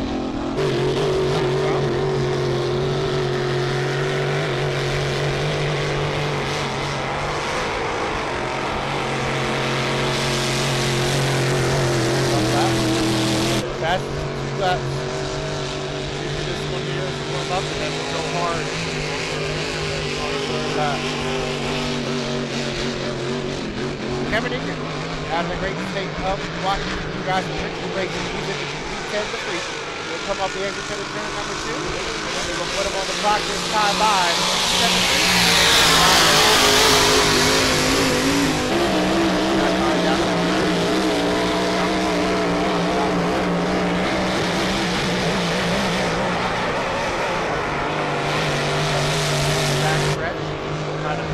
Off that exit. Kevin is sliding hard down here in the turn number 2. Time lap. Time to 32.713 set by Bobby taking the 50 to Freedom. Kevin Eaker off the exit of turn number 2. Comes around to get his time. Stop the clock.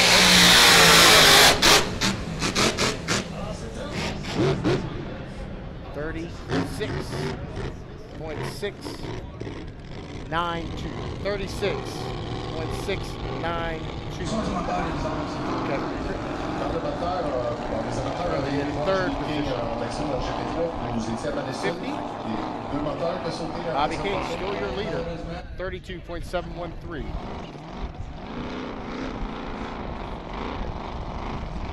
All our friends watching on the live stream back home, thank you for tuning in. It is GP time trial time for our friends in New Zealand.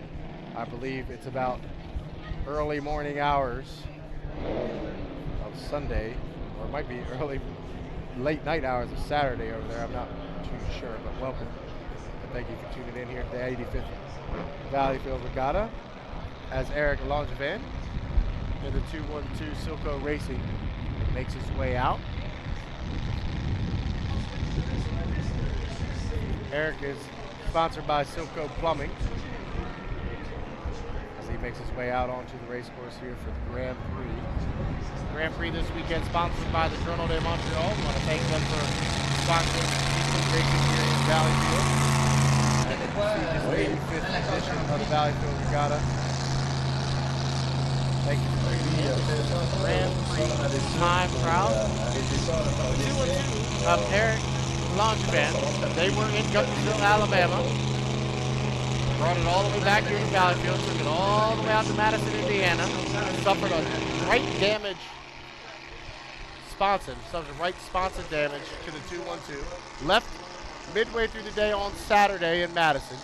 Brought the boat all the way back here for Valleyfield. Got it off the trailer, got it patched up, and they are ready to go. So that team has really put in some hours over the past couple weeks to make this 212 run.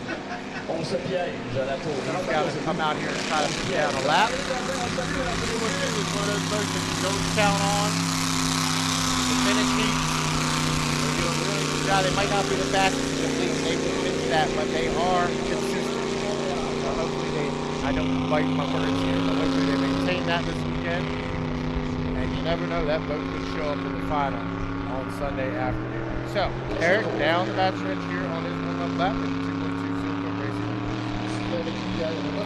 Shot from our camera up top. Jared Meyer doing the camera up top. His brother Tate down in turn number 2 for us, and our friend Leon on the back stretch. So all these shots we're getting from the cameras are done very well by those guys. You see going into turn 6 right now. Jared. Longman will now come off the exit of 2. There's a great shot by Tate. He'll come down the turn off the exit of 2. Come around 4.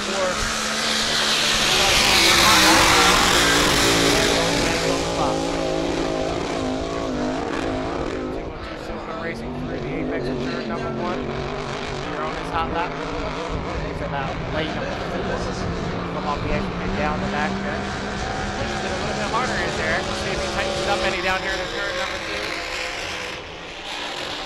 These guys can go anywhere they want on the race course in these GP time crowds. Looks like Eric did. He kind of hit his own roller, but he'll come off at about lane 5. Really hard off of turn number 2. That's going to scrub a lot of speed for Longman. He'll come down here and start hitting bottom.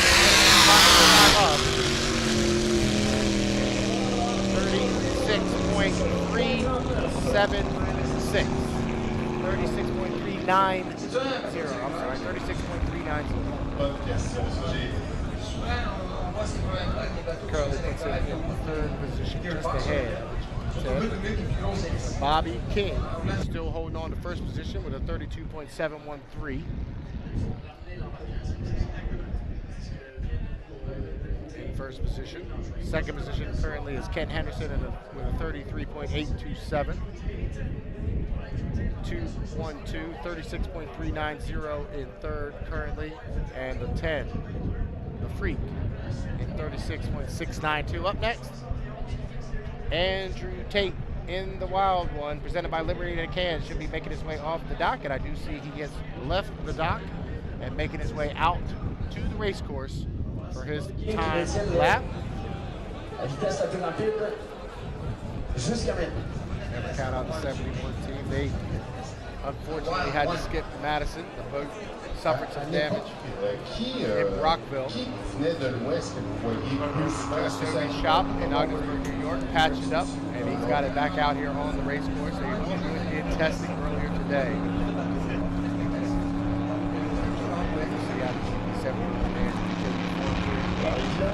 Time trial.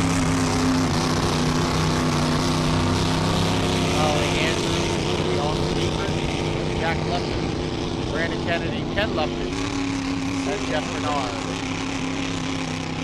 Grand Prix time now. There was a delamination issue on the 71 by the pictures I saw. That's why I took it to Joe's shop in Ogdensburg, and Joe got it fixed up. Vacuum sealed it, patched up that hole that they suffered in Brockville, unfortunately, because they were running really hard and looked really good in Brockville. Northeast Team provides the power plant. 71. Down in turn number 1 right here on lap. Or on the warm-up lap.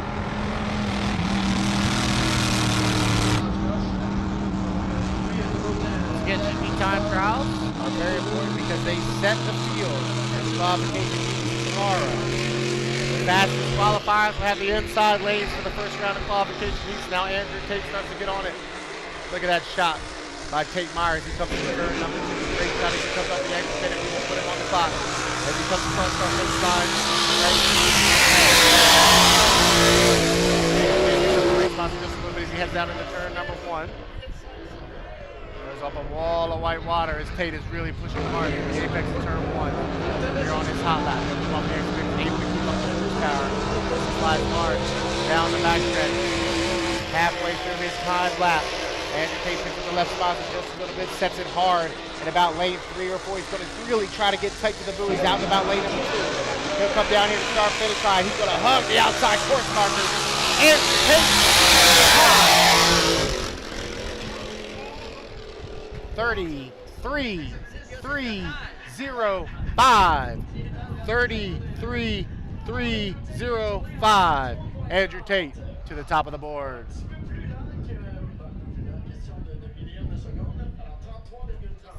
So Tate leads with a 33.305. I'm sorry. Tate is in second with a 33.305. Bobby King still leads with a 32.713. I apologize out there, fans. Bobby King still leads with a 32.713.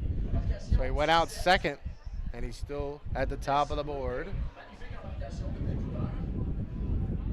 As Austin Egret comes out in the 17, Richards Racing presents Miss Renee. Makes his way out of the pit area. Back right now, it's Bobby King in first with 32.713, and Tate in second with 33.305, and Ken Henderson with 33.87.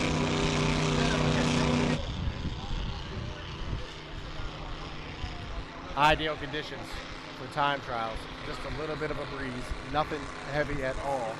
Just something to kind of chop the water up just a little bit.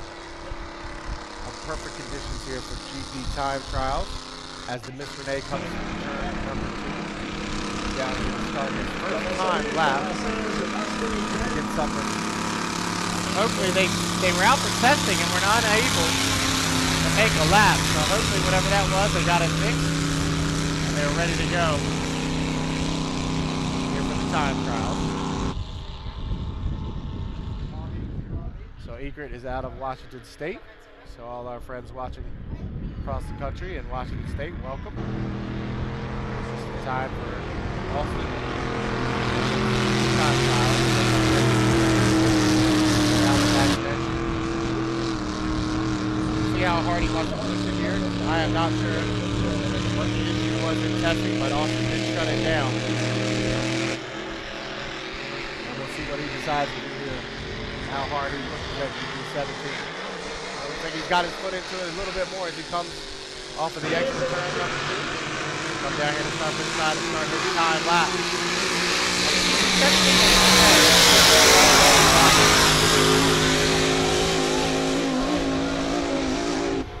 Down into turn number 1 is Austin Egret. He hugs it just a little bit tighter there, about lane number 2 or 3. Down the back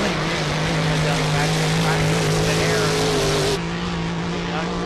Water as he heads down halfway down the back stretch. See how tight Austin decides to get the buoy way down in his tight turn number 2. Tighten it up a little bit, but it's going to push him way wide as he tries to floor it through the turn. He comes out about lane number 6. Down here to start finish line.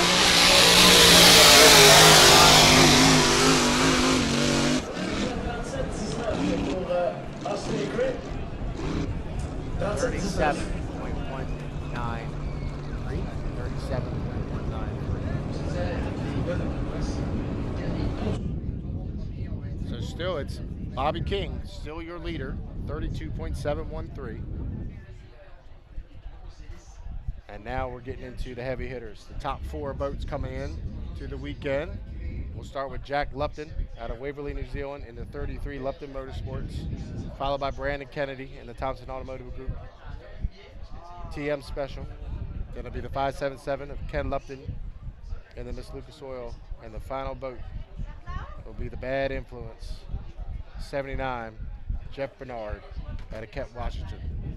Those are the 4 boats we've got left for GP time trials that I can see on our screen coming out of the pit area. The 33 of Jack Lupton. Friends in New Zealand, welcome.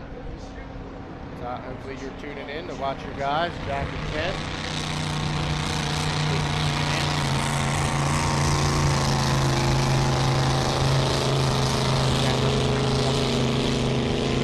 Out onto the race course.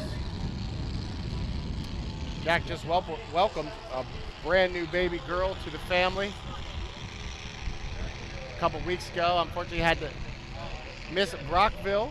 He was home for the birth of his brand new baby girl, but he flew back across, came to the Madison Regatta, performed well there, and now he's here in Valleyfield. And if you talk to these guys, that's why they're here. They want to win this race. So Jack and Ken ready to go here. And Jack is out for his GP time trial. Great shot by our drone team there as Jack comes across that finish line. Getting the boat warmed up and ready to go. Time lap.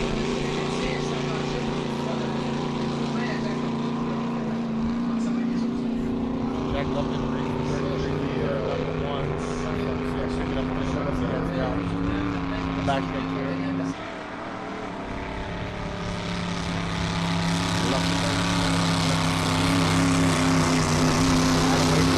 Jack taking it nice and easy here on his second lap. Now he starts to get into it.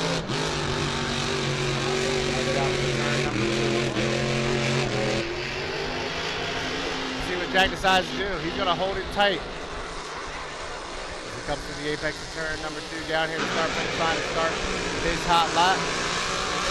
Jack comes to start finish line. Jack Lupton, 2:33 is on the clock down into turn number 1.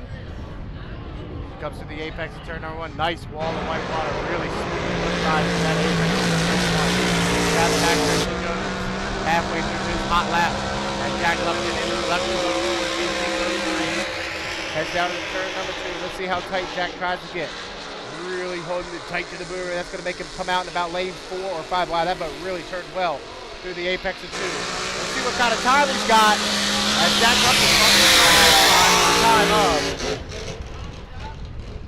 34.291.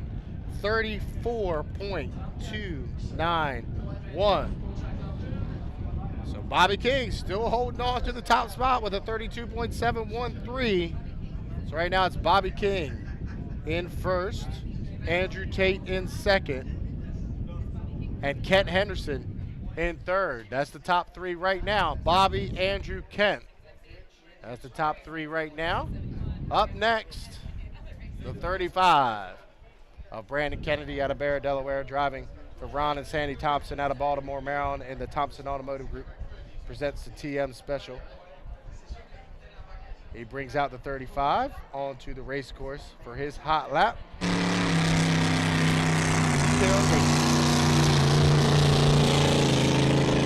Brandon Kennedy.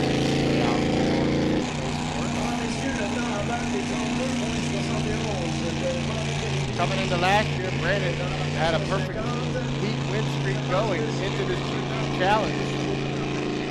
Had a little bit of a brain fart where he jumped the gun in one of the qualification heats and put him in lane 3 for the final. And as we all know, he was unfortunate we didn't get to run the final. When they come to win, Brandon's won it 3 times here in Valleyfield. Hasn't done it for the 35 team yet.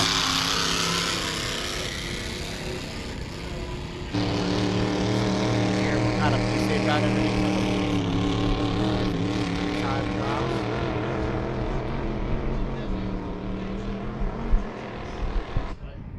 Brandon heads down the backstretch in the 35. River City Gritty sponsors 35 the Thompson Automotive GKO Racing. Let's see if Brandon goes wide. Yep, he's going to do it. This is something that he does every time on a time trial. He'll go way wide through turn number 2. He'll come down, get that boat on the clock at the 35 of Brandon Kennedy. Come across the finish line. Really hanging that right spot Down into turn number 1. Brandon will really tighten it up this time as he goes through the apex of turn number 1.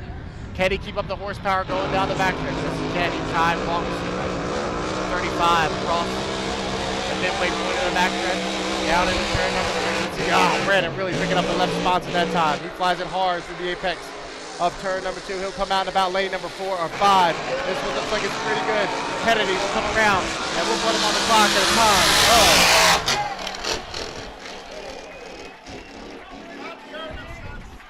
31.918.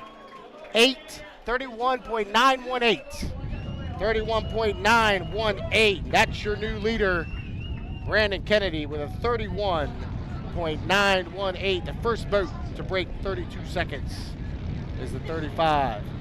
So the 577 and the 79 will get word of that.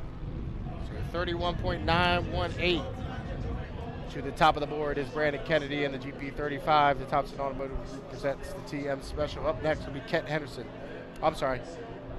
Lupton in the 577, the Miss Lucas Oil. So he knows the time to beat. Ken's probably already gotten that from his radio man, who is Mike Monahan.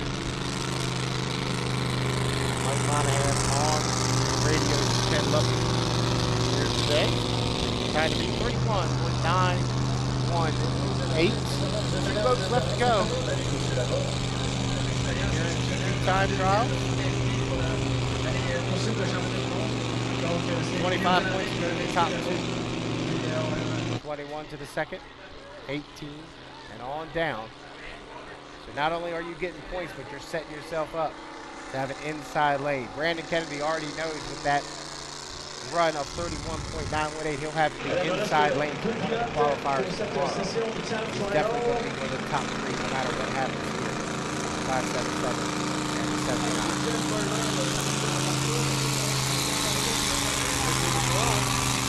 Coming back to our finish line. Okay, lovely little driver out of Waverly.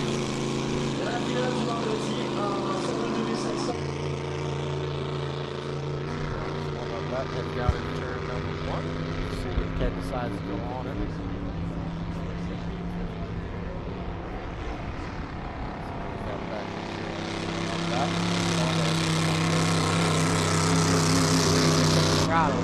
Brandon Kennedy picked up the throttle just across the midway point of the back stretch. We'll see what Ken decides to pick up the throttle. Beautiful water conditions. Ken picks it up right now as he heads down into turn number 2. Lupton about lane number 3 as he comes off the exit pit down here to start finish line.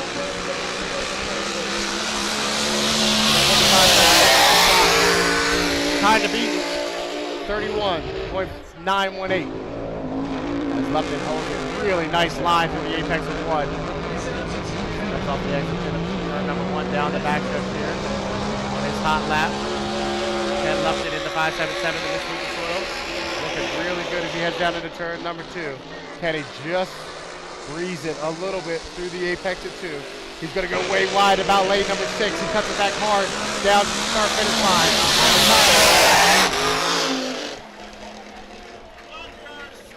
31.729. 31.729. That puts Ken Lupton in the lead by 0.2 of a second. 31.729 for Lupton. 31.918 for Kennedy. And up next, one more boat to go. The GP79, the Bad Influence. Mike Grindell, the owner. Jeff Bernard out of Kent, Washington, is the driver.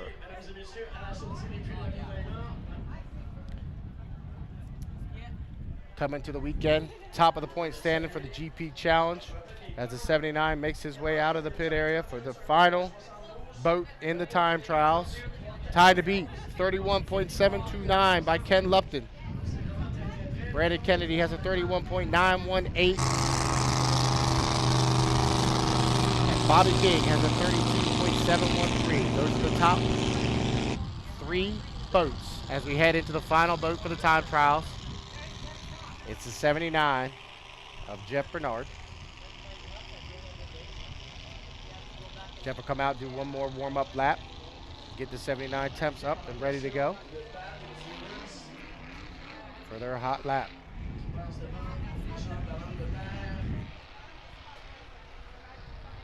Bernard driving.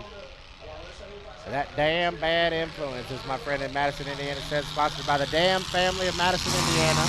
Driving for their good friend Tim Topfeld, who lost his battle with cancer a couple days ago. Longtime team member of the 79 team. They got a big decal on the side celebrating Tim. Jeff and the team are racing in his honor here this weekend in Valleyfield. They would love nothing better than go to the top of the board here in the time trial.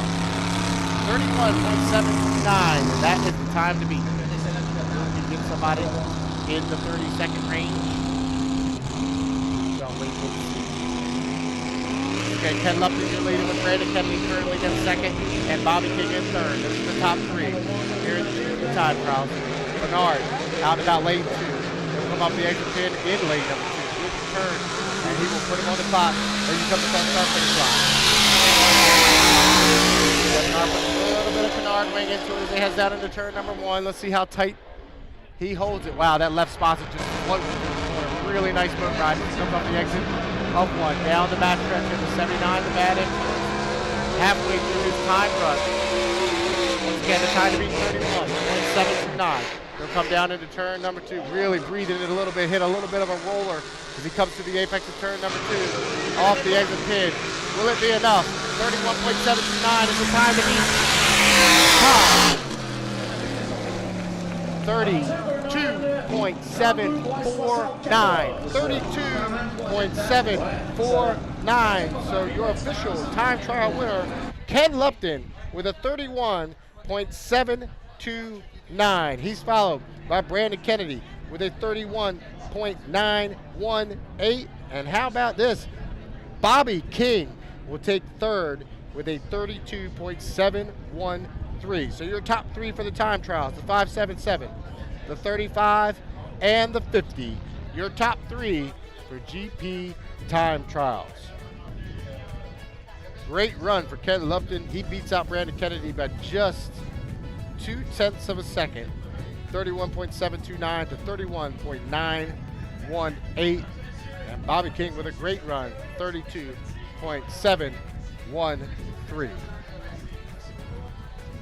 Jeff Bernard will come in fourth with a 32.749. A 33.305 for Andrew Tate will put him 5th. A 33.827 for Kent Henderson will put him 6th. A 34.291 for Jack Lupton will put him 7th. 8th will be a 36.390 for Eric Langevin. 9th will be a 36.692 for the 10 of Kevin Egret. And the final position will go to the 17 with a 37.193. So once again, 577 Ken Lupton, your official winner of the time trials, followed by Brandon Kennedy and Bobby King. The top 3 in the GP time trials.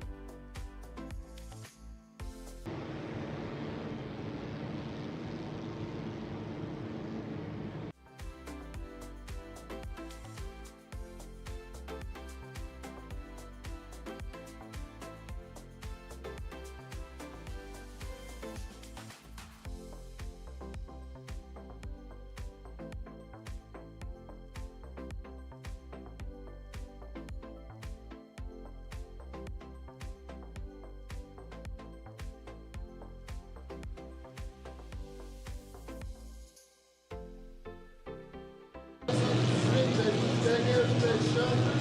J'ai appris ce matin, Eric, que demain, ce sera Armand Pierre qui sera au commandes du Dream Believer de Daniel Pelchot. Un pilote qui était là avec lui aussi, mais qu'on n'a pas vu sur le plan d'eau.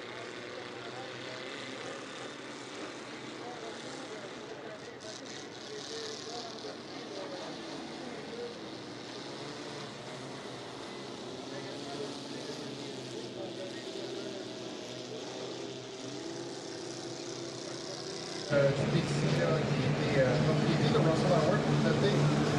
Et il y aurait des grands noms là.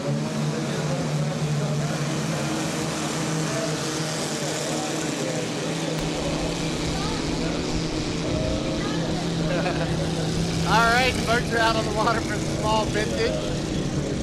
Just coming by there with Bob Abbott, obviously. Bob's been around the sport a long time. He's in the D77 Double Eagle. Came by way wide. Talking to his wife Ann, who's up here as one of our scorers. She said that Bob was having a really rough week trying to get that boat together, but great to see him out here on the water. Here comes Nick Nelson in the Y1 coming across our finish line.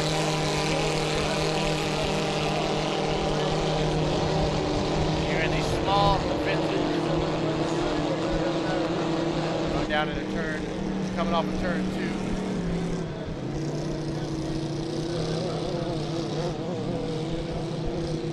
Off of turn 2 right now down the front stretch. Once they come by, we will give them to you.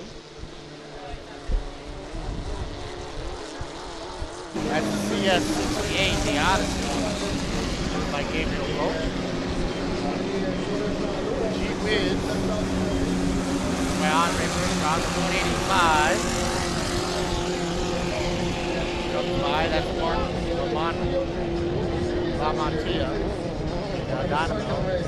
Boy, I heard he's out west.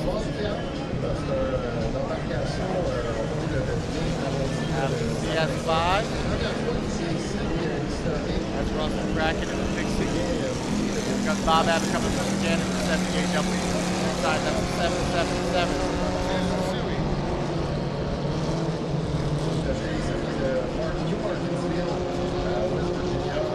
Guys out there, and I believe we also have the Y78 of Daniel Lachette out there as well. So good to see some of these vintage guys back out on the race course. Run another time around. So once again, we have the Y1 of Dick Delter, the Southpaw, the Odyssey, the 68 of Gabriel Brault, the 78 of Daniel Lachette, 185 of Mark Lamontia, 823 Quiz of Andre Bergeron, the T777, 77 of Bob Abbott, and the 5 of Russell Brackett. There's the 78 going by Daniel Lachette.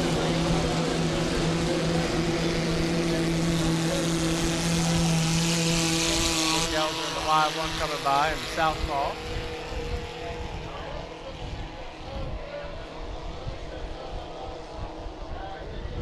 So I'm going to sit out and I'm going to try to get together the H350 final for you. We already know the 2500 final is set. Once I get the H3 final, I'll let you know. See if we can get that thing together. I'm going to sit out, let these 50 guys run around a little bit, and I'll come back in just a minute.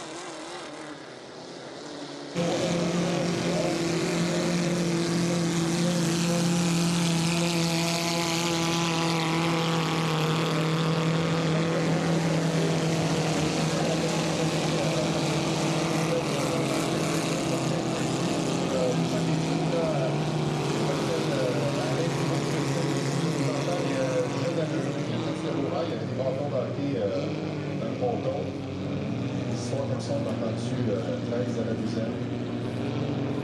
Oui, une embarcation, si on n'a même pas parlé, le South Paul et Y1 de Third.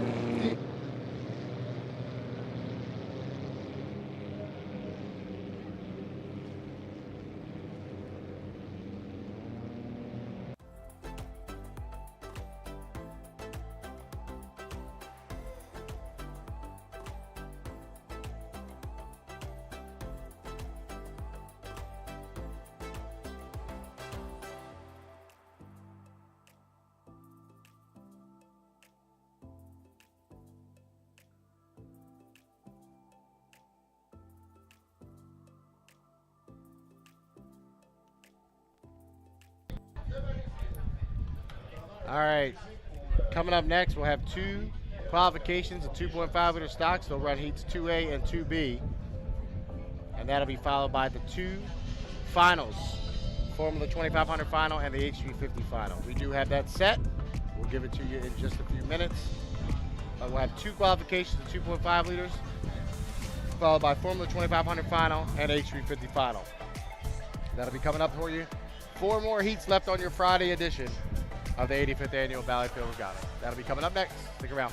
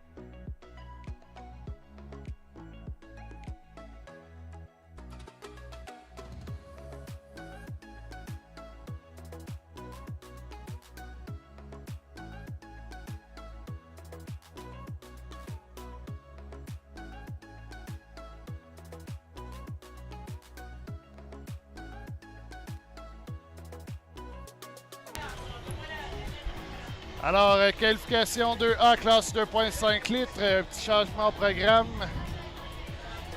avant les finales du défi du vendredi.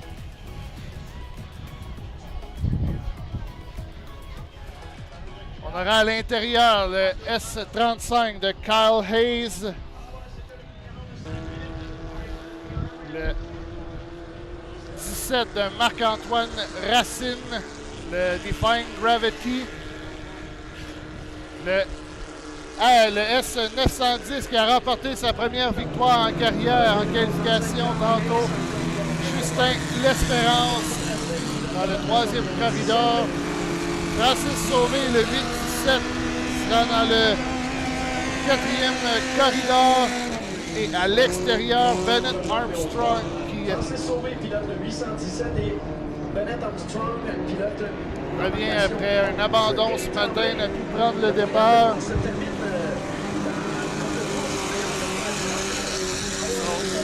Four more heats today. Qualification 2.5 liters stock.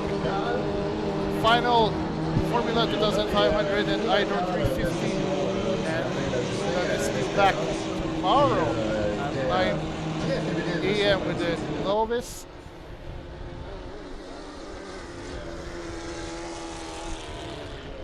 So Kyle Hayes still perfect at the beginning of the season.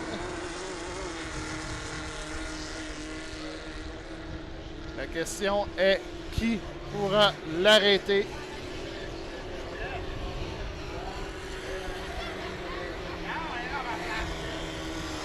Le Formax, une nouvelle équipe dans le monde des régates puisque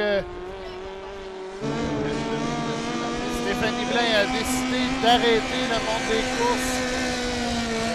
Et le tandem Sauvé et Simard ont décidé de faire le saut en Hydroplane. Francis Sauvé, je crois, a déjà piloté sur les courses sur place.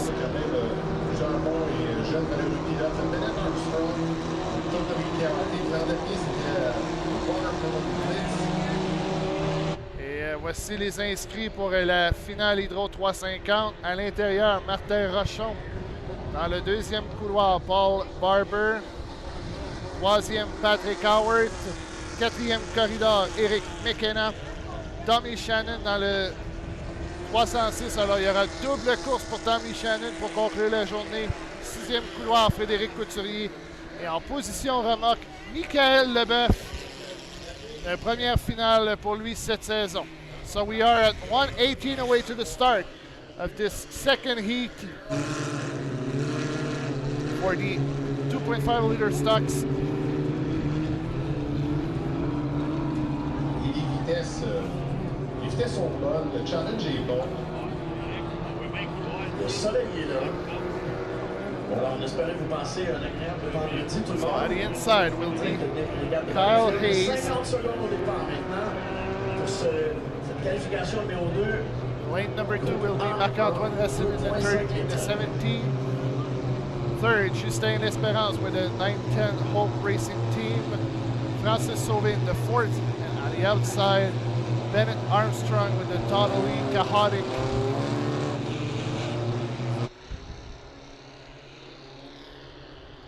25 secondes. On est vite du côté de l'Espérance. Lui qui a gagné tantôt. Là, on a les deux vainqueurs des qualifications ce matin.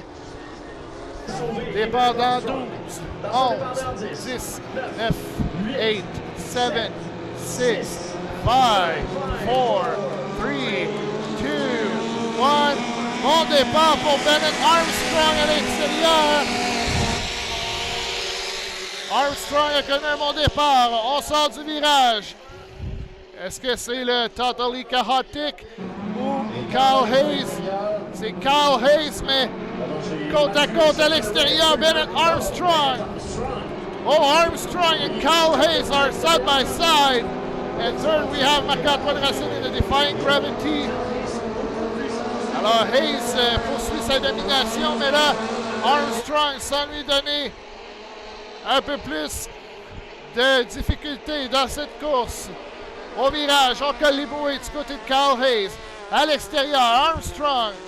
Racine est troisième, suivi de l'Espérance dans le quatrième bateau, le bateau bleu. One lap done, the 35 is on the lead. Armstrong is second with the 11 boat. Marc-Antoine Racine with the 17. Third, fourth, we have Justin L'Espérance. And Francis Sauvé is closing the march in fifth. Alors, quelle domination de Kyle Hayes. Lui qui est parfait depuis le début de la saison. Et on voit Racine se rapprocher un peu de Armstrong. Pour la deuxième place et même l'Espérance là, qui est aux trousses du S17. On se rappelle du côté de Stéphane Racine, on a connu un accident assez sérieux quand même là, Sorel-Tracy, où Le dessus de l'embarcation. Et là! Je parlais justement de la famille Racine. Marc-Antoine qui vient de faire un crochet. Il a essayé d'ouvrir la porte à l'Espérance qui est maintenant troisième. Le Hope Racing Team. And Sauvé is now fourth in front of Marc-Antoine Racine.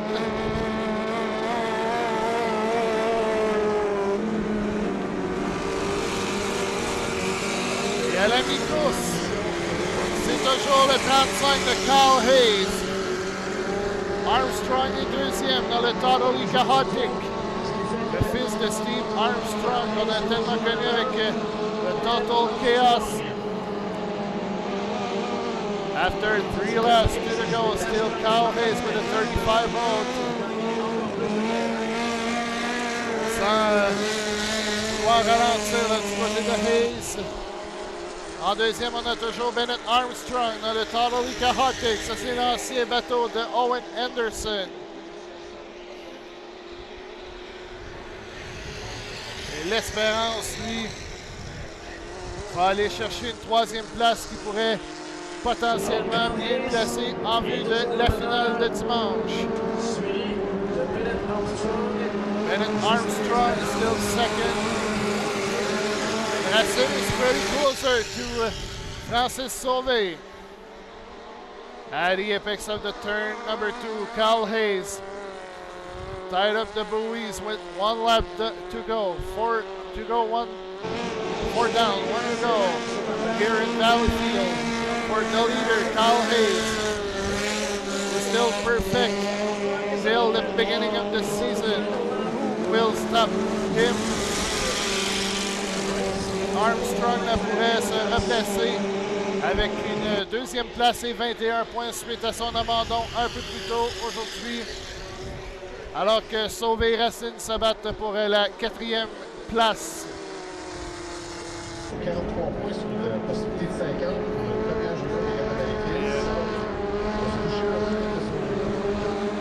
C'est l'Espérance avec une troisième va aller chercher 18 points, une possibilité de 43 aujourd'hui sur 50.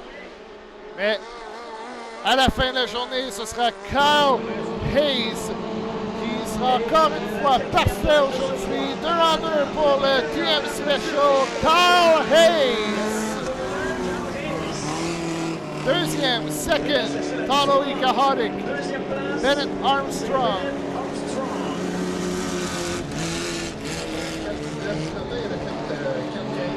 Third will be Justin L'Espérance with the Hope Racing Team. Et là, on voit Francis Sauvé arrêté dans le premier tournant. Donc, la prochaine qualification sera idéal, aucun vent. Le soleil est présent. Alors qu'on aura droit à la finale du vendredi en Hydro 350. La finale du vendredi. Dans ce 2.5 litres de qualification 2B. Suite à ça, les deux finales du défi du vendredi. Regardez la 85e édition des Régates de Valleyfield.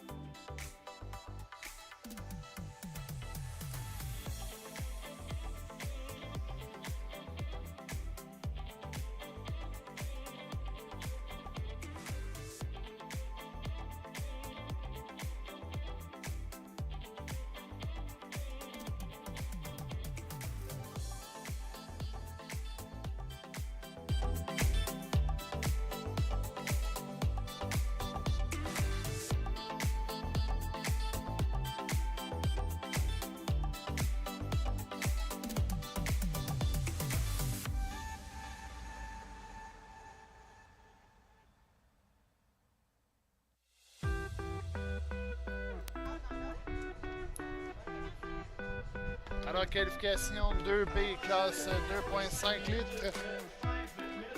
5 minigun for the heat 2B, 2.5 liter stock.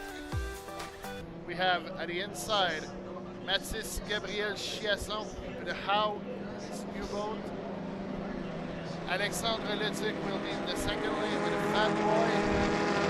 Amy Beauvillain.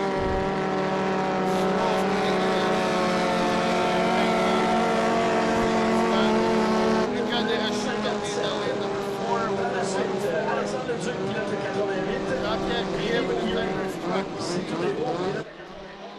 In the lane number 5, and Aiden Sylvie will be on the outside with a 50.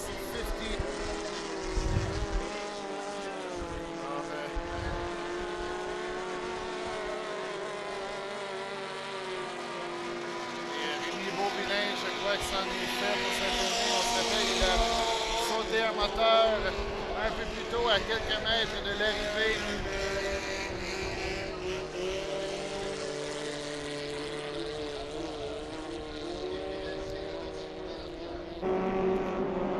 So we are 3 minutes 30 away to the start. Aiden Sylvie qui est le fils de Joe Sylvie. Et Mathis Gabriel Chiasson qui est une nouvelle embarcation.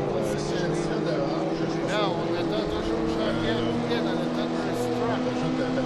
Still waiting for the daily six of Jean-Pierre Crier Thunder's truck.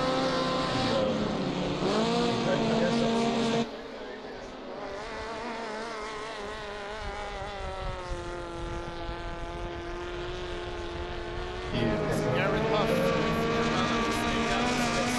Garrett Muff.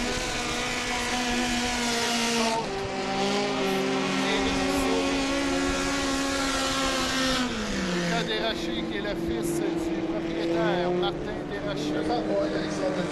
Truck Racing. Vincent Leduc qui avait connu une veille assez sérieuse à sa retraite, ça avait cassé son embarcation.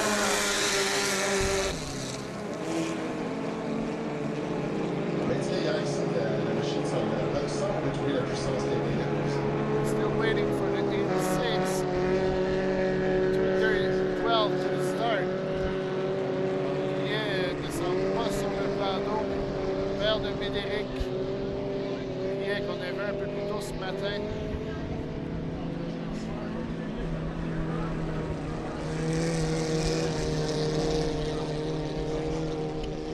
Il va rester 2 finales La dans la journée suite. avec notre finale du vendredi en Hydro 350.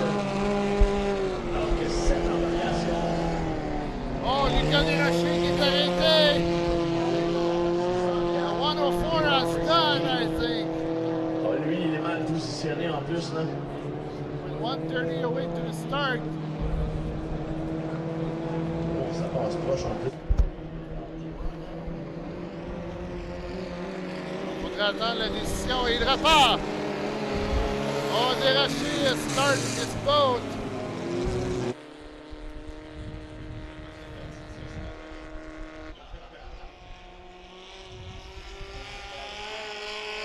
Au moins, elle peut repartir l'embarcation, le 104.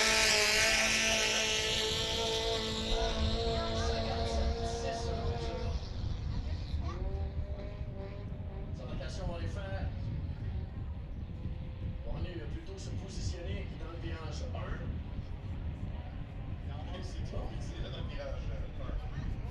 Et là, est-ce qu'on va procéder au départ de la qualification?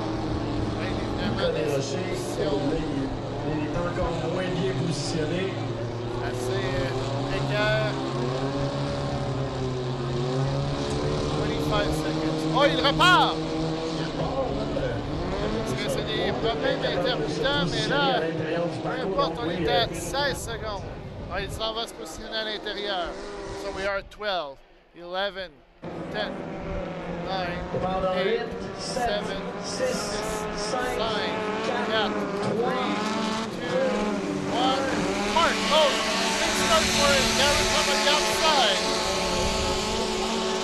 Let's see who will be first at the end of the first turn.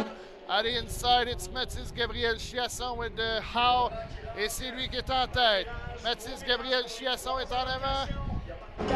Et à l'extérieur, il y a Garrett Huff.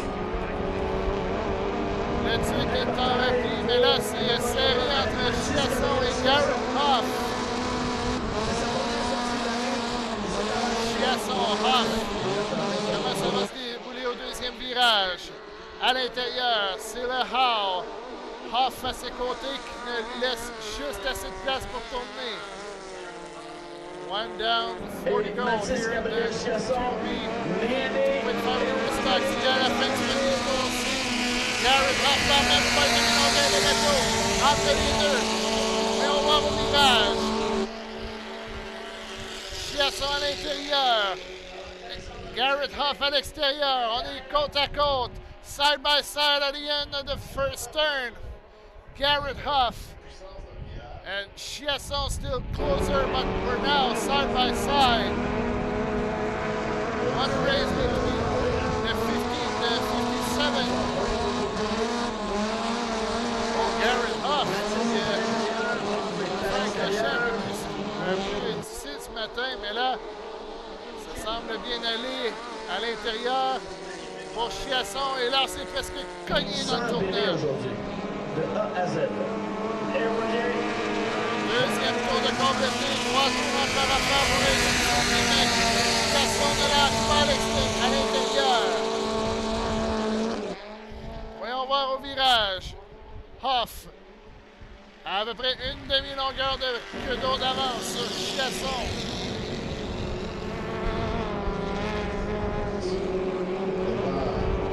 Et Huff, il reprend une avance, mais Chiasson remonte. The 57 still one boosted tail behind Garrett Huff with 2 more laps to go in this qualification 2B. Oh, et sauvé là, pas sauvé, pardon, Garrett Huff qui garde toujours son avance, mais Chiasson n'a pas avec une tour à faire. Là, la question, c'est ce qu'on va rattraper Alexandre Duc pour le doublé d'un tour, avec 2 tours à faire. Au virage, Chiasson still inside with a 57. Oh, quelle bataille! 15 to 57, but still closer. Huff qui ne lâche pas à l'extérieur, démontre beaucoup de puissance. Chiasson à l'intérieur, à sa première fin de semaine en 2025. Oh, et Huff lui laisse juste assez de place. Il a collé les bouées. The white flag is up. One more lap for the leader. Garrett Huff. And Chiasson still very closer to Garrett Huff with 1 lap to go.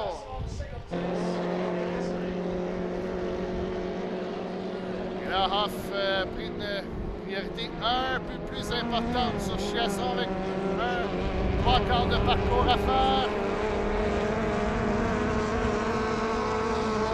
Et ce serait une belle victoire pour un pilote de 19 ans, Garrett Huff.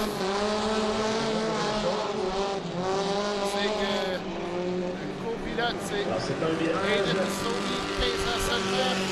Et ce sera la victoire s'il n'y a pas de pénalité de Garrett Huff. Number 50, Garrett Huff. Deuxième, second, Mathis Gabriel Chiasson with a how.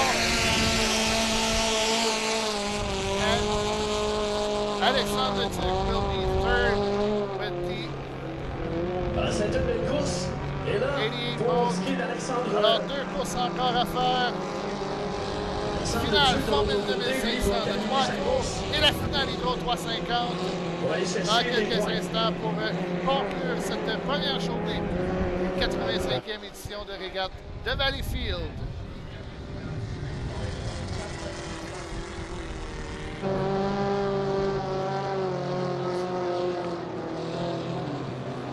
Alors voilà celui qui prend le 3e rang de la course. On applaudit quand il a lancé Alexandre.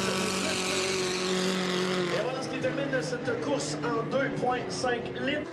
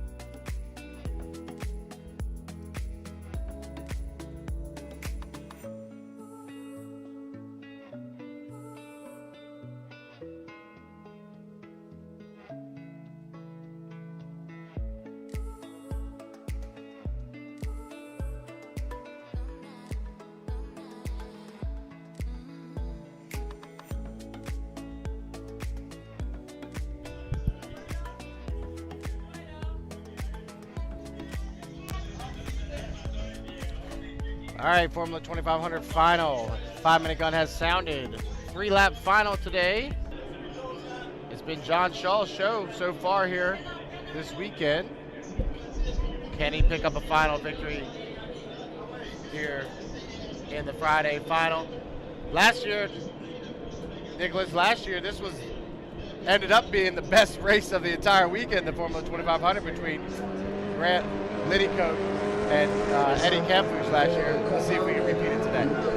Oui, on se rappelle l'an dernier, par vous les fans, vous avez élu la course entre Grant Liddycote et Eddie Campouche la meilleure course de la saison, le défi du vendredi. Est-ce qu'on verra une reprise de l'an dernier ici à Valleyfield?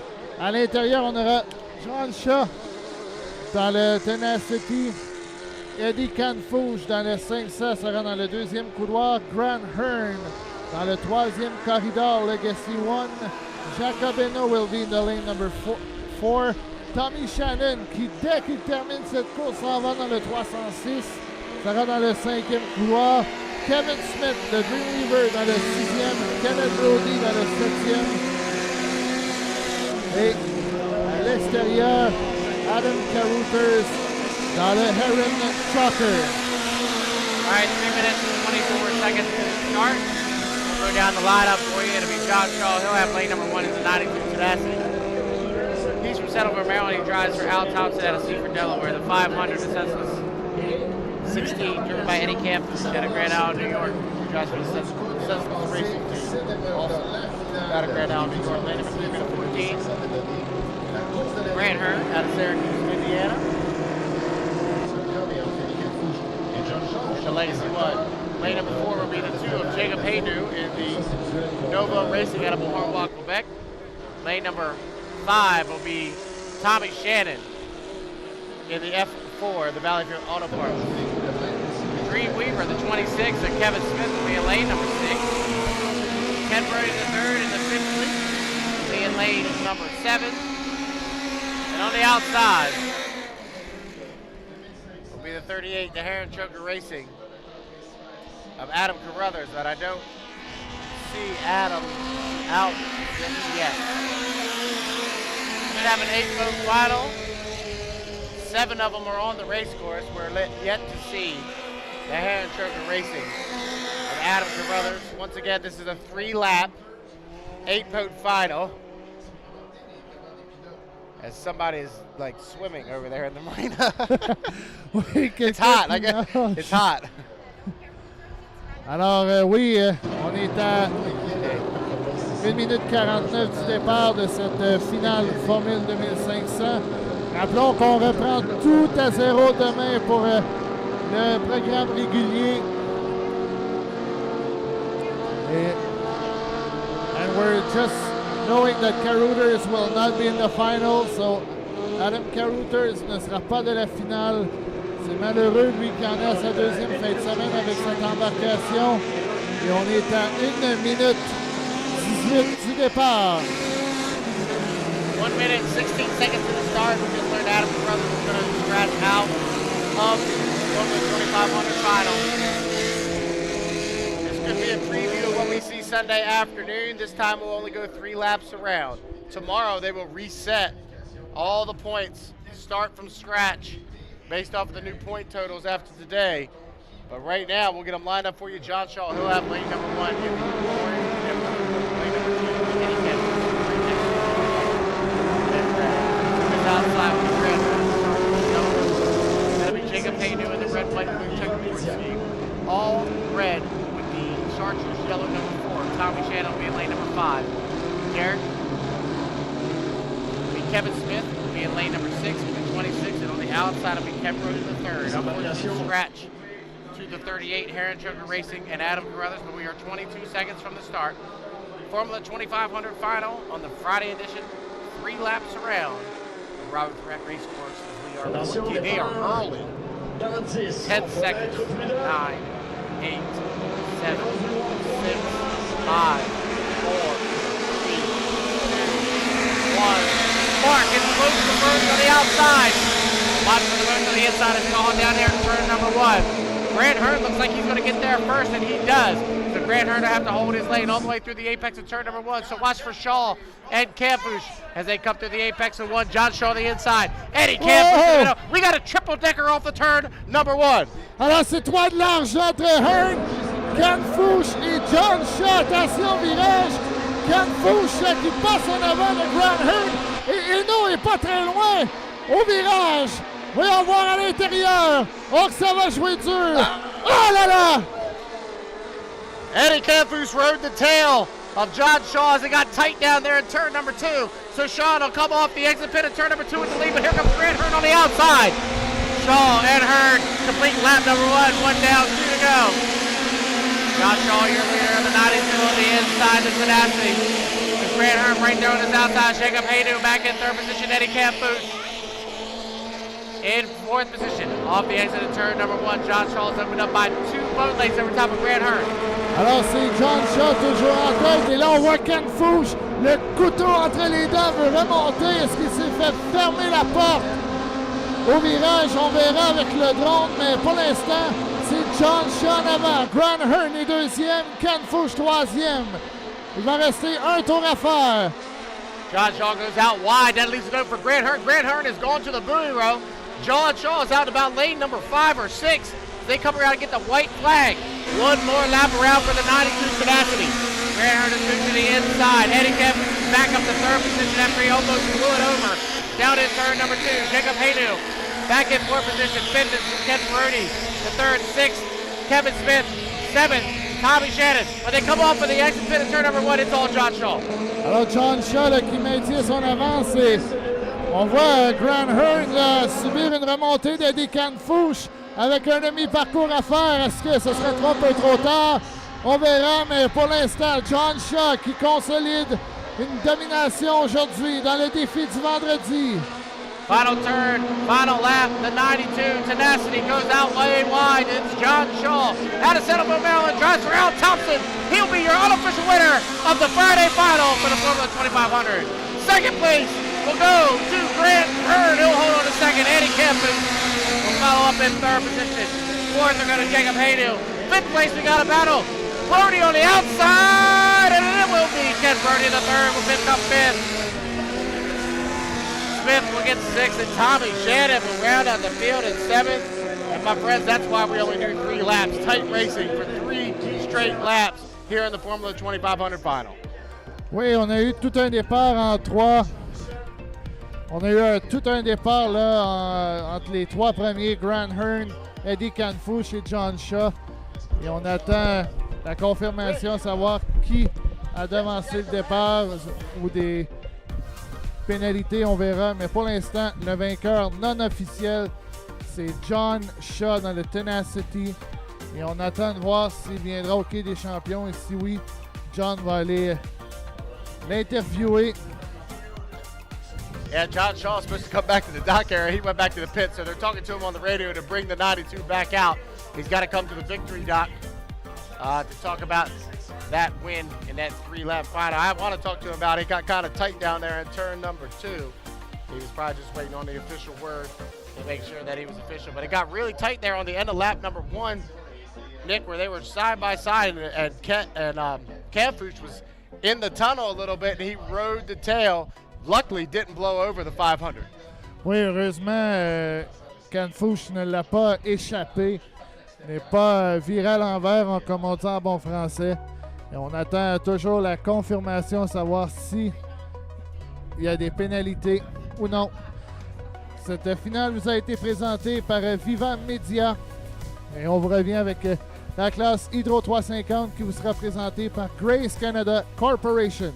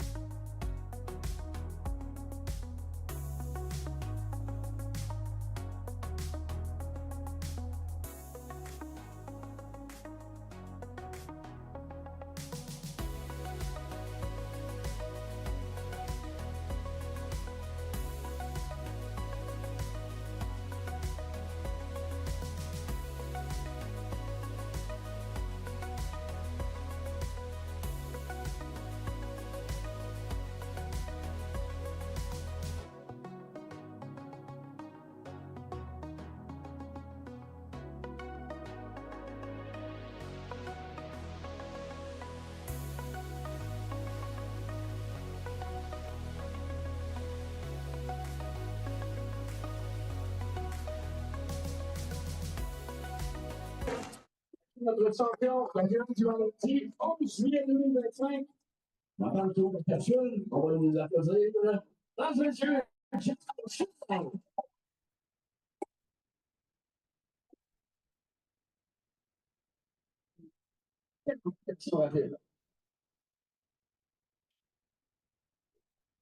restez là, mesdames et messieurs, tout de suite après l'entrevue. Mon collègue John Tomé et John Shaw. On aura la finale du vendredi en catégorie Hydro 350 présentée par Grace Canada Corporation. John Shaw, mesdames et messieurs.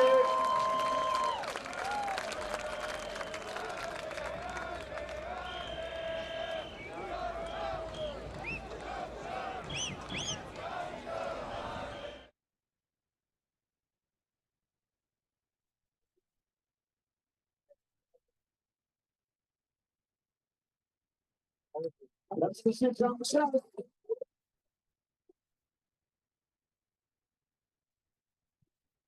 Hey, buddy, congratulations there. Great run, 3 laps. You had to get it done quickly. You were a little bit back in the start again, playing a little conservative at the start.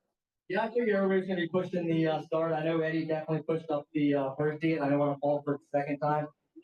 With 3 laps, it's hard to make up ground, but just drive it in hard and hope it sticks. Yeah, talk to us about that driving it hard down there in 2 after lap number 1. It got really tight. Eddie almost blew it over behind you. I don't know if you saw any of that, but it got really tight between you and Grant and Eddie. Yeah, I mean, I drove it in hard, kept it to the pins. I can move 2 lanes, and I took advantage of that. Yeah, talk about switching to the Honda. Al's done a great job with that motor. You guys were running the Ford last year. You switched to the Honda. A lot of work's going into that. It looks really, really good. Yeah, thanks. This is all because of Al Thompson. He puts in ungodly amounts of hours. That's why the thing does what it does. I'm just the lucky one that gets to push it out. Well, it's only Friday. You got enough for him on Sunday?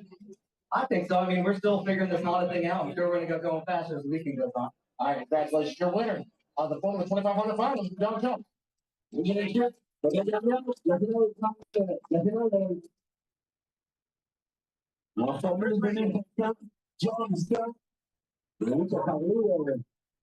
Il faisait 7 dans le virage, là. Il a parlé de la façon que Eddie Kenfo s'est fait coincer, là. Je sais pas, il dit qu'il l'a pas vu, mais il était quand même dans sa course à lui. Il a parlé du changement avec le moteur Honda aussi, que ça va très très bien. Oui, du travail de Al Thompson et de toute l'équipe, que ça a très bien été. Il a parlé du départ aussi, où je suis allé un peu plus conservateur, et je connaissais mes...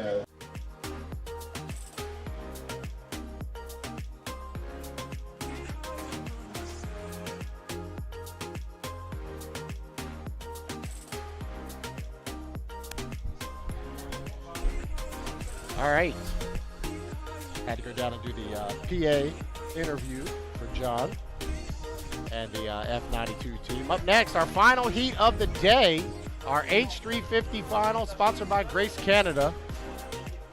Martin Rashawn got lane number 1. Paul Barber will be in lane number 2. Patrick Hayworth in 3. Eric McKenna in 4. Thomas Shannon in 5. Frederick Coutier in 6. And the trailer will be the 155 of Michael LeBouf. Thanks for sticking with us today on the Friday edition. It's only day number 1 of 3. Our final heat of the afternoon will be coming up next, and we'll be waiting for the standby to get ready to go. But it's been a very, very competitive day. Nick, we started off a little slow. We had some issues with boats breaking down. We did have the blowover of Carl St. Vincent, but luckily he is okay. He is going to return to racing tomorrow. Hopefully the other boats like the 195, the 500, the 104, hopefully they can get fixed. We had some attrition in the H350 class, but hopefully everybody will be ready to go tomorrow. Oui, du côté de Carl Saint-Vincent, on sait qu'il sera correct pour revenir demain. C'est ce qu'il a confirmé à Joan, notre intervieweuse, celle qui s'occupe des entrevues sur le live stream ainsi que sur la page HRL. Du côté de Tyler Cadat, son travail pour revenir demain, on aurait eu des problèmes de rudder à l'arrière de l'embarcation, c'est ce qu'on a su. Et du côté de Marc Lecomte, est-ce qu'on pourra fixer les problèmes pour revenir en force demain? Et Joe Less aussi, qu'on n'a pas vu. Alors, 4 bateaux qu'on souhaite revoir demain pour le nouveau week-end pour eux, puisqu'aujourd'hui, c'était une journée différente des autres. Et demain, tout repart à 0. So before we get ready to have this H350 final, just a reminder to everybody, we will start once again tomorrow at 9 a.m. The Novice will run their 4 qualification heats, really, tomorrow. We're getting the countdown to the start. H350 final, 5-minute gun has sound, and thank you all for sticking with us today. Final heat of the day, H350 final will be making their way out onto the race course. We'll have 7 of them, 6 boats on the front line and 1 trailer for the H350 final.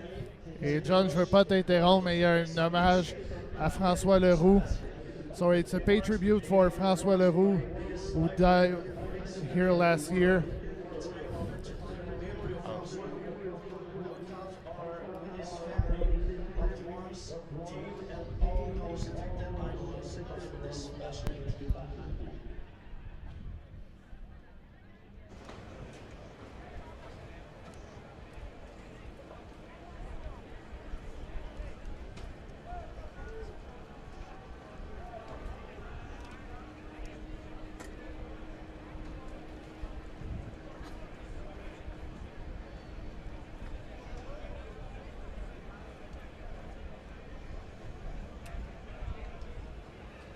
Alors, l'horloge numérique est au numéro 447. So we just took a moment of Une silence. belle pensée pour François. That's why we stopped the clock at 4:47.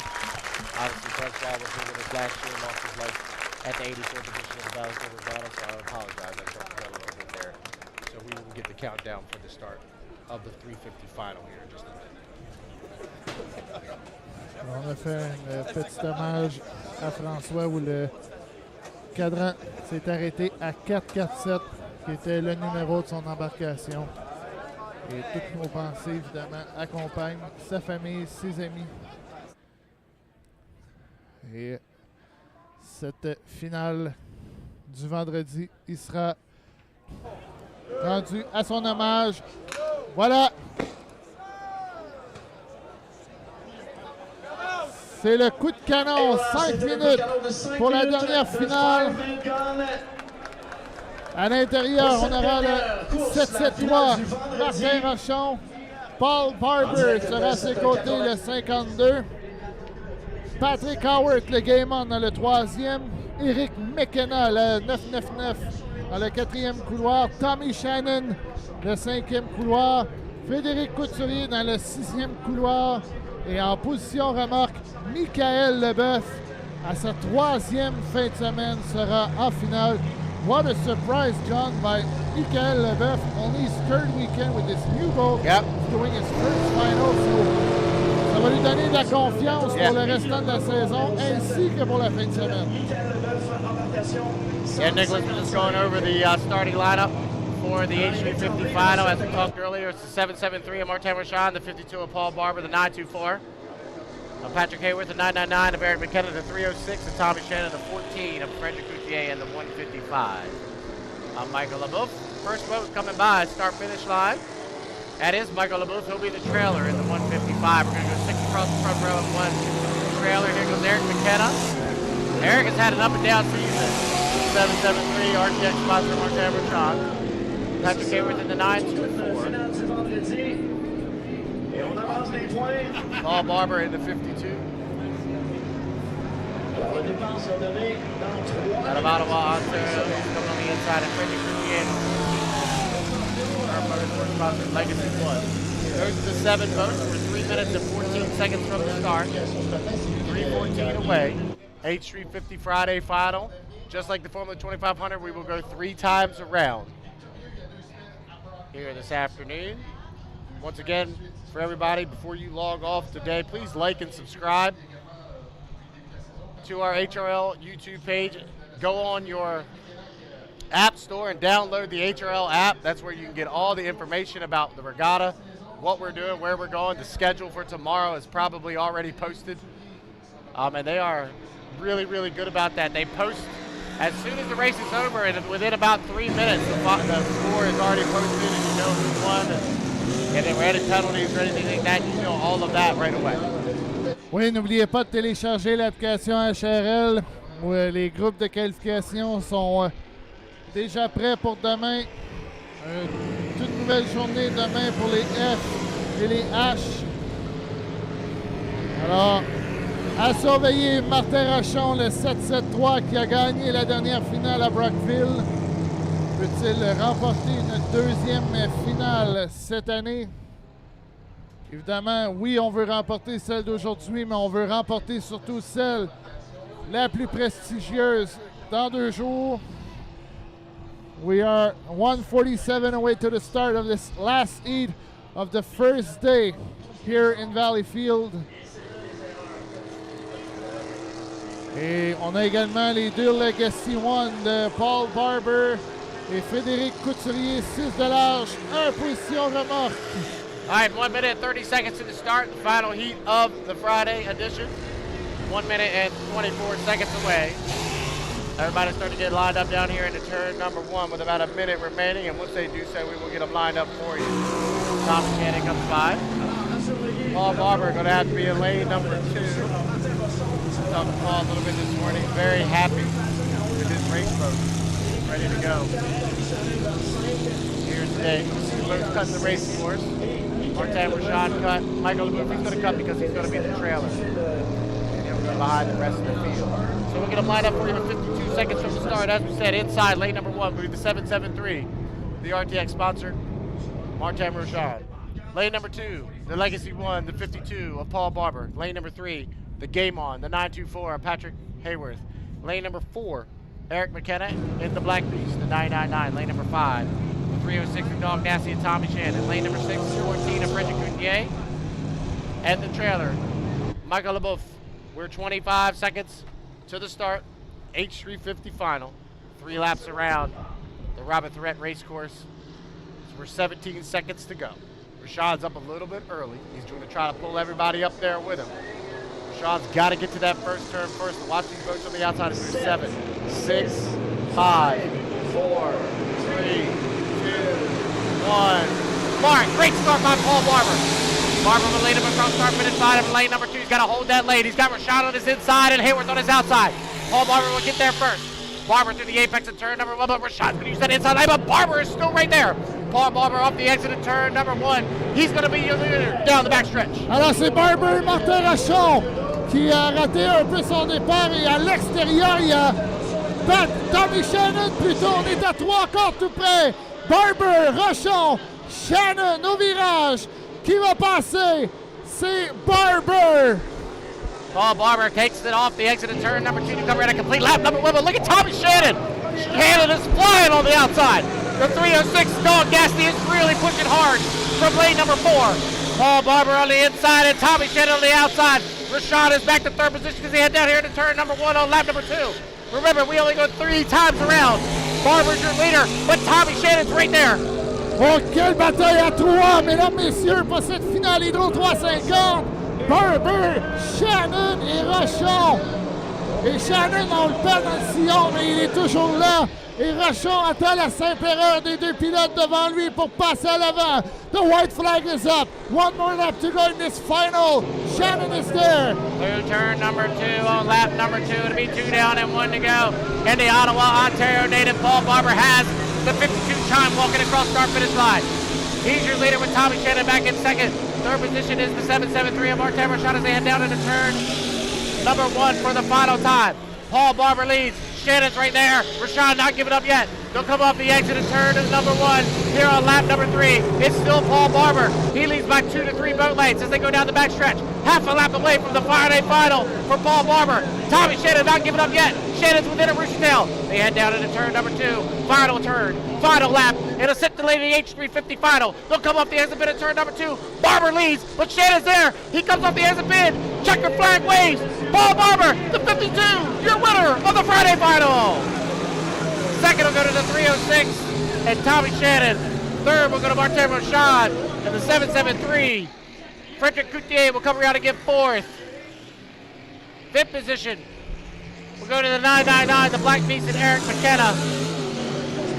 Sixth place will go to Michael LeBoeuf. And Patrick Hayworth will round out the field in seventh. What a great run for Paul Barber from lane number 2, your unofficial winner of the Friday final.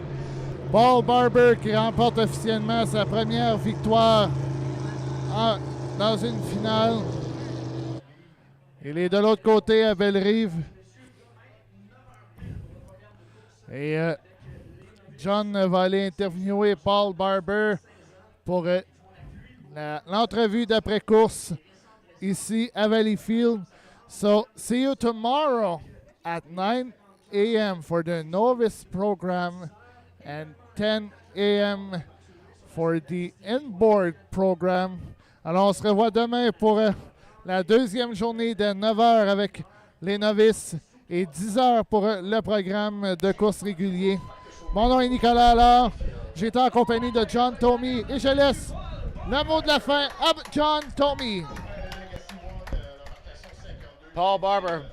Paul's bilingual, so he can do either or, and they're going to do it in French. I'm happy for Paul to get a victory here in the Friday final. A great guy, like I said earlier, he does it all by himself. He takes care of his own motors, does his trailers. He builds a lot of trailers for a lot of guys here in the HRL, and he picks up the victory. He's going to get out onto that victory dock. I know he's been longing to be there. So congratulations to Paul.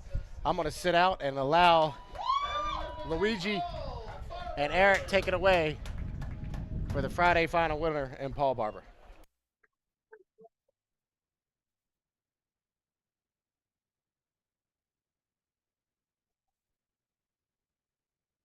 On va accueillir au Prix des champions. Alors, John Jolie s'en vient.